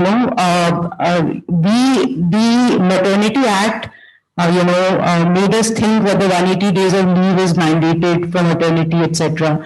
In ICICI, we have seen it over the last 2 decades. When I joined, it was still there. So it is commonsensical.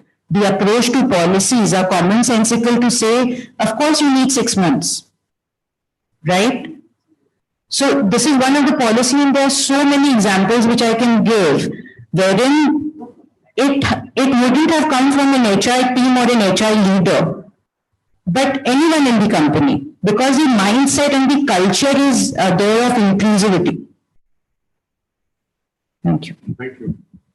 Yeah, I completely agree, and I think, and I'll kind of build on that again. Like Nidhi was talking, that the nominations, the volunteering which happened was from the male colleagues in the team. I would say that is one of the good things which happened actually. And I'll tell you consciously what we have done in at least ICICI Prudential. We have a diversity council. The diversity council is chaired by our first business guy, not HR. He's the chief distribution officer. So not a female, not a women colleague, a male colleague and the business head of the organization. That person is driving the organization on the diversity agenda. Because like we said, if it is only the women colleagues in the organization who are the flag bearers, it will be even harder. In one of the ad, we hear this line, right? On education of girls, there is an ad which, Beti Bachao, Beti Padhao. It's a very nice statement they give, and it's kind of resonated with me. If you have to save your daughters, educate your sons. Yes. It is exactly like that. If you have to really build this agenda in the organization, it has to be done equally, if not more, by the male colleagues in the organization. And not only female women colleagues being the flag bearer in the organization. I think that will be an important step to move this agenda in the organization. Thank you, Devashish. Now I'll request Anita Vadhai to respond to this.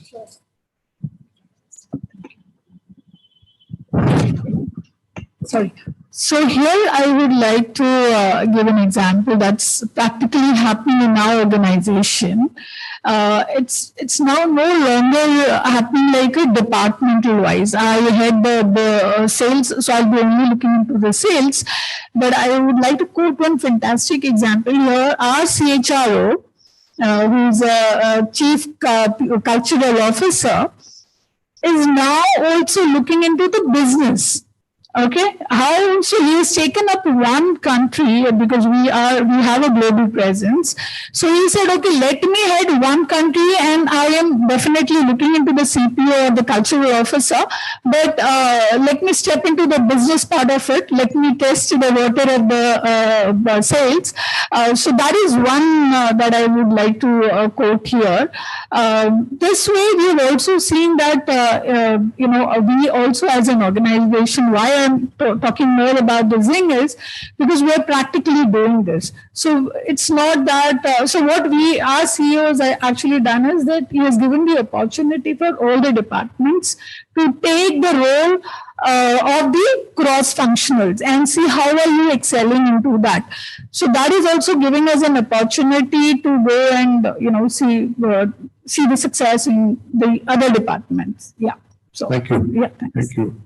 Woman? Okay, so when it comes to leadership driving the overall agenda, and let me take the example of Mahindra Home Finance.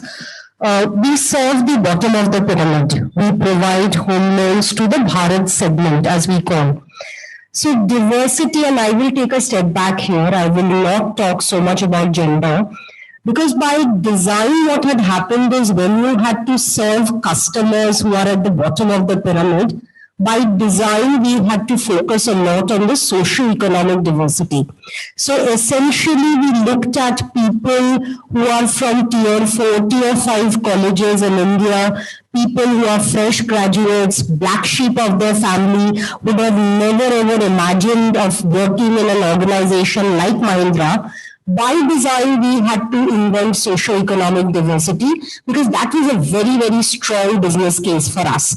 And after we have established ourselves in that particular domain, helping Bharat becoming much more employable, we also realize that there is a lot of potential of actually women going and convincing our customers, because incidentally, a lot of our customers are actually women borrowers, right? And when you go to collections, it becomes very interesting, a lady convincing a lady, because they understand the finances in rural India much better. So that becomes a very, very strong business case. So incidentally, what has happened for Mahindras is whenever we have embarked on the diversity agenda, we have ensured that there is a very, very solid business case. It is aligned and it is by design. And it is not something which is just one of our fantasy or hobby versus that listen to do something because there's an intrigue within the market. Because it caters to our customers, it is good to our customers, and hence let us design the entire thing, make it very hardwired around it. So that's one point, and especially from the group perspective, coming to the agenda that are there enough women leaders? Again, by design, we are ensuring that our top positions within the group are now getting, we are obviously late from really proponents like ICICI, but we are ensuring that all our top positions are getting occupied by women leaders, irrespective of the number of years of experience, because at the end of the day, we know that there is a certain value that we bring to the table coming from a different background altogether. So now we are doing it by design, by being very, very conscious and meticulous as to how we go about the entire thing. Thank you. Very interesting perspectives. Now, I happen to be part of the ICICI group. I'm on the board of the bank and the insurance company and the securities company, and they're all represented here. And also on the board of Axis Bank, Axis Mutual Fund. So I think most of the companies which are here, I'm representing in some form, in the form of governance. So, I'd like to ask some question on the, the group itself, because it's one of the most successful. Mahindra Group and the ICICI Group themselves have been very successful in promoting this. And Axis is also, getting into that area now. I'm seeing a lot of change happening in the organization, the way they are thinking, and the manner of recruitment, the composition of staff. So my question is, what do you think about the policies of some of the successful financial companies, around the HR policies, and how they are helping the group in, having different outcomes when you compare it with their competitors? So I'll ask, I think you will start from there. I think she. Okay. Yeah. Okay, I'll answer that. I think, policies have to be in the context of the organization, because I don't think you can do too much best practices, because the policy is to align with what the culture of the organization is. I think when it comes to creating inclusion, equity, I think you have to work on both. Like, you can create policies which are equitable. So in everything, like when you're hiring, so we keep nudging our recruiting managers that do you have a good diverse slate or no? That means, see, there are two different kinds of slates. One is you see it from the lens of gender or PWD or whatever. The other is also, am I trying to swim in the same little pond that I know of? Right? So, अच्छा, मैं इसके साथ पहले काम किया था, ये HDFC से है, उन्हीं को ले लूं. So that is the other way. So there you can do a nudge. When it comes to appraisals, you have to make sure that everybody gets a fair chance. So, getting into that process. And again, I don't mean only gender. See, whenever, of course, gender we talk about, and there can be obvious biases, right? So if we leave that aside, how do we ensure that all people who are of one kind are not always getting promoted, that all different kinds of people are having an equal chance? So I think in somewhere then HR does have a role to play. Because that's how you become a catalyst for change, and that's how in some way you become a conscience keeper. I'll not call a gatekeeper, because then gatekeeper has very different connotations. So doing the policy framework, one. Then you have to work on culture, because if the policy is always battling against a person who doesn't believe in this, it will become very difficult. And if we spend all our life negotiating with that manager, we'll not go anywhere, right? So I can give you an example. So, there was an interview that was happening, and this is a real life case. One of the recruiting managers only came back and told me they were recruiting for the rural marketing business, and so people who were hiring, and I'm not saying they have bad intention. There was a woman there who had applied, and she was very good. Now, those people themselves in the interview panel, remember I spoke about Manon? They had on their own decided that she may get married, then what will happen? And then how will she work? So they asked her that question, and that woman responded and saying, "Sir, मुझसे तो पूछ लीजिए, मैंने पूरी अपनी तैयारी की है, जैसी मेरी शादी होगी मेरे हस्बैंड की भी तो शादी हो रही है, आप उससे ना पूछते मुझसे क्यों पूछा?" So these are some of the things.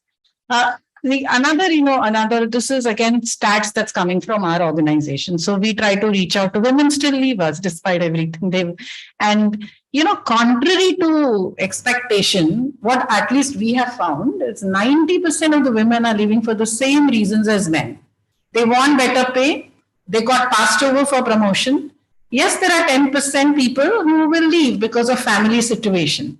But for us, therefore, what we are saying is treat women as creatures of ambition.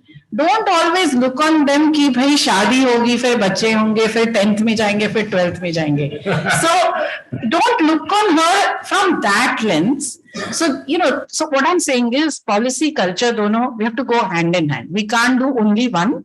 If we do good policy, but our culture doesn't support, it will be constant negotiation. We know how it is in HR when we are constantly battling. If there is a culture but no enabling policy, then what will happen is different people will have different experiences. So that doesn't work, especially in large companies. So I'll say there is a on both the sides. Yeah, so see, and while Vijay was talking about, there was one social experiment which was done, and a similar one where two CVs were given, exactly the same CV. From the first letter to the last letter, only the name was changed from male to a women candidate. And you know what? The interesting thing was that not only the male interviewer selected the male candidate, even the women panel selected the male candidate. So it's not only a lens carried by only one gender. It's an overall bias that certain kind of jobs can be done by or better done by male colleagues. So the nuance here is that it's a widespread bias. And see, some of it will remain. Human beings are filled, and see, bias in itself is not good or bad, right? What is bias? If you decode it, it's simply a mental shortcut which we create to process information fast. Bias is just a mental shortcut we have created through our muscle memory, right? So I have a bias of some colors about when I choose clothes for myself. So now, because I have a bias for some colors, I have a short list. So I like the blue and the white. So what does this short list do? It cuts out my unproductive time of choosing clothes from 20 different colors, right? That's what this bias has done to me. So it has created a shortcut. Now, so bias in itself is not good or bad. When the bias becomes your belief system, then it starts impacting your decisions negatively. That is when you have to call it out. Now, some of it in the selection process is hugely biased, right? And a lot of management has been spoken about it. If you get a chance to read this book on noise, which Daniel Kahneman has just written, he talks about the noise in the judgment, which is nothing but bias, right? One of the ways we are thinking about this whole issue, at least in the large scale hiring process. See, when it is a niche position, you can go through panels of interviews, you can have diverse panel, but when you do 10,000, 20,000, 30,000 people hiring in a year, then it's difficult to do panel interviews, right? So one of the ways we think about it is remove the human intervention completely. Because as soon as you put a human, you are putting a bias. You just cannot resolve that. Remove the human intervention itself. So how do you do that? Now, you have some hard filters. If you know that I want a person of certain profile, from certain industry, from certain education, of a certain age, of a certain education, once the person has cleared those filters, it does not matter. Then selection of that 30 minutes interview has no meaning at all. Because, and these are typically I'm talking about from a frontline sales jobs, right? And the more freshers you hire, there's nothing to see. What will you see? He's not an experienced person. So there's no point in doing this smell test of 30 minutes. Now this is also HR fraternity for their relevance have told themselves that this 30 minutes of interview, we have some magical powers to figure out whether the person will do well or not in the organization. It is just not possible, technically not possible. And therefore, the less you use them, less you use human intervention in selection process, the better selection process you will have. I would completely agree. Very excellent points made. Yeah, so actually, both Subhashish and Vajanti triggered several thoughts. In fact, I remember Subhashish 20 years back when I was, in a session of leadership, influence and power as a student, and our professor, our placement seasons was just beginning. And, we asked the professor, so what should we do to be placed in a great company? So he said, go for runs, look good, and groom yourself well, wear proper clothes. So we got very irritated with him. So he told us then that the interview decision, thanks to the bias of human mind, which is so subconscious, unconscious, that the decision is taken within the first 10 seconds of you walking in the room, and the remaining 29 minutes, 50 seconds are spent justifying your decision. Right? So, in the ICSec group again, Subhashish has spoken a lot. I would say that policies and processes, are based on common sense rather than benchmarking. What happens is we spend tremendous time hearing.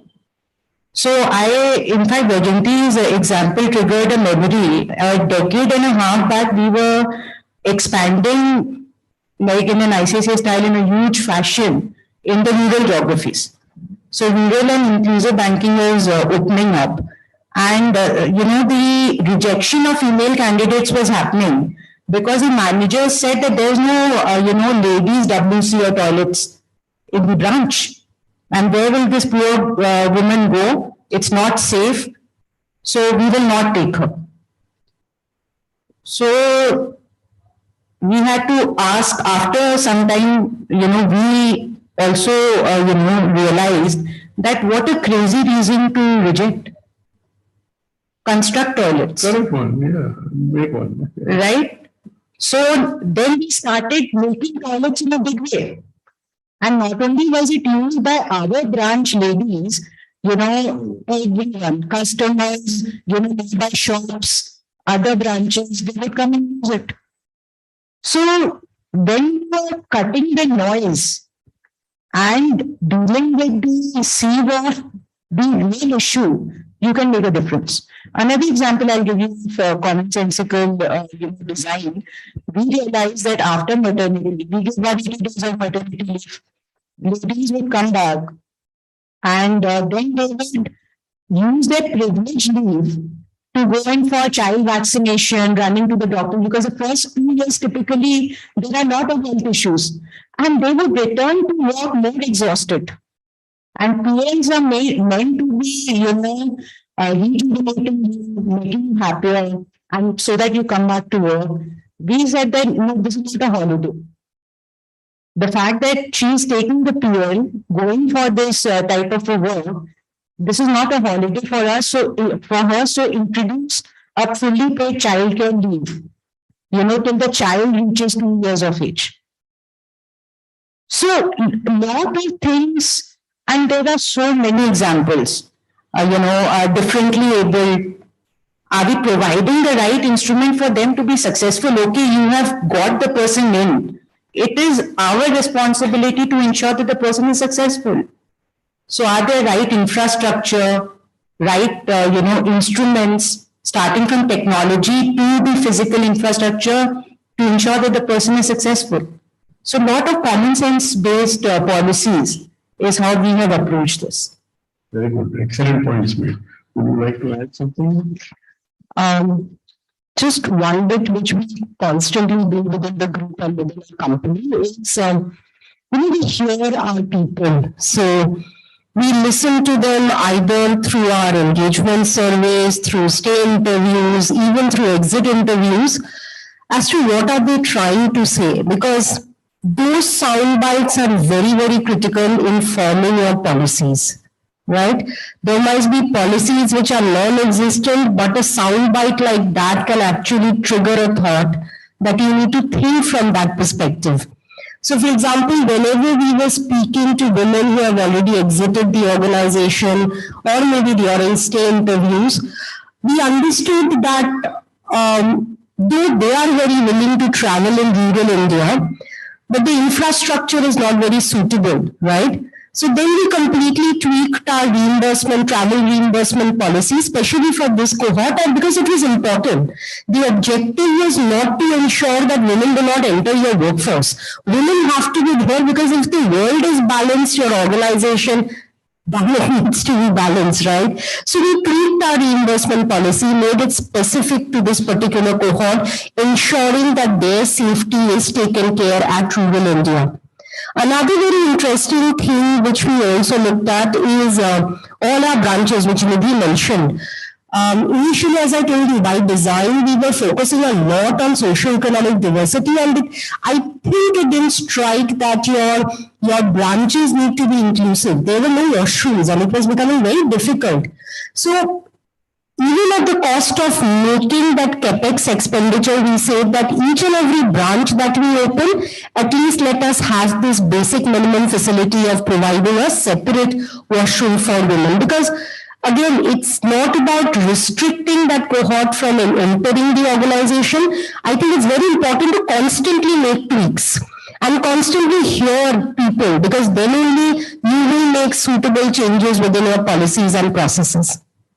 I think some excellent points made by all the panelists. Would you like to add something? Yeah, I would definitely love to share a point. After working with so many companies, right, being on the other side of the function, I have understood that companies are now looking at work from home option for women, right? They are flexi enough, at least for the women's key, okay, fine, you come at the time whatever you want, or probably work from home, because women is not working for one organization. She has got two organizations to manage parallelly. One is a home, which is an organization I call, and second is the company that where she is working, right? So yeah, work from home policy is definitely working good in terms of women. Yeah. Okay, afterwards. Yeah, yeah, and then I was just, I would like to quote one example here. I would not name the organization, but they are one of the leading travel partners, right, where they design the holidays for people. Now, if you actually see, and this is true, stands true for each one of us, the holiday destination is not decided by the men of the family. It is decided by the women and the kid, right? So what they actually, when they did a survey, they found out that since these are the two key stakeholders in deciding the holiday destination, they came up with the idea, why not I do a survey where I have only the women and the kids, and they let them design the destination plans for my clients, and will be amazed to know that they have got almost 400 women working for them from their home and earning from 25,000 minimum monthly salary to 17 lakhs per annum. Right, so that's the kind of flexibility or concept that they have brought into the organization. Yeah. Thank you for the excellent points made. All of you have made some very pertinent points. And one important outcome of this is that when you design your branches to enable women, actually the collateral benefits were, I think, unimaginable, because so many people started use of that, and your actually business would have gone up multifold. So therefore, the need to think differently. I was reading a book some time back on when I was in SEBI long back, and it was the dealing room. And generally, in the dealing room, you would find only men. And at that time, the financial crisis happened. A lot of companies went broke, and there was a book which actually said that if there were more women, maybe the kind of risks that these people were taking, they were on high steroids, and they took the companies to destruction completely. And that balance of having a woman in the dealing room would have, probably saved a lot of companies from financial ruin. So there is a lot of thinking in many of the diversity companies, particularly the high risk people when they take very high risk, that, there is a need to have a woman to balance the kind of high steroids these people, maintain. So I am completely in agreement that in the long run, we have a finance minister who is a woman and who's done a great job during the pandemic. And today we are probably reaping the benefits of having a woman finance minister who took some right policy decisions during the COVID time. A lot of people were criticizing her at that time, not doing enough, not open the economy, or not given enough fiscal breaks.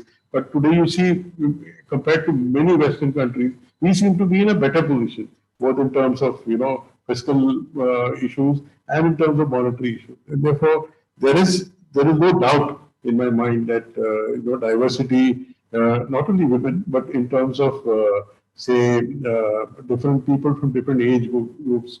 Now, generally, they're feeling that you have people who are very old to come into the boardroom, to bring a lot of wisdom. But today, things have turned on its head. You have very young people who think very differently in terms of technology. Therefore, you need to have that kind of crowd in the, I've been advocating that kind of disruptive thinking in the, so that they bring an element of change in the governance level and, bring things to the table which normally you wouldn't discuss. And it is important to challenge many management principles which are based on some old biases, as you mentioned. So wonderful discussion. I think I will close the panel discussion, but we will open this to the audience. And also we have in the audience Dr. Radha Sharma, who has done a lot of work on diversity, and I happened to listen to her. A very erudite presentation in the morning, which I had the benefit of listening. And I would throw this question to Radha Sharma and ask her whether she has any questions for the panel. Madam, you could unmute yourself and ask a question. I would like to compliment the organizers for this very, very interesting and engaging session. I've been researching in this field for a long time. I think there is resonance.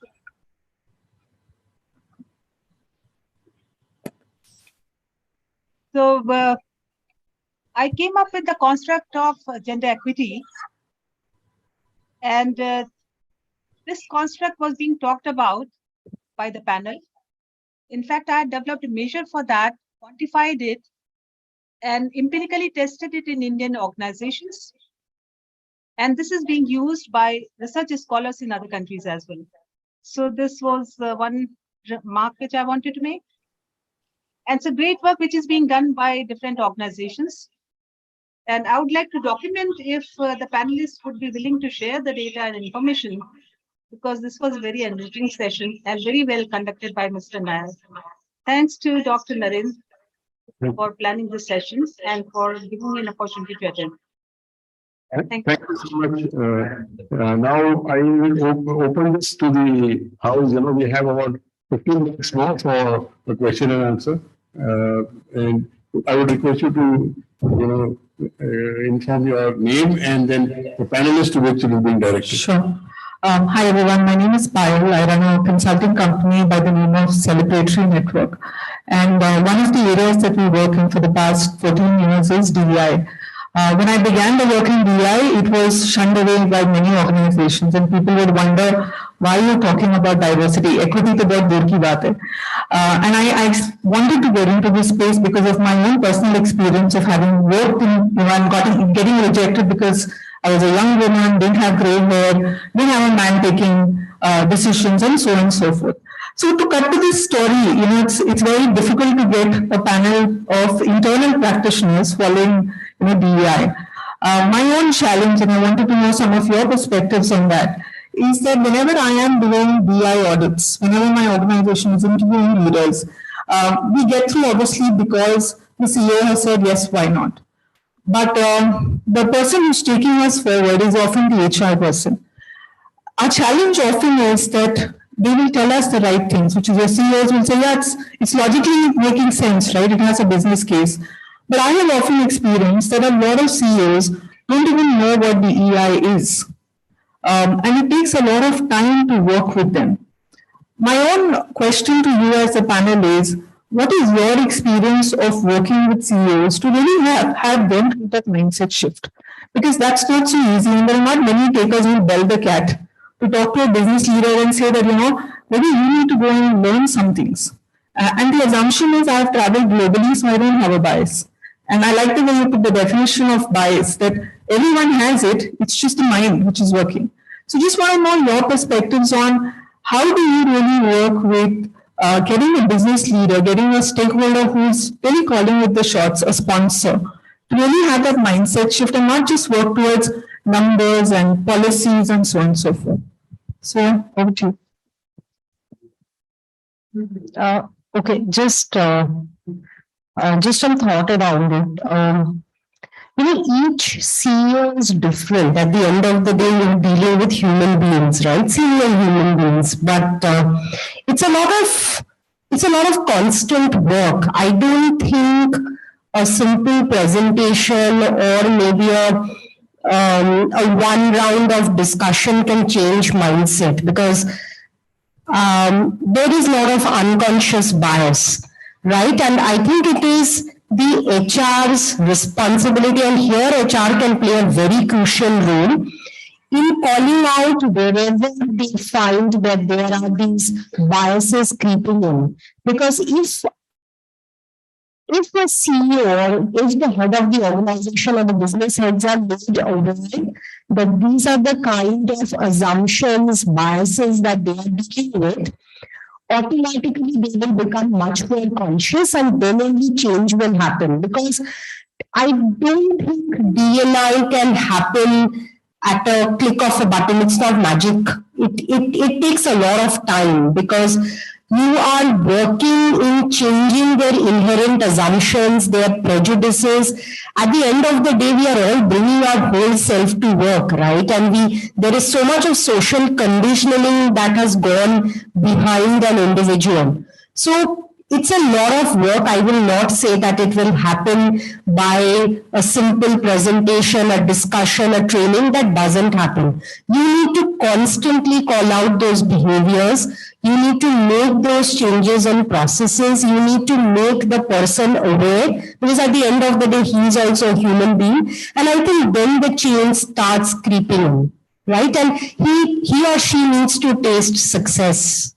He or she needs to see the definitive benefit that may come, maybe with a lot of case studies previously. That only will give the person that confidence. So this is what my perspective is on this subject. John Gerard, Union Bank of India. Actually, we are the panelists and all the members. We are talking about women empowerment. It is going very good direction. Our country also going good direction in this area. So here I am throwing some of the data to you. Then I am throwing my question. Union Bank of India, we have the women workforce around 32%. Out of 32%, if you are looking at the leadership role, I am talking from the branch head role to upper level. We are having 9,000 branch around. Out of 9,000, just 900 branch heads are in the women. You just throw just 10%. So again, we are taking up the top executive level. I am meaning it's a AGM and above. We have the AGM and above around 800 plus AGM, DGM and GM. In this position, just 40 women employees are available, which means if you are going as a pyramid level, then again it is they are not willing to come. It is my answer. So many answers we taken from you. People are now coming forward to the taking role in charge and everything. Here we find out people themselves, which means the women themselves not willing to accept the responsibility. This is one of my finding. Then second thing, if suppose if you are compromising, if so many members have yourself told some relaxation in the policy, or some considering the something giving to the woman, then only the people come forward, which means ultimately we are compromising the equity. So if you are maintaining at the inequality, then some expectation in the upper level or in the woman empowerment law. So what is your answer? Currently, Union Bank is headed by a CEO, madam.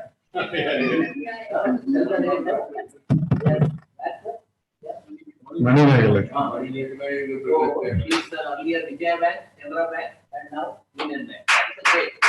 Yes, in the private sector also, Arundhati Bhattacharya was the role model. In that way. Okay. For this, any question? So I had just a few comments. Actually, providing policies which are driving equity. I don't feel it dilutes the proposition. Simply because these policies are required for a level playing field. So, for example, you need to give maternity leave to women, right? And what do? I wish there was an alternate, but there isn't. So, these policies are there to drive equity and very much required. Very much required. And, I'll again tell you a story. So I have, we are 5 siblings, right? So I have 3 sisters and a brother, right? So my brother just, and he wanted to kill me for it. He just passed out, he passed out some years back from IIM Lucknow. And at that point of time, Government of India was encouraging diversity. So in admission, in placement, and rightfully so, gender diversity. So despite having 3 elder sisters, he told me this is really unfair, you know. I'm good, I'm equally good. So I said, so? Like, this is the need of the hour, deal with it. And, you know, look at, you know, your own upbringing. And it's unfair, so be it. If there is a percentage more women being admitted, it's good for the country. Yeah. Right? So, so that, I would say that equity requirement is a need of the hour. So I would urge all the corporates, as long as it doesn't dilute meritocracy, as long as it doesn't, like, you shouldn't be saying that, hey, you got the position because you are a woman or because you are a PWD. No. As long as meritocracy is not compromised, you need these policies. The second thing, you know, what you observed in your company, it is not unique. Frankly, all of us are facing it. And I can, I don't know the data, but I can confidently say, yeah, it is a leaking pipeline. And, you know, it brings me back to the, you know, India stats I spoke about very early on in the debate. And see, at every sieve, what is being noticed is be it primary education to the 11th standard, 50% women are dropping out. Be from you know, graduation to post-graduation, only 16% women are participating, right? And now what we have observed in companies as the, and you know, I would, I know Vajanti spoke that, you know, they leave for the same reason as well. My experience is slightly different. As the mass affluence of a family increases, you know, my experience is that the women place a higher opportunity cost on working. That is the socio-economic cultural fabric of our country. So they then, you know, move towards roles of caregiver. Now that caregiving can be to elderly, to children, right? And those, you know, compromises vis-a-vis workplace is happening with that gender. So that is my observation, and what we can do as a company or a country, keep on making life easier, and hope and wish that, you know, it keeps on improving. It has improved. Let's hope it keeps improving. Can I come in? Yeah. So, okay, two, three things. Actually, she has covered quite a few of it, but there is one stats that I also want to bring to the table, that actually the labor workforce participation of women in our country is very low. Yes. Actually, it is lower than that of Saudi Arabia and Bangladesh. It is something that we should not be proud of.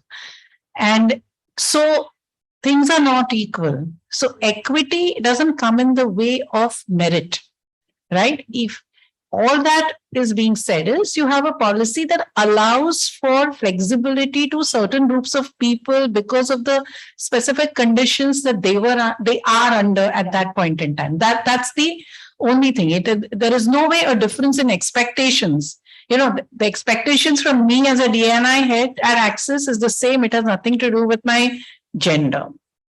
So that's one thing I want to say. But I also want to talk about the other thing, which is, you know, when women are saying that we are not interested or we don't want to move up, and, you know, so I think, see, you know, just to provoke also a little bit, the conversations internally that you have around women, if it's like expectations are self-fulfilling, right? And, you know, when I have run pause for bias sessions internally, I've had many men tell me openly, and I have always lauded them for their opennesses, but ma'am, this is a woman's responsibility, so they will leave. And then I've said, just pause, you know, that's an assumption you're making for somebody else. Just don't do that. So the conversation internally when we have with our team members, when they're men or women, is it the same or is it be colored slightly differently?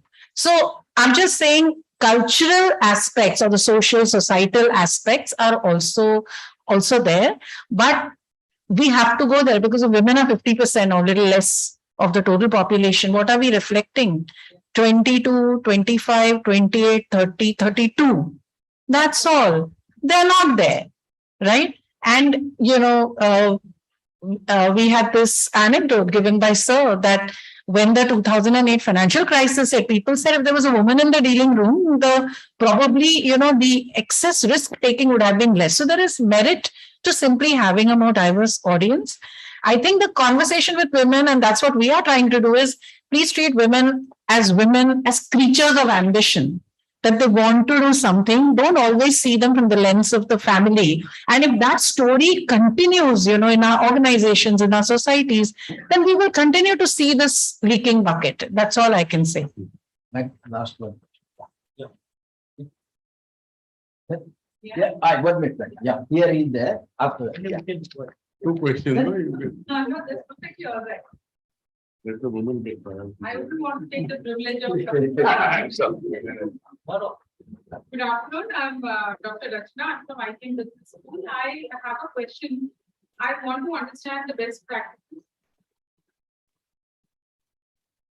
See, DNI training is all about a mindset change or paradigm shift, right? I want to understand, being a faculty from HR fraternity, I want to understand, these questions also typically come from our students when we are conducting classes from them, that are there any structured programs or steps that organizations are taking in order to bring about this paradigm shift, right? How do people start thinking differently in boardrooms and down the line, so that, men and women are treated equally and given equal opportunity at work? Is there a way, besides calling out the behavior or, picking out those who are doing this unequal treatment to women or to any other minority, that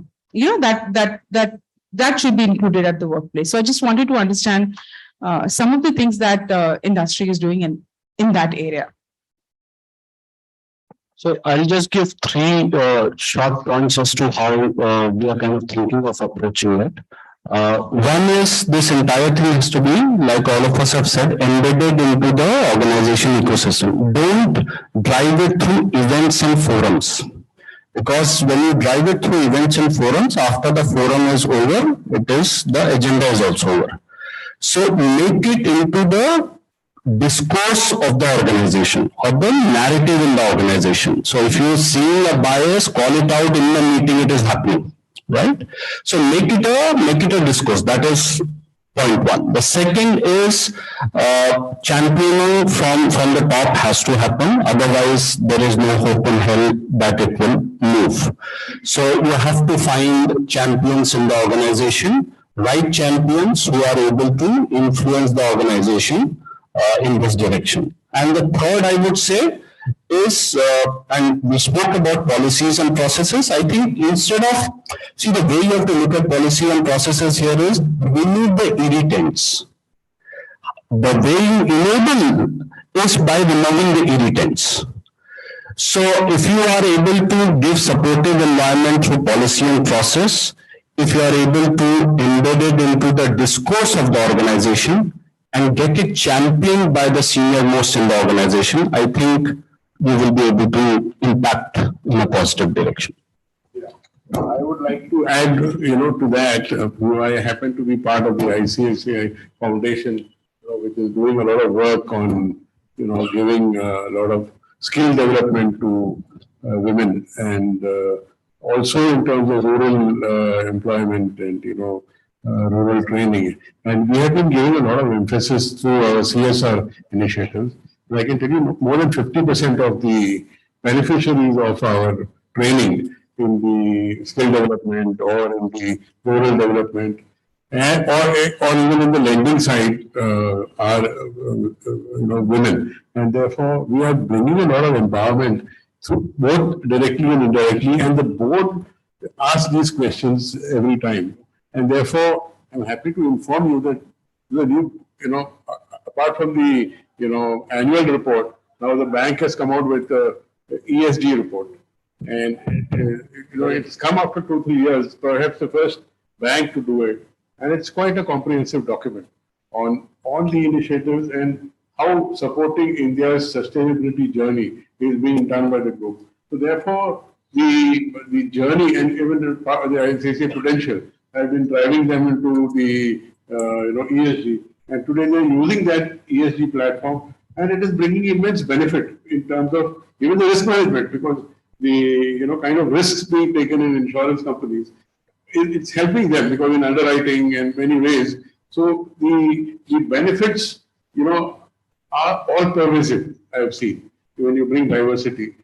Women, important diversity, but there are other areas of diversity which the board asks a lot of questions. So coming from governance top down, coming from ESG audits, I'm not saying it's a panacea and we'll be able to remove all the kind of biases very soon, but we should be moving in the right direction over a long term. And that's what we are probably doing now. Congratulations, one excellent discussion. Give a big hand. I think this your video, which is going to be all recorded, will be seen by our again and again people will go through, because a lot of experience coming from ICICI Bank, Axis Bank, and ICICI Securities, and our Mahindra Group, and from the regulator. Mr. R.K. Nair represents regulator. So in that way, we had an excellent discussion. Now I request Mr. Suresh SK Consulting, आप आइए, इनको थोड़ा flower देने का है, आइए. Okay. Anyhow, I will recognize you. Give a big hand to one of the old age means very experienced Suresh ji SK Consulting leader hai. I request Rahul Pandey ji, and Mr. Dr. Samir Parikh, please come, sir. Yeah, he is our next speaker. So they will hand over small our bouquet of greetings. Aye, and of course, Sanjay ji, aap bhi aaiye. Yeah, please come. Aye, sir, idhar. Yeah, aye. I know because he is age, no? Yeah. You please take a group photo nikala. A group photo nikaliye. One minute. Yeah. Yes, we'll help you, sir. Okay, please come. आप आए live एक जल्दी. हाँ, हमारा R K Nair को flavour दे दिए. Yes, या and the bag, या बैग नहीं वो चले, एक स्मॉल गेस्चर है. राहुल आई यस, या सुरेश को दे. थोड़ा देर हो गया फ्लावर अभी. हाँ, एनीहाउ फिर से token of appreciation. Yes, Rahul. Yeah, आप दे. आप इनको दे, मैडम को आप दे. या आप थोड़ा कम करिए. हाँ, फरीक आई. या प्लीज आइए सर. लगा इनको Subhashish.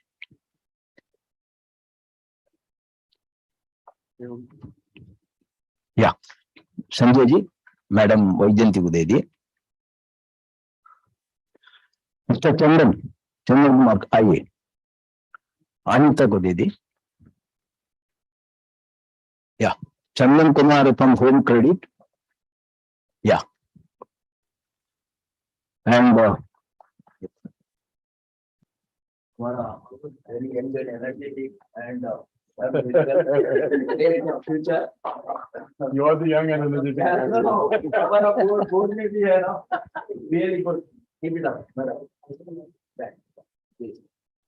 So now I request all of you have a quick team with the slide for the high tea. Then we'll be starting exactly at 4:30. One, you are required for the photograph. The next session where our Parikh will be speaking on the freeing oneself from all limitation.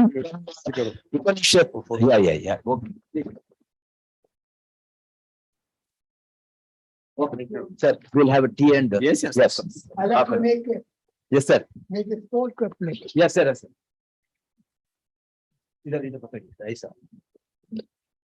Hello. Yes, sir. Now 60 years, and from then to now, I have been to at least about 3 or 4,000 conferences, seminars, group discussions, and what have you.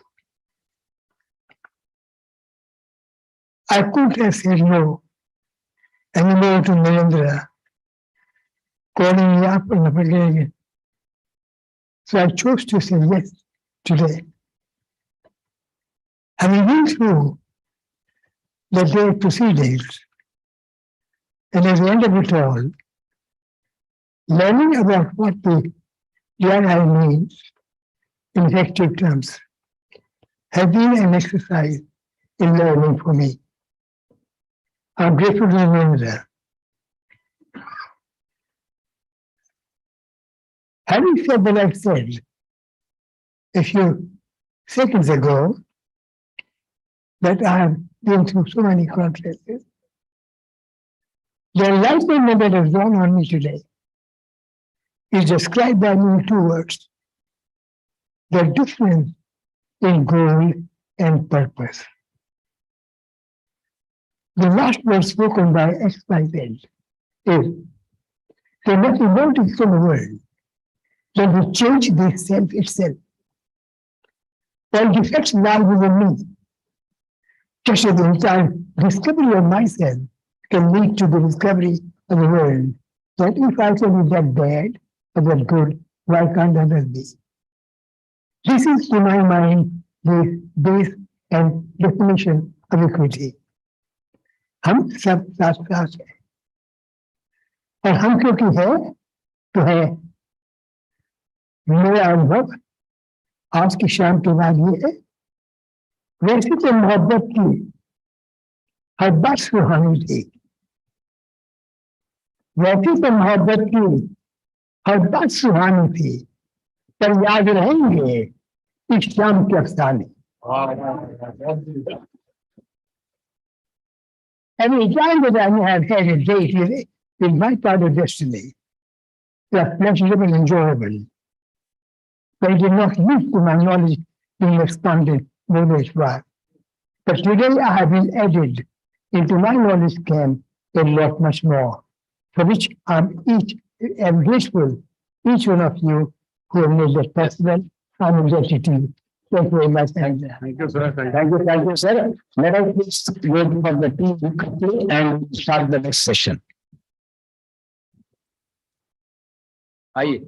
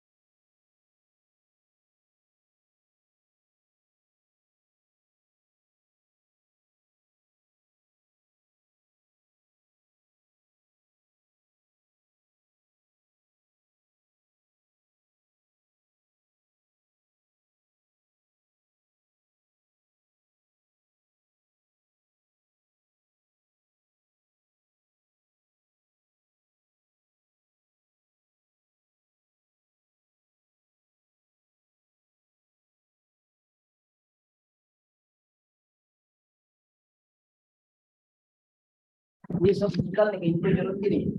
You have to move around, no sir? I'll move around every. अच्छा, let him there. Okay, okay. I request all our participants from the area to come here to the main hall, please.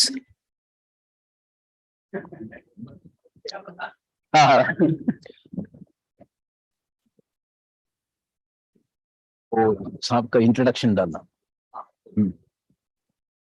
We are come to the last session. That is our freeing oneself from all limitation. I think our Dr. Samir Parikh, I had his pleasure of his address in our earlier session on culture as a driver of competitive advantage. And he has more than 25 years of experience. Gives all multiple business verticals. And he is a chartered accountant and worked in accounts, finance, sales, training. So today, if you see, most of our speakers are also from the finance sector, even the participants also. And the visiting faculty for IIM Calcutta and various other management schools. He has completed PhD from University of Wisconsin on increasing measurable effectiveness of training and certified implementer of servant leadership. So I was also reading sir yesterday. वो 4-5 इसमें ethical leadership वो सब होते last में servant leadership है तो बहुत बढ़िया है. His specialty has been a study involving the use of emotional intelligence. तो हमारा लास्ट 2 साल से हम एक अन्नापानासति मेडिटेशन करते हैं. तो उसमें एक 40 डेज का प्रोग्राम रहता है. उसमें फर्स्ट में फिजिकल क्वेश्चन, उसके बाद इंटेलेक्चुअल क्वेश्चन, उसके बाद emotional question and later of course हमारा what you call the last one the spiritual question. So I would also believe that I should have known all these things much earlier. And this last 2 years has really helped me to free oneself from all limitation. So I think you are the right person today, and I request you all of them also to be here. We are going to have 1.5 hours from him, and it will be also interesting. Later, you can also interact. With this, give a big hand of claps to Dr. Samir Parikh. Very nice of you, sir, to spare your time and come here. Yeah, मेरा पहला वाला slide.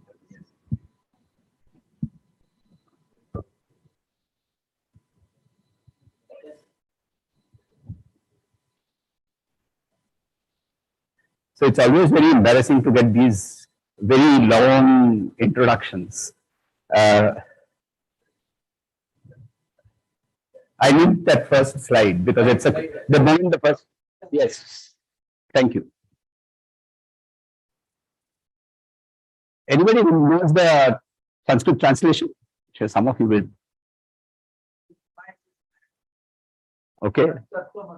So thank you. So this is from the Chandogya Upanishad, which is a part of the Samaved, and it says Tattvamasi.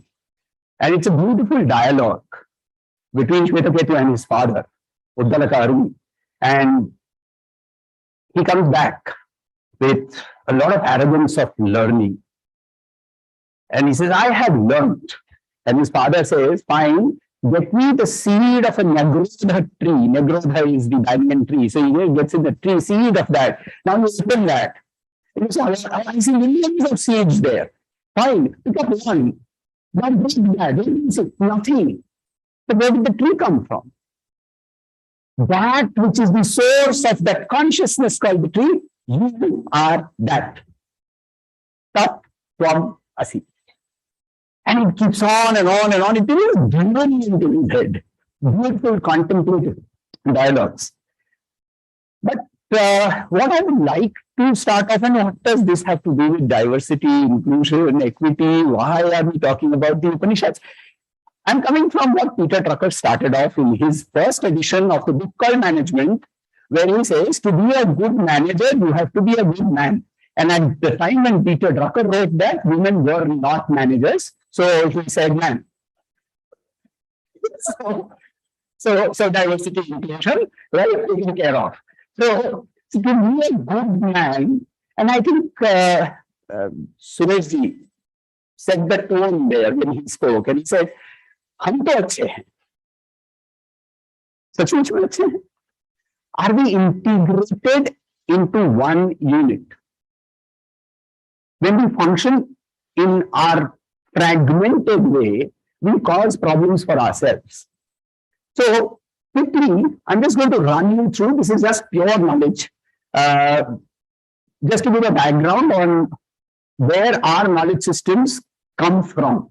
So basically, our knowledge systems are, yes, I have thought we will not waste time doing this, but we will have to. Is it visible back there? Yeah, thanks. It should be, as long as it's visible. Basically, the knowledge was divided into two parts. One is called the para knowledge and the other is called apara knowledge. Para is the self-intuitive experiential knowledge, and that has no system. No system. Because you cannot transmit experience. If anybody can explain to me what does a rose smell like? Well, it smells sweet, is it like honey, right? And you can't do that, right? The sound of a sitar, whatever. So experiential. So para knowledge is about the, and there are no systems about it. The apara knowledge is what can be transmitted. So now we're going to work only with the apara knowledge, which is intellectual. That again has two parts, which is secular and sacred.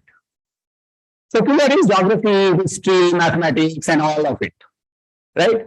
Not our area of study at all.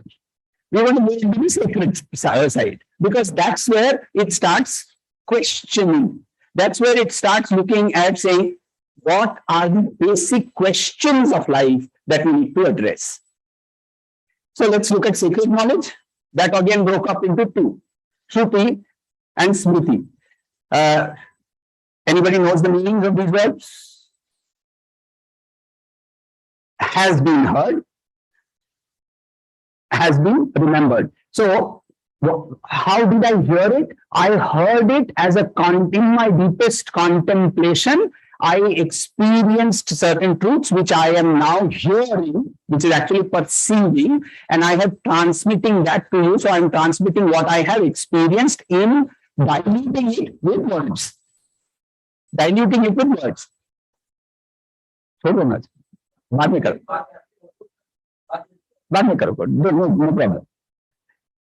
And Smriti is once it has gone to you, now you give it to somebody else, it's coming from your memory. You didn't experience what I experienced. So that's Smriti, right? Shruti, basically, I'm sorry for the typo, has three parts. The Veda, the Vedanga, and the Upaveda. Let's look at the Veda.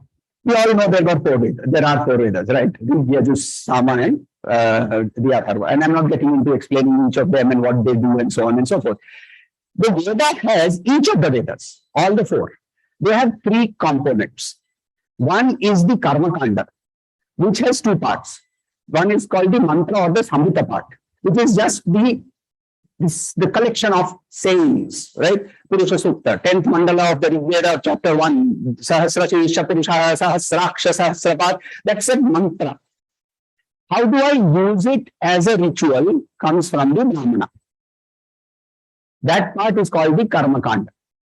Now, in this spiritual evolution, philosophical evolution of mankind, at least across the world, when you started moving away from the hunter-gatherer, got fire, started working with nature, nature was both terrifying and also very pleasing. So you had the rising sun, you had the boiling sun right on top of your head, and so on and so forth, right? So the sun, lightning, the sound of thunder, rain, which wash away your crops or give you life. All of these became things that I want to associate with, which is where the mantras and the brahmanas came in. As society became more affluent, people started thinking. So the Aranyakas, The word Aranya means forest. It was saying that, can I not get connected with nature without all these 500 different things that I need? So you have to do a Soma Yaga. Now, what do you do for a Soma Yaga? Oh, you have to get bricks, you have to get sand, you have to get 20 different types of herbs, you have to go and pound them, you have to rub different types of wood to get fire, blah, blah, blah. Can I not do that entirely mentally?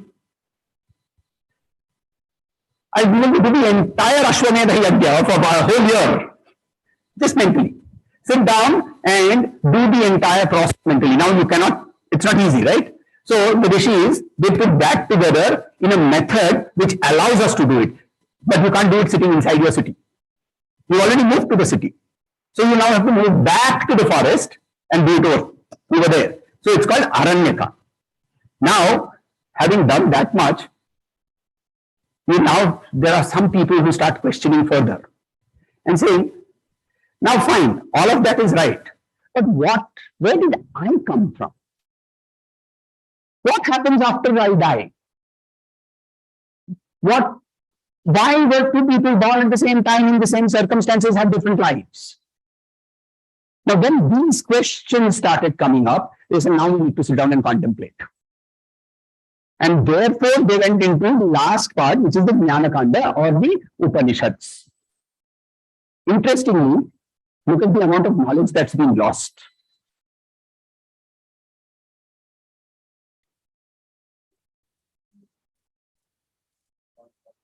All washed out.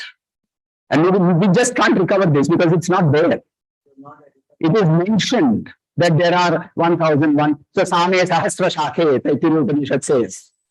In the Samaveda, there are 1000 shakhas. Today, in the Samaveda, there is only an existent one shakha. 999 shakhas have vanished.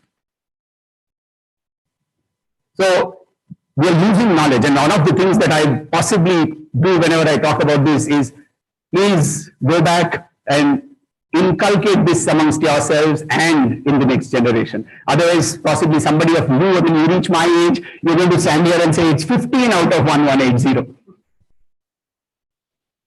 That's a danger we are facing. So that's about the components. The Vedanga has, yes.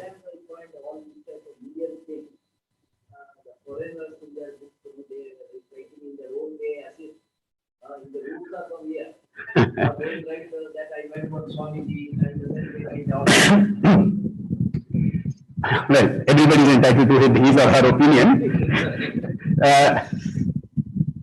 See, actually, I'll come back to your point. No, I'll come back to your point right a little while later. So, Siksha, Kalpa, Vyakarana, Nirukta, Chanda, and Jyotish, these are the 6 Vedangas. These are the ways by which I can understand. So, if I don't know the Nirukta, then I can't understand the meanings of the words that are there, the glossary. For example, if I tell you, Aja created the world, Ajay Srishti Kriptva. Aja means goat. Now, if I say goat created the world, no, it actually means Brahma created the world because the word Aja also means he who is not born, hence Brahma. So if I do not have Nirukta, if I have not studied Nirukta, then my understanding of the Veda is going to be very faulty. So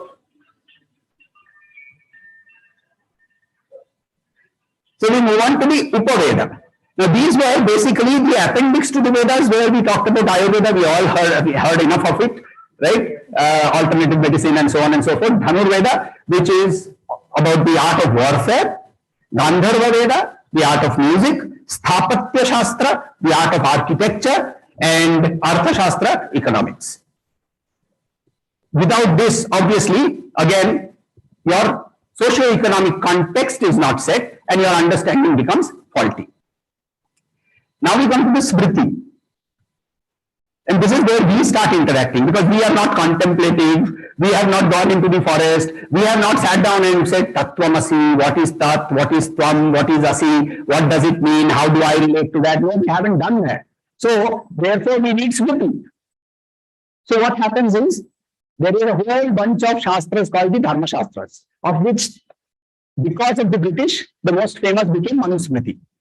Manusmriti is a code of Dharma. Dharma essentially here in this context, the word Dharma has many meanings, but one of the meanings is the code of conduct. So Manusmriti. Incidentally, there is Yajnavalkya Smriti, there is Vishnu Smriti, there is Parashara Smriti, and so on and so forth. There are multiple Smritis. The Bhagavad Gita is a part of the Dharma Shastra. It is a part of the Dharma Shastra. Then we have the Puranas. Pura iti navinaha. It is always new and it is about something which is very old. Right? Why is it always new? Because every time you read it, you will find something new. Or after you read it, you forget it. So again, when you read it, it's still new. So Puranas. Then we have the Itihas. The word Itihas means that which was. There are only two. There are only two. And there are only two Itihas Karaks. One is Valmiki, who wrote Ramayana, and Vedavyasa, who wrote the Mahabharata. And both are historians who are contemporary historians. They are part of the history that they are writing. Right? So, however, what is interesting is Smriti is allowed to change because it is contextual. The code of conduct that we that we work with. Now, if talking of diversity, if a woman today stands up and says, I'm going to marry 5 men, I don't know how many men in this room are going to stand up and say, yes, that's the way to go because Draupadi did it. Right? Why? Because the code of conduct has changed, the ethical standards have changed, the moral structure of the entire society has changed, and there's nothing wrong with that. In China, they used to bind the feet of young girls. Yeah. Right? Because the epitome of beauty was to torture that small baby. And it's torture because you break the bones and you make them fuse and then you break them again so that you create the heel. Even in Japan. Okay, maybe. Then you have the Nibandha, Agama, Darshana and Niti. All of these are the part of Smritis. Nibandha is about explaining the rituals. Agama is a discourse on the mysteries of life. Darshana is philosophy, and Niti is the way or code of conduct, such as you have heard of Vidur Niti, you have heard of Chanakya Niti, and so on and so forth. We'll move with darshanas because that's where we are going to be talking about. So we have the Astika darshanas and the Nastika darshanas. Darshana means my view. My view. Darshana is my view. And our ancients were very far more Catholic than we are. And they were ready to say, yes, your view could be different from mine. And I'm very happy about it. Anything that is going to address the basic questions of what you are, how do you relate with this world, are you in bondage or are you free, how do you relate, is there a controller or if is there none? These questions, if it is addressing, you are a philosophy, you are a darshana. So with that, therefore, it said those darshanas which say that the Vedas are the primary proof are called astika. Asti means is, that which is. And nastika, na astika. So that which is not. So they say, oh, we don't believe in the Vedas. Perfectly all right, that's also a darshana. There are no problems with it. So now if you look at the Nastika darshanas, there are 3. Charvak, Bauddha and Jaina. All 3 do not accept the Vedas as the primary proof. Charvak is a very interesting person. He says this, Rinam Kritva Vritam Pivet, Yavat Jivet Sukham Jivet. Anybody from lending? I saw some people from rural lending. I think, right? Yeah. Rural lending. Yeah. Take loans, borrow as much as you can, and spend it on lavishness. Because after you die, who has ever seen anybody come back? Bhasmi bhuta dehasya punaragamanam kutah. Who's seen anybody? Go ahead. Kya ho jayega? So this also is accepted as a philosophy. Who are you? You are an enjoyer. How do you connect with this world? The world has been created for your enjoyment. Is there a controller? No, there is no controller. That leads us to very interesting concept, which says there is no Atman, right? There is no Punya, there is no Papa. As long as you are enjoying yourself, yeah, as long as it's a chill party. You know, the problem with that is that it also says that there is therefore no need for a moral conduct and is completely dependent upon your sensory inputs as your experience.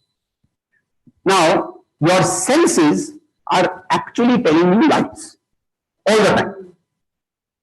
Your physical senses are always telling you. Simplest example, experiment that you can do with yourself. Take some ice in one hand, put on the gas, put on your hand near the gas, don't put it inside, put it near the gas, and then drop both, go to your glass table and put your hand on the glass table. One hand will tell you it is warm and the other will tell you it is cold. At the same time, your two hands are going to give you different sensory data. Your senses are lying to you all the time.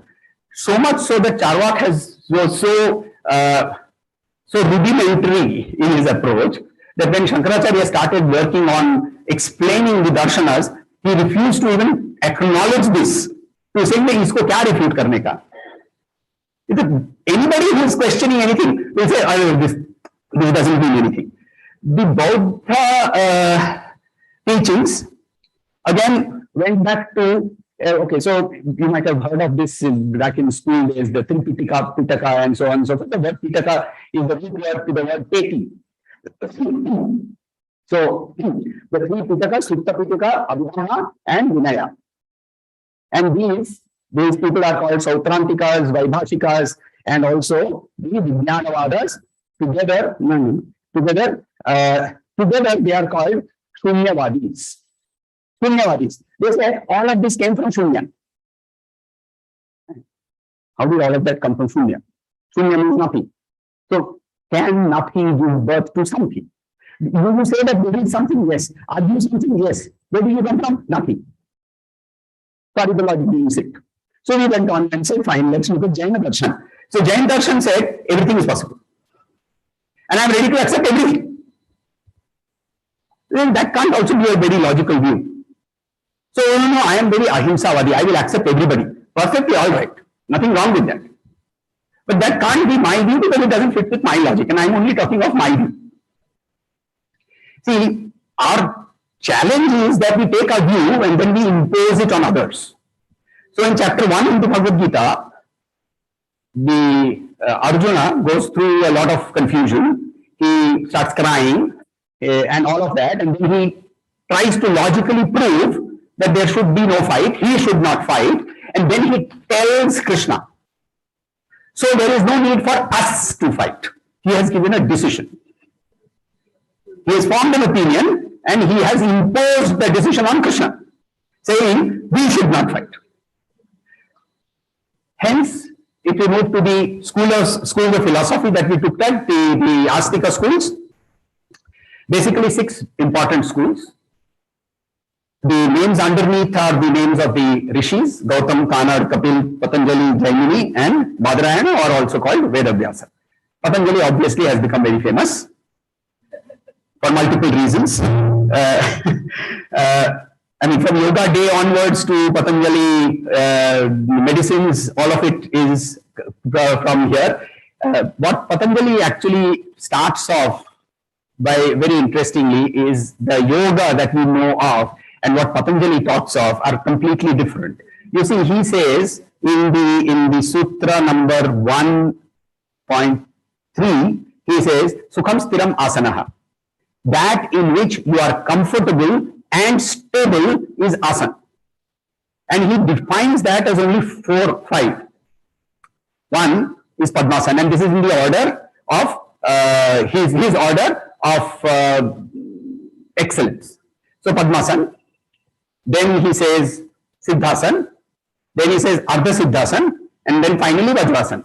These are the only 4 asanas. Everything else that you do, although described in my book, they are only preparatory to allow you to sit in these 4 asanas. So that you can sit in meditation. So that you can sit without moving. So that your eyes and your body and your spine and your legs, you just try it. It's one of the things that I keep telling people.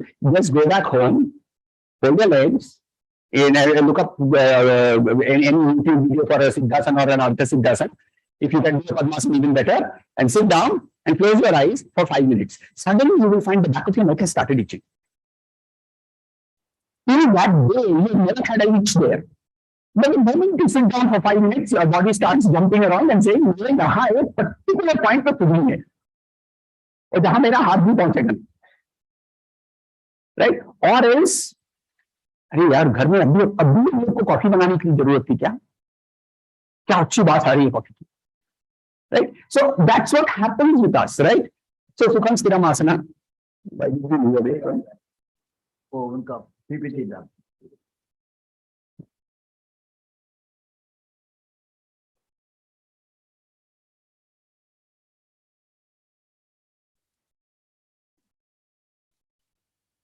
आगे जाएगी. हाँ ठीक है, यहाँ generally, but into Purva Mimamsa is essentially about ritualistic, saying that rituals allow us to transcend. And Uttara Mimamsa is what we call Vedanta, or is called the Upanishadic philosophy. So why do we need all this? We need this as HR professionals because, and I'm assuming this, is that we have all transcended Charvak. We have gone beyond saying Rinam Kritva Dhritam Pibet. We have gone beyond this, and we have perhaps at some point of time questioned the big questions in life. Where did I come from? What will happen when this body dies? How do I lead a life which is stress-free? How do I lead a life which is not limited in my mind and my thoughts?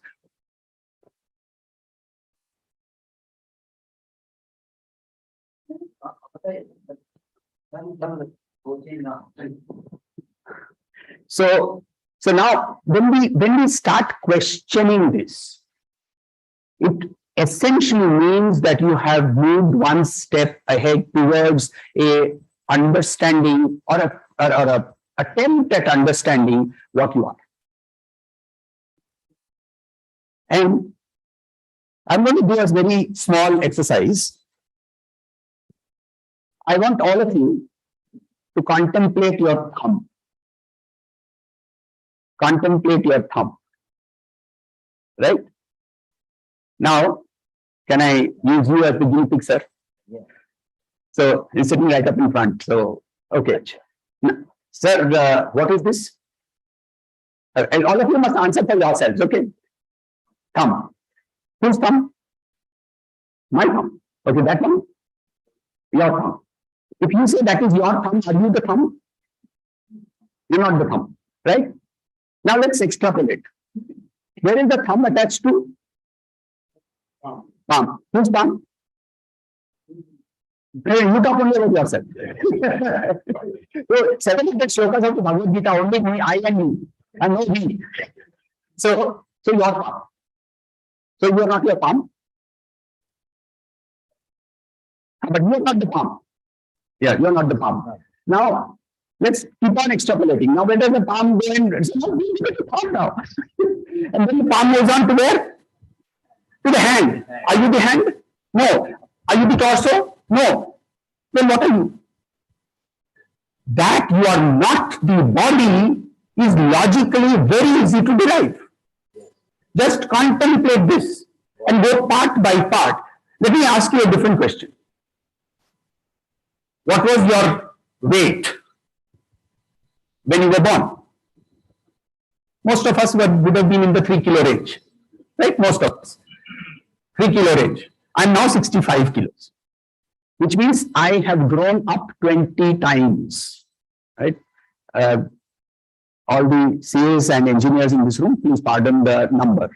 Right? Sometimes when I work with engineers, no, it's not 20, it's actually 20 point. I said, yes, thank you. Vernier caliper is not necessary for everything. So now you have 20 times. Did your sense of I become bigger by 20 times? Obviously, no. I still remain the I, same I. So, dissociating logically, you haven't experienced it. But at least at an intellectual level, understanding that I am not the body is an intellectual exercise that I can do with myself. Let's take another example. When we have three states that we talk about. One is the state of being awake. Then there is the dream state. And the third is the state of deep sleep. How do you know you're not dreaming right now? How do you know you're not dreaming right now? No, well, that could be listening in your dream, no?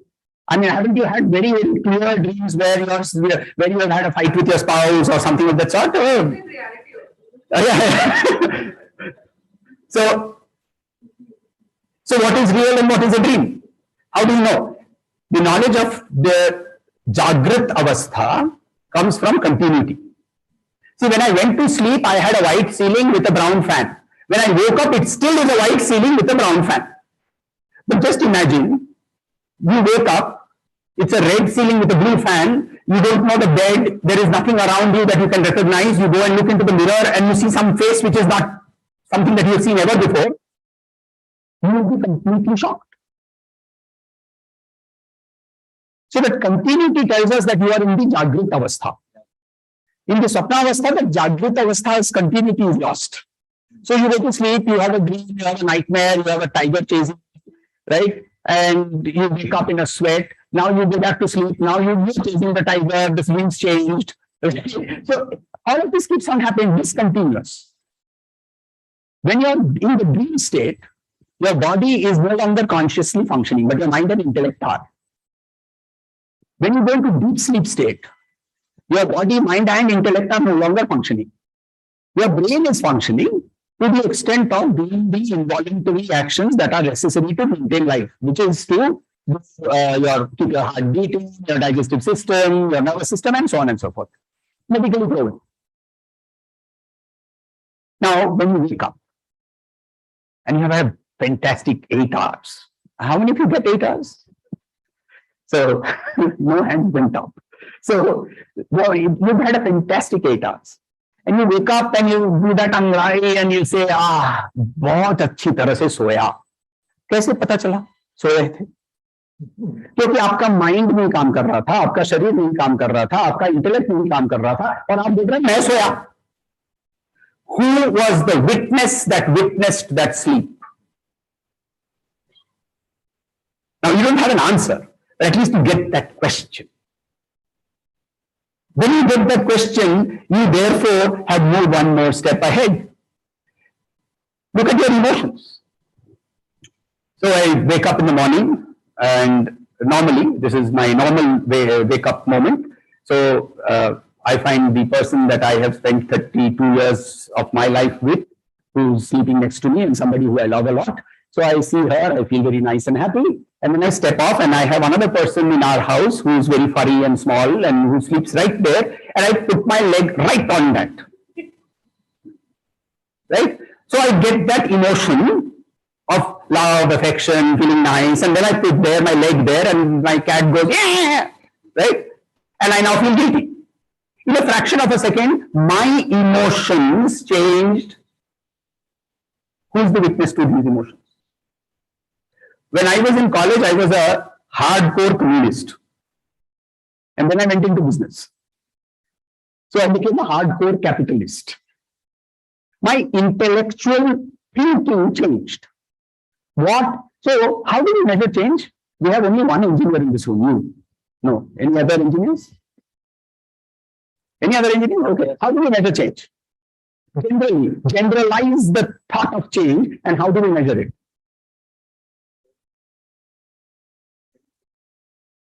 Something has happened differently. That's a change. Okay, so there has to be a constant Very nice. Without a constant, change cannot be measured. Now you are measuring change, then what is that constant against which your change is being measured? That's the I that we are looking for. That's that I. It is, but our situation is like this. See, what happens is we are all Arjunas. Arjuna, in the first instance, he goes and says, Senayor Ubhayamudhi Stapayati Ratham Santane Mahati. Go and take this chariot and then put it right in the middle. Let me see. अरे मैंने of किया क्या कर रहे हो भाई छोड़ दो ना मेरे ऊपर छोड़ दो so he has a pride, you know, he's called the क्या श्रेष्ठ धनुर्धर. He has that pride. I am the greatest sales guy in this world. किसी को भी इंश्योरेंस बेच के आ सकता हूँ. तो ये किसी को भी इंश्योरेंस बेच के आ सकता हूँ वाला जो एटीट्यूड है वो लेकर जब जाता है when he gets into the field and he sits there and now what happens? So Krishna is also very cunning. He takes him and puts him right in front of Bhishma and Drona. And he could have taken him and put him in front of Karna, and there would have been jealousy. He could have taken him and put him in front of Dushasan, there would have been anger, right? He could have put him in front of Duryodhan, there would have been Ghana. But he takes him and puts him in front of Bhishma and Drona. And now this chap says, oh God, have I actually got to fight these people? You see, he is between two lines of soldiers, like all of us. How many of you have the mother and wife problem? I'm intentionally being gender specific. Mother and wife problem, right? I mean, as long as my mother was alive, they would fight. And the moment I enter the fight, they gang up and fight against me. Right? So now that's been my life, right? So till 2019, as my mom was alive, that's how life went. Now what happens when they fight? You are the mathni. Mathni जानते हैं कोई mathni?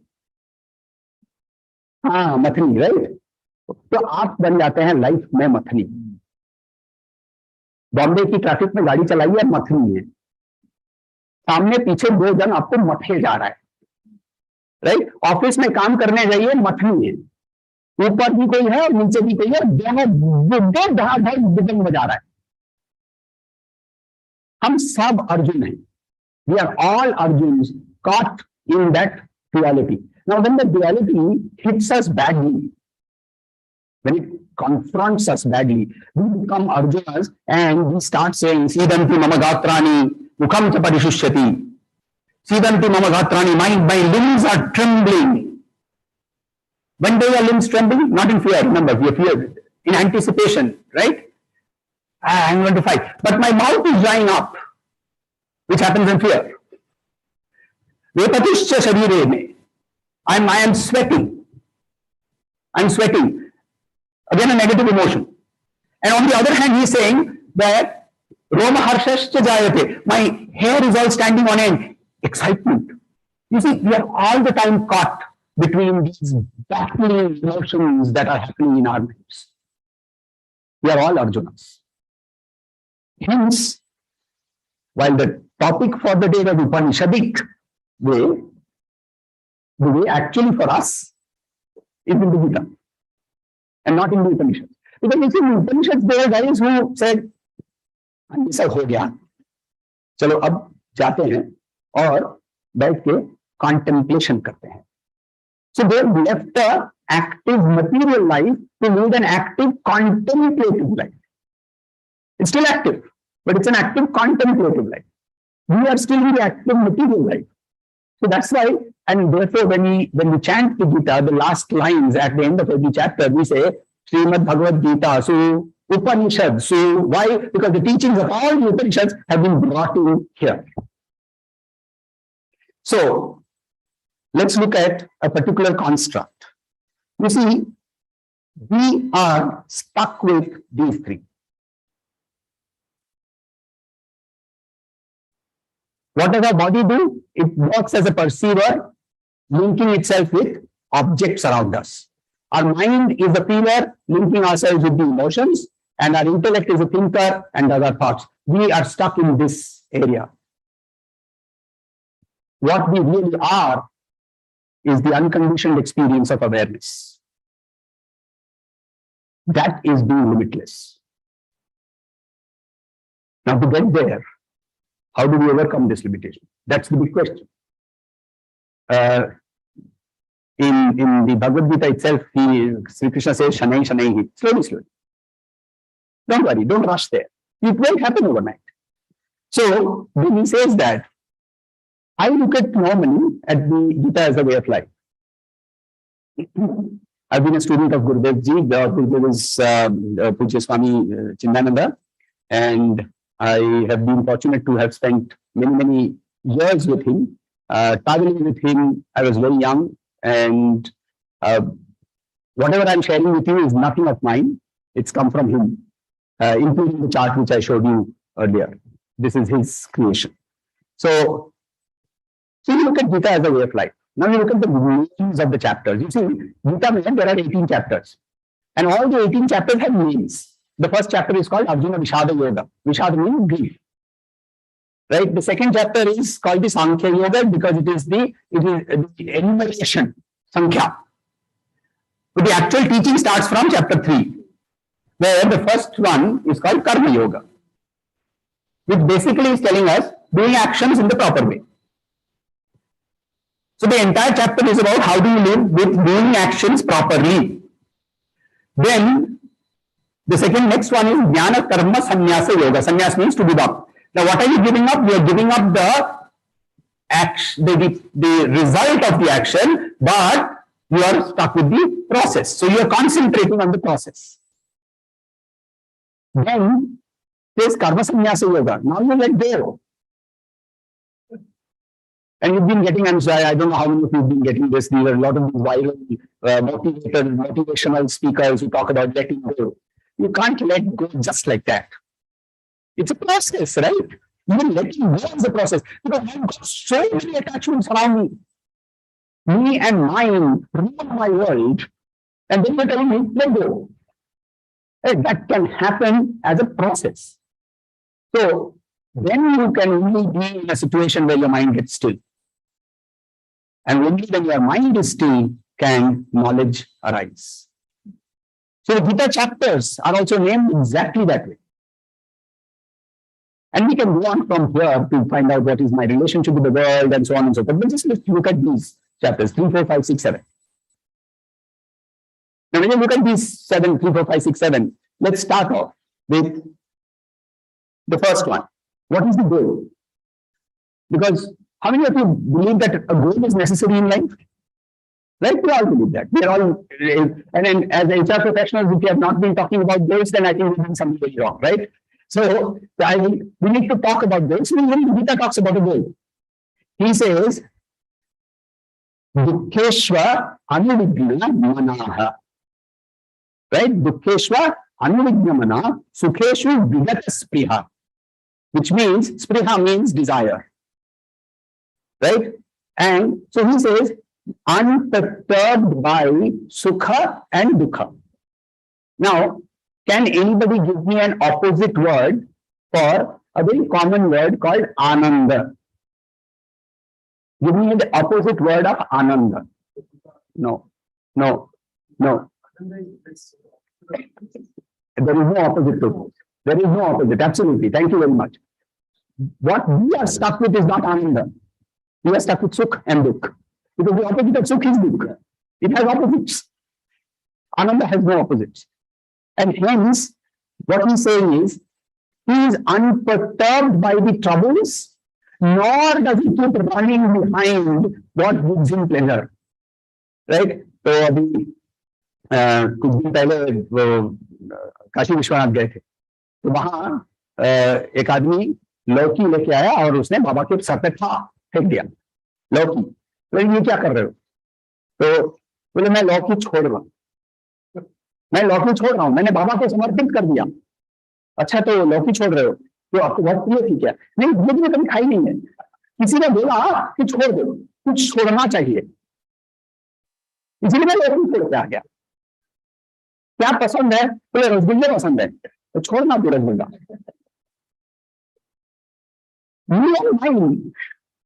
Right? So I am still running after, I have spriha for what is giving me sukha. But the person, the goal is vita raga bhaya krodha. Raga, attachment, bhaya, fear, and anger. His fear. He has no fear. Why does fear arise? Fear arises because of our emotional turmoil that is inside us. Right? So, such a person, sthitadir munirichyate. Such a person is called a person of steady mind. That's our goal. That alone is a big step towards freedom. So when we've said that this is the goal, the next question that comes, so why do I need to do all this? I'm so happy where I am. Yes, you are very happy where you are. Because you have a nice house, and you have a nice family, and you have a nice pet, and tomorrow the pet dies. Then what happens? Oh, I'm really glad my pet died. What he's saying is, yehi sparshajab hoga. Any of the enjoyments that I get out of contact. Contact between what? Between the object of enjoyment and my senses. Any joy that is arising out of this contact, he says, dukkha yonaya eva cha. They are the source, they are the womb of dukkha. They are the womb of dukkha. So, therefore he says, adyan, now read it. Adyan tavanta kaunteya, adi and anta. All of these have a beginning and they have an end. Every joy has a beginning and it has an end. Nateshu ramate buddha. They do not play, ramate, they do not involve themselves in this. This is therefore the reason why we give up. Because otherwise you are constantly being plowed between the सुखा दुखा सुखा दुखा सुखा दुखा। और सबसे important ये है, मथनी आप समझती हैं तो मथनी ये याद रखिए, मथनी से मक्खन जरूर निकलता है, मथनी मक्खन नहीं खाती है। मथे जाइए, मगर आपको उसकी एंजॉयमेंट नहीं मिलने वाली है। So that when we realize, that's why we want to go to that goal which talks about this.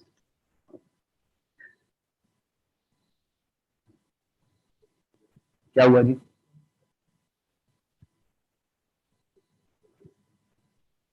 They are adjusting yours with the Zoom. थोड़ा गैप आया उनका, Zoom के साथ थोड़ा गैप हो गया। अच्छा, हाँ अभी वो आ जाएगी 2 minute. Can you please go back to the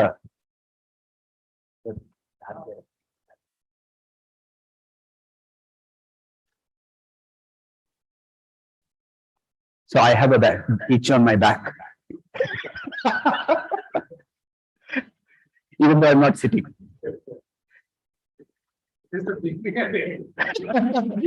and see, when it comes, it's so irritating. When you scratch it, oh, it's gone.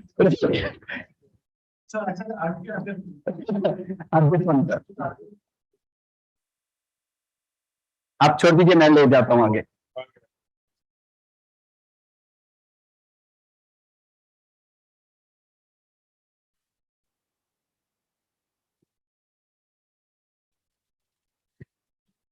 So what are the first 3 immediate requirements that we have from the Gita to be able to go to that goal? The first is he talks about saying that you have to have determination. Vyavasayatmika buddhir ekeha kurunandana. Ekeha. One. Vyavasayatmika, to be controlling your mind, to be gathering your mind.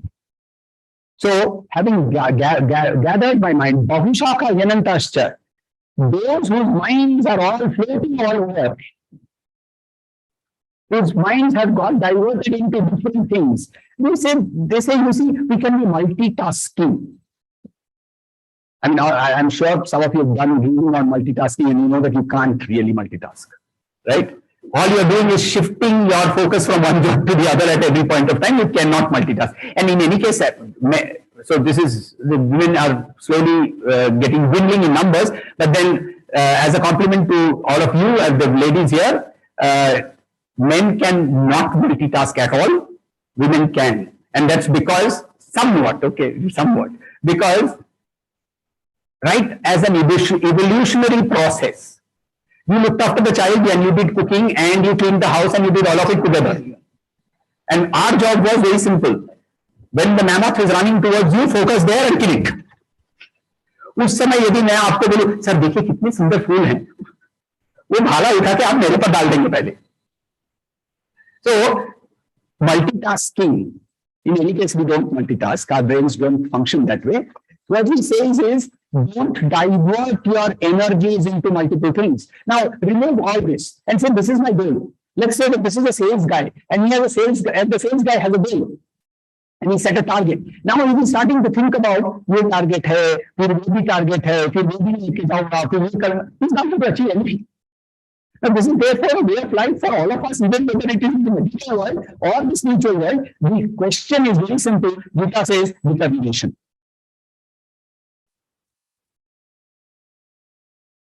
Discipline. Next. Yeah. The next one is discipline, and the third one is hold up. And every time he opens it, it goes right back. So, and then he says that the next one is discipline. What is discipline? Discipline is actually, if you look at success, success has three factors. One is called sufficiency. Am I doing enough? Second is called proficiency. Am I doing the right thing? But the third and the most important one is consistency. Am I doing it regularly? Discipline is nothing but regularity. It is nothing but regularity. I don't know how many of you actually get out for a morning walk or go for a jog or you go to the gym. Every day, for me, it's a battle with the bed. And I've been doing this for the last 20 years. Every day you battle with the bed. आज ना बारिश गिर रही है, आज ठंड है, आज बहुत गर्म है, आज मेरा ट्रेनर नहीं आने वाला है. Every day I have something that I have to fight with and I have to push myself. That's discipline. So very clearly he says, Nasti buddhirayuttasya, na chayuttasya bhavana. So his buddhi, his bhavana, his imagination, his thoughts, all of that have gone here and there. Na cha abhavayat shanti. So he has therefore a lack of peace because he is fragmented. And therefore he says, Shantasya kuta sukham. And without Shanti, how do you get peace? How do you get joy? Hence, and the third one, and the third important thing is the ability to tolerate. Now, we're not only talking about tolerance here in terms of the of a condescending term. Oh, I tolerate other people. No, not that. Where it's talking about tolerating what happens, or titiksha, the word literally translates to tolerance, but we're talking about enduring. We're talking about enduring, right? So he says, Matra sparshas tu kaunteya, shita, ushna, sukha, dukhada. Right? Shita, cold, ushna, heat. And then every time I get somebody coming and telling me, आज ना बहुत गर्म है, आज गर्मी बहुत है. अरे गर्मी के मौसम में गर्मी नहीं होगी तो क्या होगा? तो गर्मी के मौसम में गर्मी है इसीलिए तुमको बारिश मिल रही है. Accepting the things that whatever is coming to me will keep changing the way weather changes. And I get stuck with the weather itself. I get stuck with the weather itself. And therefore he says, Agama apayino nityas. These things keep coming and going. Agama apayino. Agama means coming, apayino means to go. Agama apayino nityatans titikshasva bharata. Bharata is the name of Arjuna. He is addressing Arjuna and saying, Tan titikshasva. We endure all of it. So three prerequisites to becoming free. Determination, discipline, tolerance, or endurance. Now, having done that, Then we start with Karma Yoga, because that was the first chapter that we wanted to look at. And the most famous shloka in the entire Bhagavad Gita possibly is chapter 2, verse 47. And just look at the first line. Karmanyeva adhikaraste mahaphaleshu kadachana. Please translate this for me.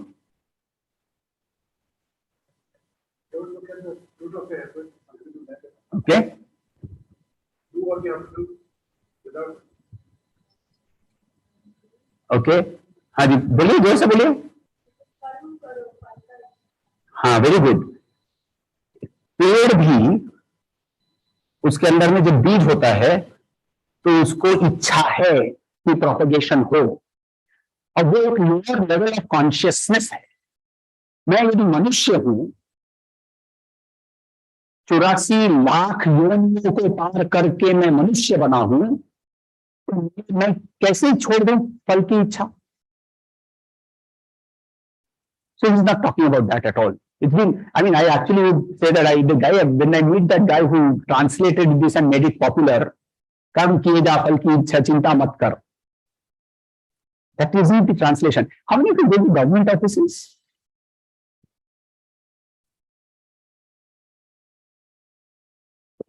Sir, आपके वो हिंदी में लिखा होता है, हाँ? अच्छा, आप translate करके बता सकेंगे.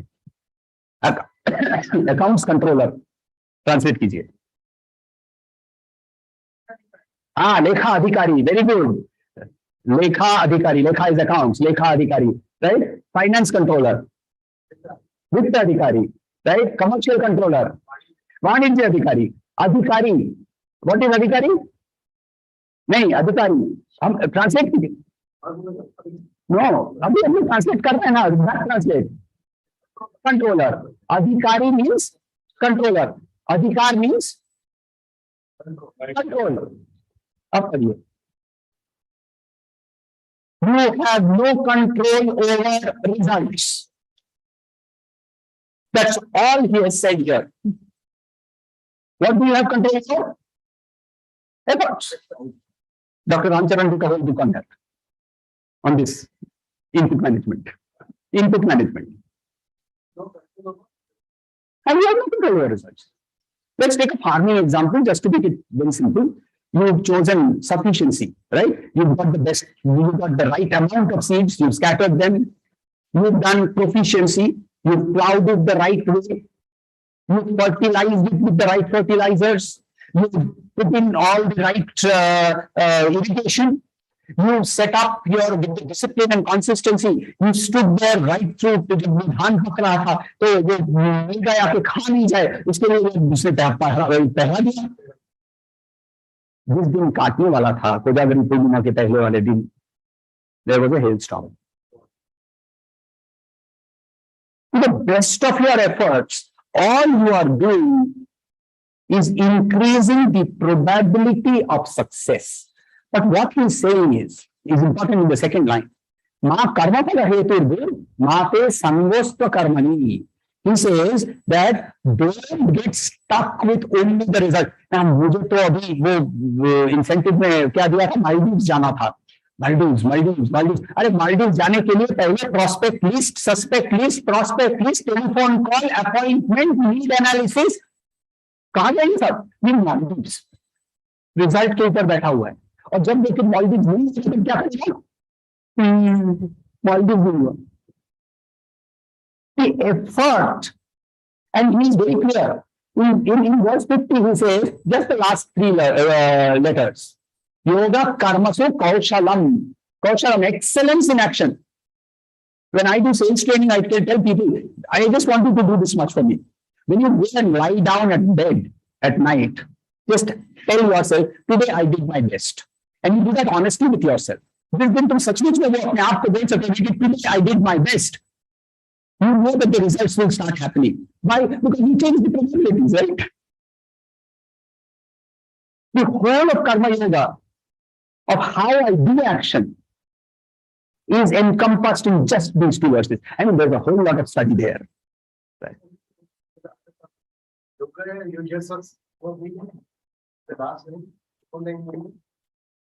Tasmat yogaya yujyasva. Right? Be united with yourself. Yeah, be enlightened with yourself. Because, why? Because your efforts to the best is Yoga itself, is human. Is removing the fragmentation in you. It's very simple. People try to make this so very complex. Just focus on the effort. Now, having done that much, when we said fine करते रहते हैं, तो क्या होता है? वहां जाने के लिए प्रोसेस क्या होगा? तो जहां साहब एक बार उठ के खड़े होइए, किसके सहारे उठ के खड़े हुए? अपने सहारे, वही बोल रहा है और कुछ नहीं। उद्धरेत आत्मान आत्मानम न आत्मानम अवसादयेत। Don't get up by your own self. Pull yourself up. Pull yourself up. हम कहीं से भी कहीं गिर जाइए, उठना है, चेयर से उठना है। We always are doing that physically in our bodies. We are all the time doing that. In your life. You know what we do? अरे मेरे बॉस खराब है, मेरे संग खराब है, मेरे साथ वाले लोग सपोर्ट नहीं कर रहे हैं। उद्धरेत आत्मान आत्मानम न आत्मानम अवसादे आत्मेन ह्यात्मानो बंधु। You yourself are your best friend, and then or else you are atmaiva ripur atmanaha. Ripur means enemy. Ripur atmanaha. You yourself can do your worst enemy. Why does that happen? In the next shloka 5 के बाद 6 में वो बहुत clearly बोलता है, बंधुर आत्मात्मनस्तस्य, जो जिसका आत्मा कंट्रोल में है, जिसकी आत्मा here means not the soul, it means the mind, right? येना आत्मैव मना जितः, he who has conquered his running around mind. How many of you have heard of the story of Nachiketas? Okay, so there is this one, that is the only Upanishad which is not between two rishis or rishi and disciple. It is a story which is an Upanishad which is a discussion between a young boy of 12 years and the controller of death, Yamraj and Nachiketas are having a conversation.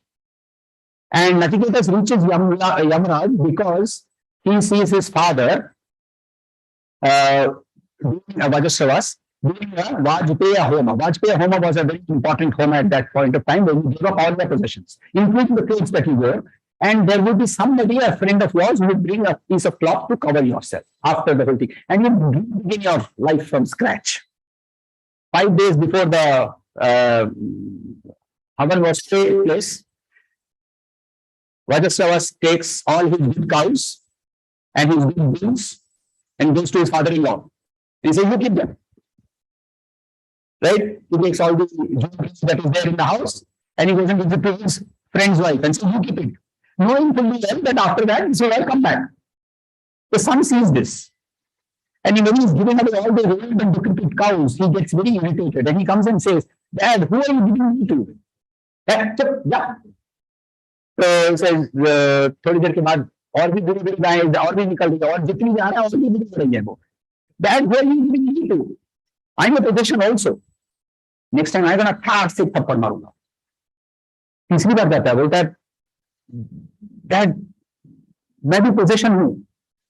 I give you to Yama. उसने लड़का took it at face value and he says, चलो, let's go. And he reaches Alakapuri.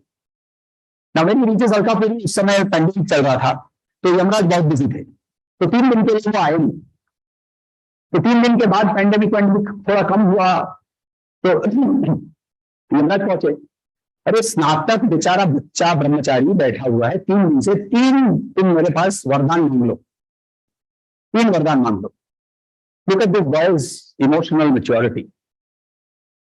His first boon that he asks for is, remove the guilt from my father's mind. Tell him that I am still alive. Done. 3 days I suffered from hunger and thirst. Tell me a way whereby mankind can overcome this. Done. Here. Process.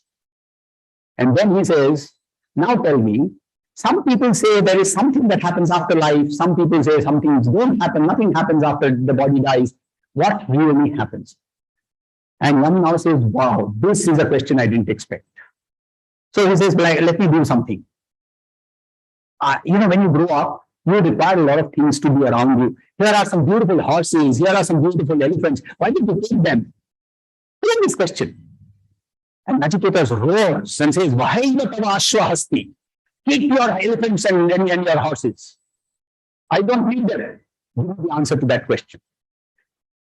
With that sort of focus and mind, when we have that Nachiketas, that's the conquered mind. And in that Upanishad, there is a beautiful, Yama is now explaining that a mind which is not controlled and is given over to the indriyas, to the senses, you know what that's doing? That's like a chariot being run by wild horses. The chariot is going to overturn at some point of time. On the other hand, if the horses are tame, then you reach your destination. Hence he says, Manajitaha, conquered mind. So that's the process. But we can't get there alone. We can never get there alone. And we are HR professionals, we know that, right? And therefore, in the Bhagavad Gita, he very clearly says, coaching is important. And what do you need to do with the coach? He says, Tadvidhi pranipatena pariprashnena sevaya. Pranipatena. Go and bow full Ashtanga Namaskar to him. No, it doesn't mean physically. It means surrender your ego. Pariprashnena. Ask him questions. Ask him questions. Our systems were so very powerful. They meant you to be learning through questioning. Asking questions. Pariprashnena. Now, pariprashnena, not just prashna. So there are three types of questions. In our system, we say there are three types of questions. One is called the Adham Adhikari question. Right? आपने pink shirt क्यों पहना? आपके चश्मे frameless क्यों हैं? Idle curiosity. अच्छा, तो वो वाले स्वामी जी मर्सिडीज में जाते हैं. क्यों मर्सिडीज में जाते हैं? पैदल क्यों नहीं जाते हैं? Idle curiosity, Adham Adhikari. They have no meaning. Then there are the Madhyam Adhikari questions. Challenging. क्यों करूं? करेगा वो, मगर उसको पहले समझाना पड़ेगा. क्यों करूं? Right? तीसरा है उत्तम अधिकारी क्वेश्चंस. वो उसको उसके कोच ने जो बोला वो पहले करके आएगा. करके आने के बाद बोलेगा my experience was this. Is this right? Is this how it should have been? Did you experience the same thing? Now he is actually asking you very very pertinent questions. परिप्रश्नेन. एंड देन सेइंग सेवया. सेवया means does not mean मां के मेरे पैर दबाओ. We have a certified coach in middle उसके बाद कोचिंग लोग आके बैठ के पैर दबाने शुरू कर देंगे तो बेचारे सारे मसाज पार्लर बंद हो जाएंगे.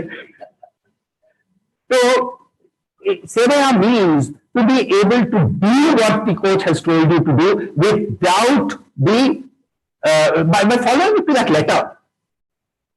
And then he says, Upadekshanti te jnanam. Such a person, when you do this to the coach, he will be able to give you knowledge. But what type of coach do you have to go to? He says very clearly, he says, Jnaninas Tattvadarshinaha. Not only does he have theoretical knowledge, but he's been there, done that. He's Jnani and Tattvadarshinaha. Both. He has to have both. That is the definition of a coach. But without a coach, it's not going to happen. Very clearly he says that. So Arjun is asking, अच्छा ये भी कर सकते हैं, ये भी कर सकते हैं, ये भी किसके पास जाऊं? He is not realizing that he has Jagadguru standing in front of him. उसको पहचान नहीं था. जगत के गुरु उसके सामने खड़े थे, उसको पहचान नहीं था. ठीक है, मैं बोल देता हूँ किसके पास जा सकते हो. तब तक अक्षिण जो है, ज्ञानी जो है, उसके पास चले जाओ. उसके पास थोड़ा ईगो सबमिट करो. मैं कर लूंगा, वो थोड़ा सा कम करो. ढंग से सोच के सवाल पूछो, सीखने को मिलेगा. उपदेक्षन्ति. So that's the importance of coaching. So what will you get as a result? So he says, Yadriksha labha santushto. Whatever you will get, you'll be happy and satisfied. Right? And dvandvatite vimatsaraha. And when there is duality, when there is the challenge of not succeeding, he doesn't feel jealous of other people's success. Matsarya is jealousy. He doesn't feel of other people's success. अरे उसने ना boss को तेल लगाया इसीलिए वो Maldive जा रहे हैं. Right? And because we are going that you know that therefore he is not the Matsara, he is Matsarya के अंदर में डूबा हुआ है. So he says sama siddha व siddhau, सिद्ध और असिद्ध, सक्सेस और फेलियर दोनों के अंदर में उसकी वो एक बराबर देखता है. Why? Because he is satisfied about the fact that I put in my best. If it doesn't happen today, it might happen tomorrow. I've done my best, I've done my best, I've done my best, and I keep doing my best. And I tell most people, you want to get to the gym? Great. And then you do, I see that in my building society gym. हाँ, बच्चे लोग आते हैं. पहला चीज क्या करते हैं बच्चे लोग जाने के बाद? Bicep curl. राइट? बाइसेप दिखाना है. उठा के पहले शुरू करता है, पहले 10-15 दिन उठा सकता है, उठा के करता है. 3 दिन के बाद क्या होता है? वो दिखते नहीं है. फिर लोगों को नीचे कंपाउंड में दिखा, क्या हुआ? फिर 3 दिन क्या, कुछ नहीं हुआ. अरे तेरा ट्रेनर 30 साल से कर रहा है, तब जाके उसके बाइसेप दिख रहा है. So your expectation, you will do the best thing, do the right thing, do the right thing, do the right thing, that's what will happen. So he says, yadricha labha santushto, gandhatito vivatsara, sama siddha va siddhocha, kritva apina nibaddhate. So then he is not tied down, he is not baddhate. Baddhate means bound. So we have all achieved that level. Then what? Oh, then we are all HR professionals. Then you have to become role models. Then we have to become role models. Because he says very clearly, Shreshthas, those who are on the top rungs of society. Shreshthas, Taddat eva taro janaha. That is what other people will follow. And you will see that in your teams. You will see that in your teams. Sir wears a tie, his team members wear a tie. You wear an open neck shirt, your team members wear that. And I have seen that in my team. And I'm a very anti-tie, all of that. I'm actually asking, is there a dress code? And then dress codes scare me. Because, so anyway. So therefore says, Sayat pramanam kurute lokastat anuvartate. People will follow whatever they see as proof in their role model. It is the onus is upon us. In terms of whether we are looking at diversity, inclusion, and equity, are we the role models for our companies, our families? It starts with the family. Starts with the family. Are our spouses, when you get married to she has to be very well educated. What is well educated? और वो PhD होनी चाहिए. फिर क्या करेगी? चौका संभालेगी. Right? And I'm not saying that maybe it's not true for the ladies here, but it is true in a large percentage of people that I see.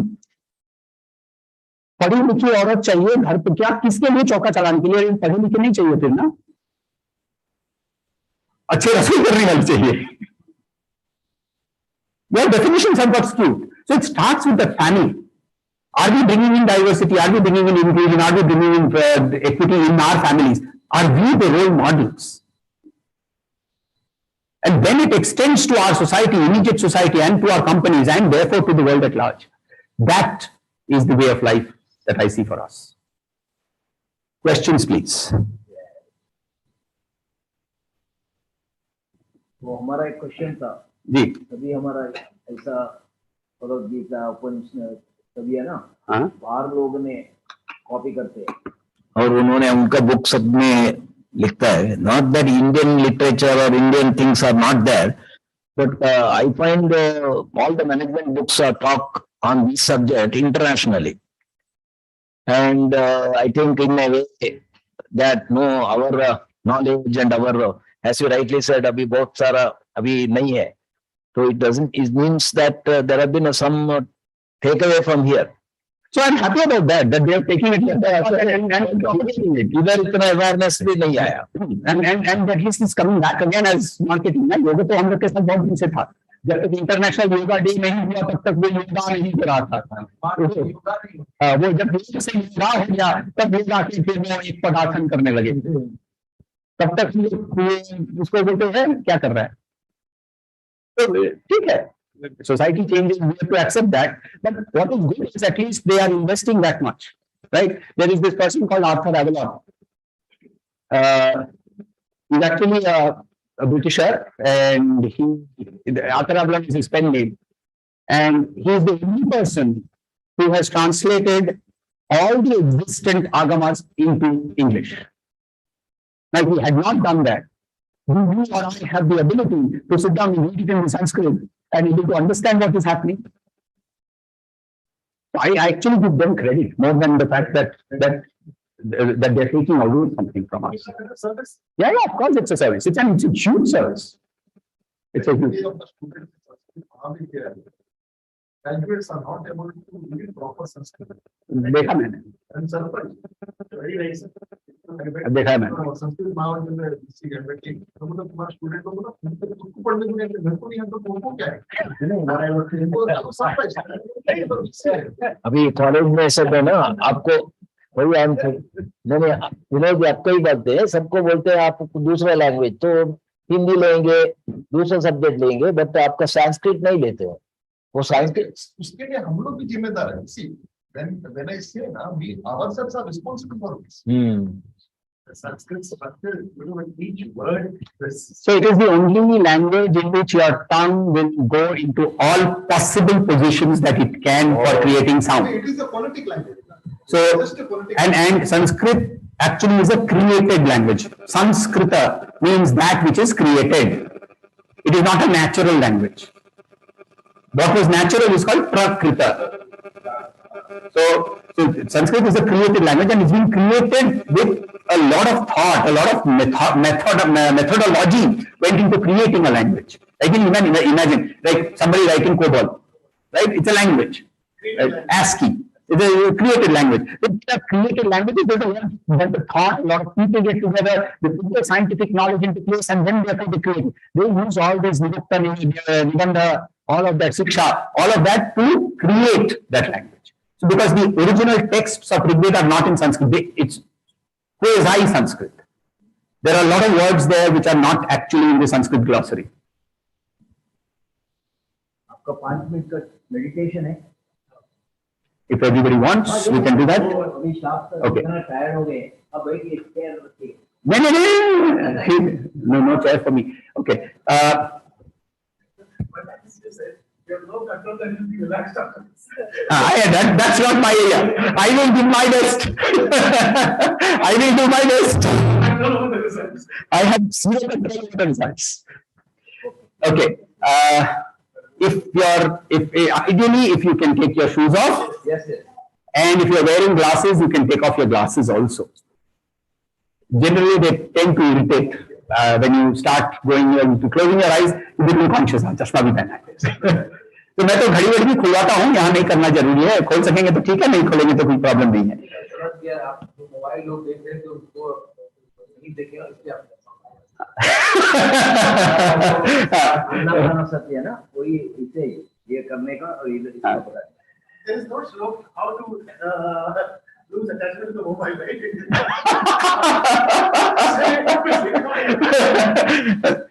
So detached from the mobile. So, okay, now when you sit, I want your left leg inside and your right leg. Okay, now if you are sitting on the floor, for those of you who want to try it out, this is called the Siddhasana, right? The perineum is a place between my genital and my anus. That's that place which is called the perineum. My heel goes and touches. I'm not sitting on it. It just touches. And then my right leg, my left heel goes and touches. And then my right leg goes on top. This is the Siddhasana. Now, sometimes this may not be very easy. So then you put your leg down. This is called Ardha Siddhasana. Padmasana almost, I suppose everybody knows, both the legs go inside. I can't do it anymore. So these are the two. Now, both in these asanas, the reason for doing this is it's very difficult to slouch.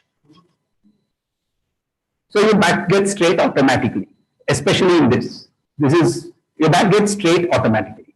Now, when you're sitting, if you can sit on the floor, when you practice at home, you do this. When you're sitting on a chair and want to do this, some of you obviously take flights, best time for doing meditation. Ask the air hostess or the cabin crew to put on a note, do not disturb, right? Because the food is anyway useless. So put on a do not disturb, in a short flight at least. And put on a do not disturb, put up straight and put your left leg in, put your right leg out, right? Now put your hands on your thighs straight. So just straight. So don't lean on the backrest. Get off the backrest so that you're leaning on the backrest. Dr. Narendra, you're leaning on the backrest. Get off the backrest. So you get off the backrest, right? Now, so he is using a Buddhist methodology called the Anapanasati, which is about the breath. It is about breath control. In what the Gita talks about in the chapter called Dhyana Yoga, the methodology given is slightly different. But essentially, ultimately, it is always that your mind is connected to your breath. When you are angry, your breath moves faster. When you are relaxed, your breath moves slowly, and so on and so forth. Okay, so now you have your hands. Don't hold any mudra, anything. Just flat on your hands, right? Now, close your eyes and tilt your head slightly upward, slightly. Your eyes will automatically move towards the center without pushing them. You do not have to concentrate there. And now, as you breathe in, just do 2 minutes of very gentle breathing in and make sure that your breathing out is a little longer. Do not hold your breath and just breathe in and breathe out.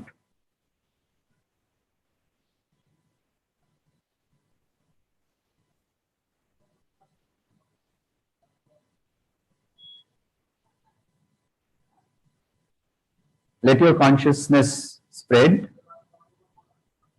Be aware of all the noises and sounds that are coming from all over.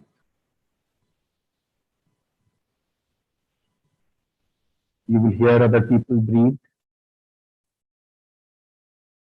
You can hear the projector, the AC, other people talking. Spread your consciousness. Become aware of the main road outside. You can hear the horns there. And now slowly just start gathering your consciousness back into yourself. Keep breathing. Slow breathe in, longer breathe out. Breathe in again. Keep breathing. And now, as you breathe in, mentally chant so. As you breathe in, chant so. When you breathe out, chant hum.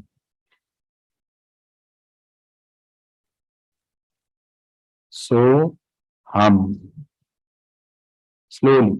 So, hum. Mentally. Just keep doing that.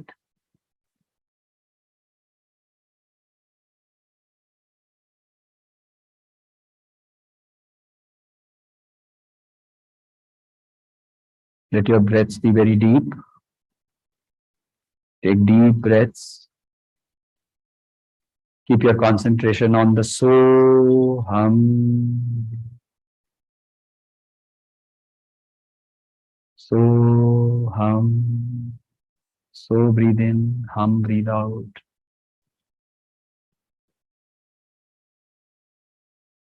Keep breathing, deep breaths.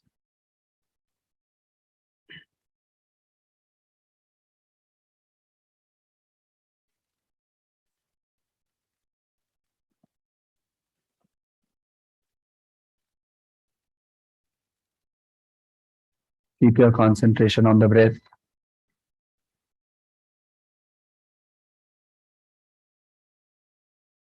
And now slowly Rub your palms very vigorously now. Slowly raise your palms. We'll rub them vigorously till your palms become warm. Touch the center of your palms to your eyes. Don't remove your hands and slowly open your eyes and then remove your hands.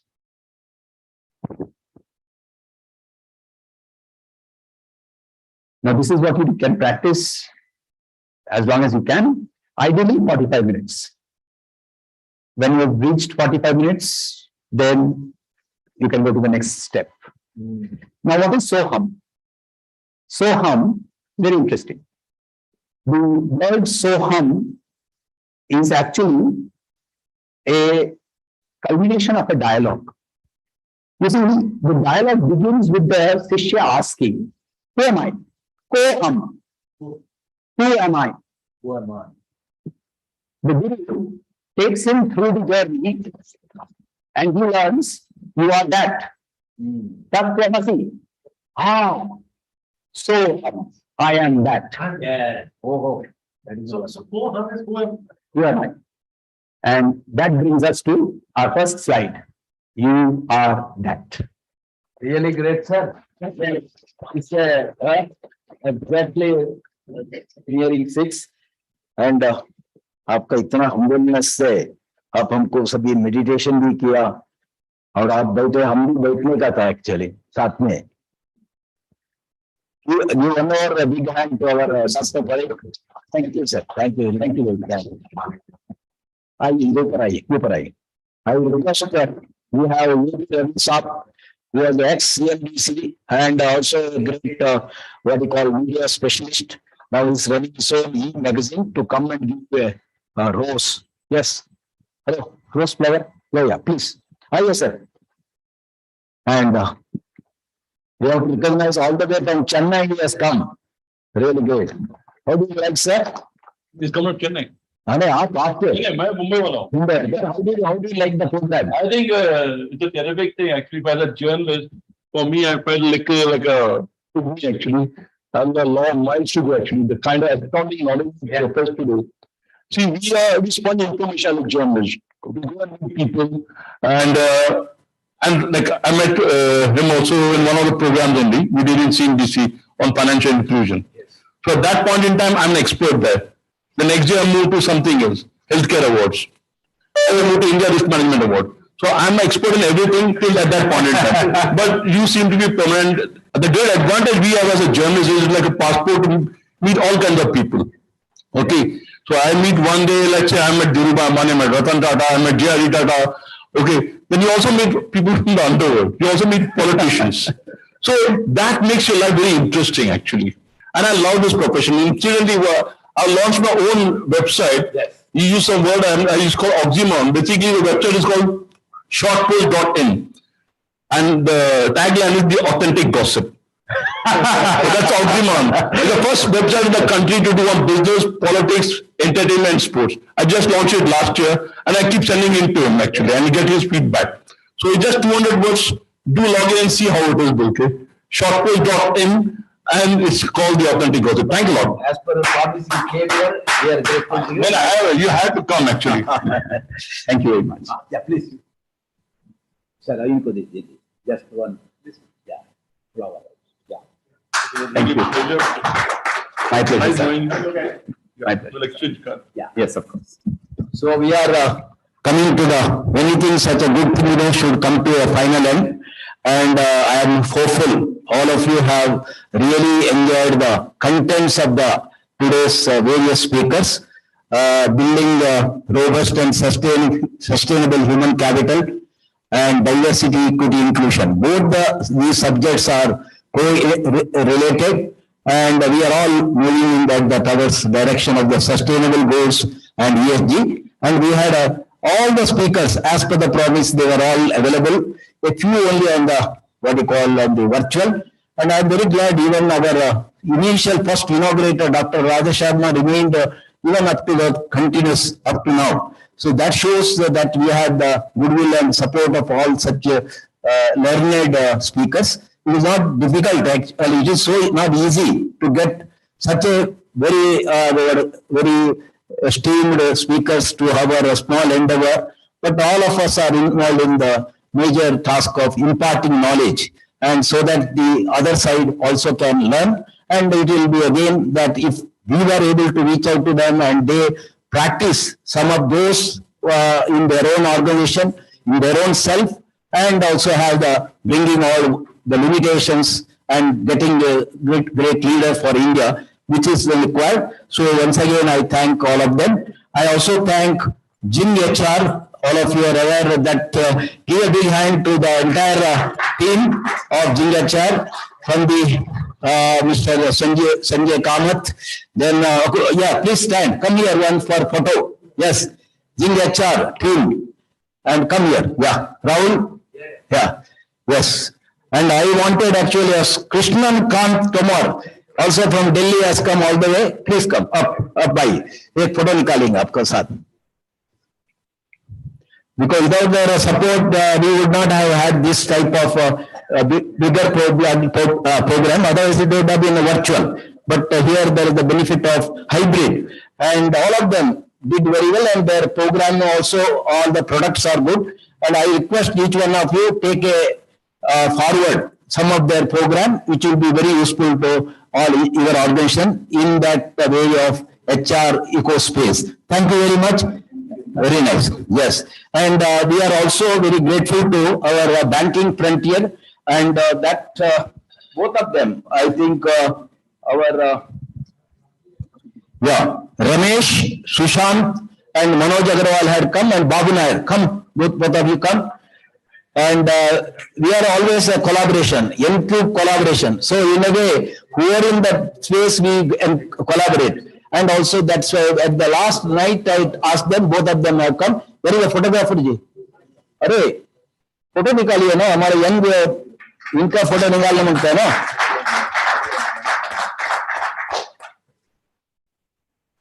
Thank you. Thank you. And convey my greetings to Babu Nair. And we had such a wonderful arrangement by Kohinoor Hotel. And we wanted sometime, last time we did that hotel Valley, but we thought why not we promote a very near and very good located hotel. The Mukund Kamath, who is the senior person from here, and Mr. Sagar Parak and Mr. Sandeep Miranda. And all the staff have given a good support. So my great thanks to all of them. We have given a big clap. And we have very good support of Magna and even in our Dalit program. So Mr. Palkar, Mr. Bipin, Pramod, and we did all that. So a great thank you.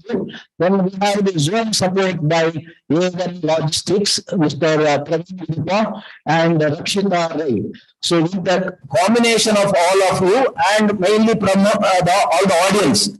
Audience would have come and gone, and but average we had around 30-40 people here, except even now we have enough people here. So I am grateful to all of you. And I also once again thank Mr. Chandan Kumar. He is my good friend. He was earlier in the head of the banking and insurance and finance of the Association. He worked for more than 10 years and did a lot of work. And after that, he has come to Home Credit Delhi to Bombay. And now he is working on ESG space. And once again, I thank both of our motivator, Mr. Sunil Mehta. He is from the Walter Advisor. He is our motivator in this. So we do this work for the betterment of everybody. Yes. Yes, yes. I think nobody has to be spared, and everybody would get praise from Mr. Narendra. Yes. So I'm no exception over here. And I just tell you one particular instance. In a particular program, Amitabh Bachchan was to be called. It was sort of related to Filmfare and all those things. So whatever the criteria for giving award, he was not fitting into everything, anything of that. Yet he has to be given. So he was given an award. He 43 years service to the film industry. So like that, Mr. selected me. I will resolve it. Fine. Thank you. Thank you, Sunil. And I recognize the presence of my colleagues in Corporation Bank. Then he went to BNP Paribas, and now he is the CEO of what you call it, knowledge and training company of BQ with Global, Sharad Kumar. Come here. Yes. He is also a great motivator and now today is learning a training organization. Yeah. Because you have come on my request. Yeah, very nice. I would not have recognized both the lecturers have come from here. Madam, आपको एक last without to over.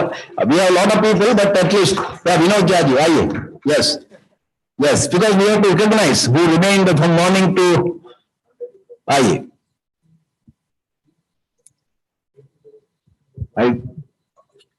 Professor Lakshmi Mohan, she was the नहीं आप मालूम है आपका उनका तरफ से आप दोनों आए हैं और आप हमारा प्रोग्राम को yes what was your feedback today's content It was amazing, very diverse speakers, especially from the FSI sector, and the program ultimately culminated into so much of spiritualism that was given by Mr. Parekh, Dr. Parekh. And we are taking a lot of good memories and great contacts from here, and let's hope we remain in touch and we will attend more of such programs organized by you, sir. Thank you so much. To associate with Yeah. the management institute. Yeah, thank you, sir. So Professor Dr. Rachana Nigam and Seema Nadir, thank you. And we have the what you call delegates from Union Bank of India, IE, 5 minutes. And we have the delegates from Bank of Maharashtra, and we have the delegates from ESG, and we have ESG, Export Credit Guarantee Corporation, and last also we had a delegate from Bank of India. So this is the bank where I was also there in a way. So Corporation Bank, Andhra Bank, and Union Bank. Thank you. Yeah. Thank you very much, and we will hope to see you quite often, and we will bring some such innovative program to your participation. Thank you.